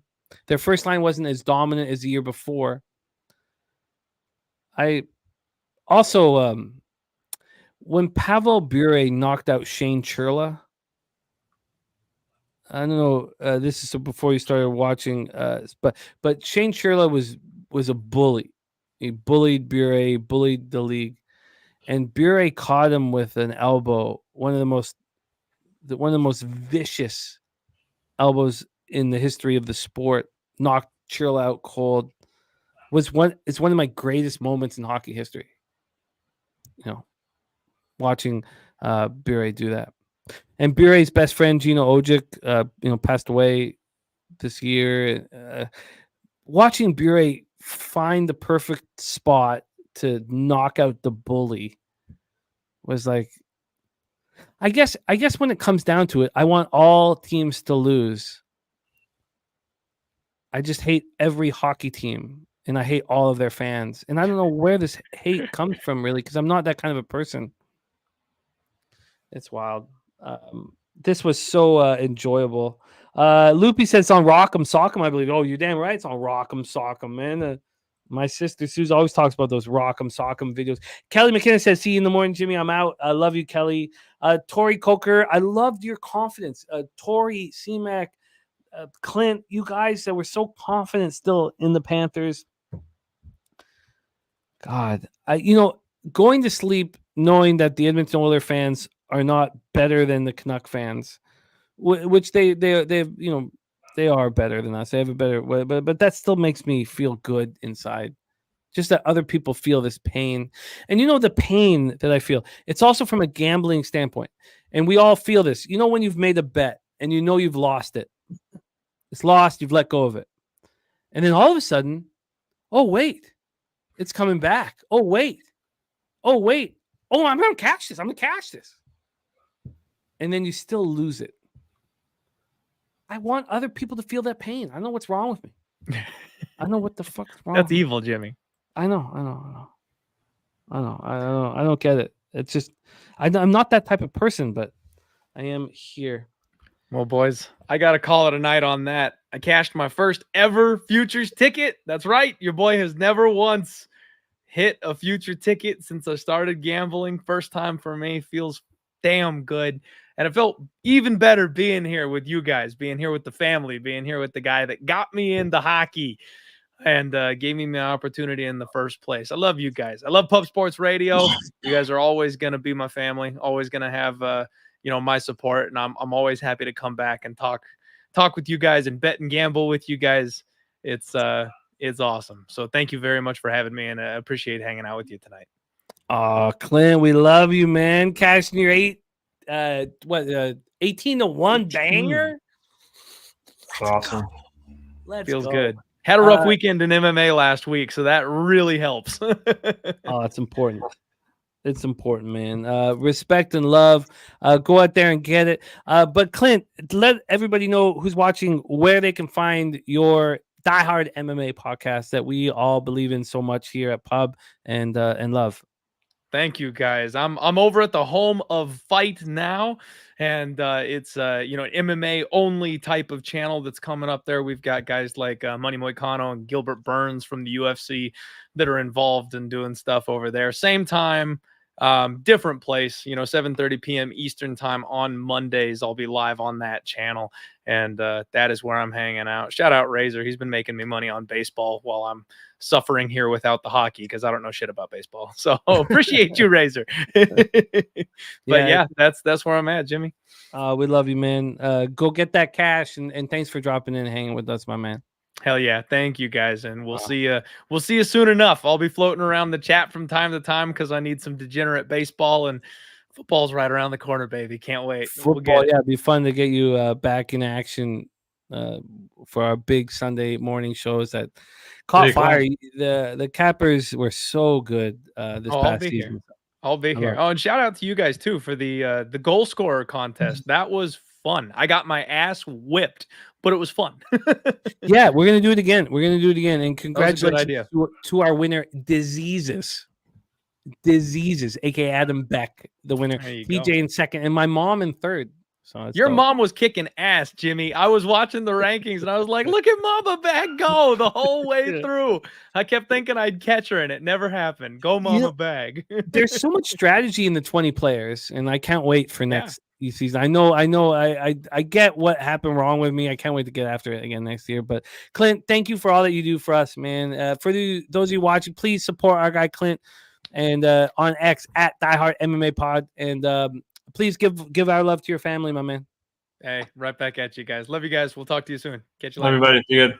Respect. Later, there he is, Mr. Goster. It is just us. Before we do this, Goster, you put a bow on our show for us. I will handle the. I'll be on the ones and twos. LJ from H-Town, C-Mac, Dabby Cab, and Peter Loshak. Thank you guys for rocking with us, and of course, Clint McLean, thank you guys for rocking with us on screen. Those of you guys in the chat, man, truly, you guys are all we got. It's so real. And I thankfully put 4 hours of work into tomorrow's card. So I've got some more work to do, but I'm fucking ready to go. I'm ready to go tomorrow morning with Mr. Peter Loshak. And what an honor it is to sit beside Peter Loshak. I don't get to physically sit beside him and look into his mustache like I did for those 3 years in Costa Rica, which I very thankful for. Swiggy says, thanks for the hockey season, Goster. Goster, another year of us battling, and I enjoy it very much. I enjoy capping with you very much, and it was a very, very fun season. Swiggy, Johnny Yim, Uncle Johnny, thank you guys. Johnny K, Tori Coker, congratulations. Razor Sharp Picks, my man. Hope you had a great show tonight. We love you. Love your channel. The Juice, Ronnie and Bergia, who talked about 28-year-old Paul Maurice coaching for the Hartford Whalers. That was back when Mike Liut was their captain. The last goalie captain was old Bobby Lucifer, Roberto Luongo, who a big part of this Stanley Cup there. Cheshire Cat, Loopy, thank you guys. Earl Sports Bet says cash the Panthers Stanley Cup. 10-1. I think we were right around the exact same time, Nicholas. Nick and I are, I love hearing his future actions, thoughts. Kuji Cam, Viper, Nate Dogg 420, Kelly McInnes, all of you guys that supported us throughout this wildly interesting evening. Donnie Carabastos, Bankroll Spence, Big O, Jeff Slaughter. To all of you guys, thank you. Donnie Nets, truly, thank you guys from the bottom of our heart. Mr. Goster, we're going to give you the full screen here. I'm going to be ready to put a bow on this one. So can you please tie a nice bow onto this show and send us into the future, my friend. And wait, but Mr. Goster, I'm so excited about the next 30, 40 years, hopefully, of us capping together. And we're going to get the Woodbine trip. I think let's find in August, maybe mid to late August. That works. Get a big Woodbine Summit of Champions here. Yeah. Where we'll be there. So I'll talk to you about that. But Goster, another season under our belts, and we're stronger for it. JTEL, thank you, my man. Robert Franklin.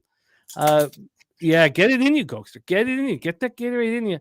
Goster, Goster, the final words of the 2024 hockey season. Send us home, my man. Well, yeah, Florida guys, they did it. Oh, here we go. We got the full screen. Yeah, it's actually it's going to be here. It's going to be coming to Belleville too, Jim. Everyone too in the chat. See if maybe I can get some pictures. Nick Cousins here. He's my age. Went to school. Didn't go to school with them, but grew up with them. Like, went to anyway. Enough about that. But yeah, I know Nick pretty well. So it should be fun seeing the cup coming here. But everyone in the chat, it's been fun just the whole year capping hockey. Learning between everyone. We're all making each other better. Between I can't even think of all the names. One too many. Hits of the albino. But yeah, everyone in the chat, thanks for tuning in. It's going to be a little bit of an off season. Not until October, first week of October, we'll be back. Yeah, until then, guys, I got some golf stuff going on there. You can see Goster 99, the handle there, and some other stuff. But yeah, stay tuned. That thing behind me, it's going to be actually here. Well, not literally here. Well, we'll see. Maybe I can talk to Cuzzy if he's drunk. Maybe we'll figure something out. But maybe 0.005 chance of that happening. But anyways, guys, be good. It's been fun as always. Get that cash, as Jimmy has always said. And yeah, we'll see you guys soon.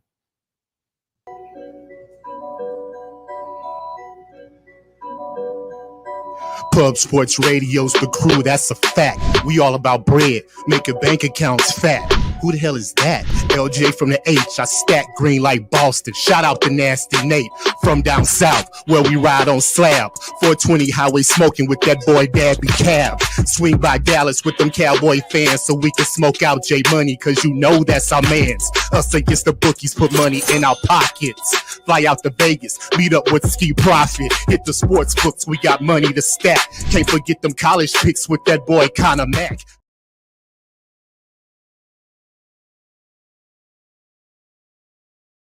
Oh, I can't get my mouth around that thing. Oh.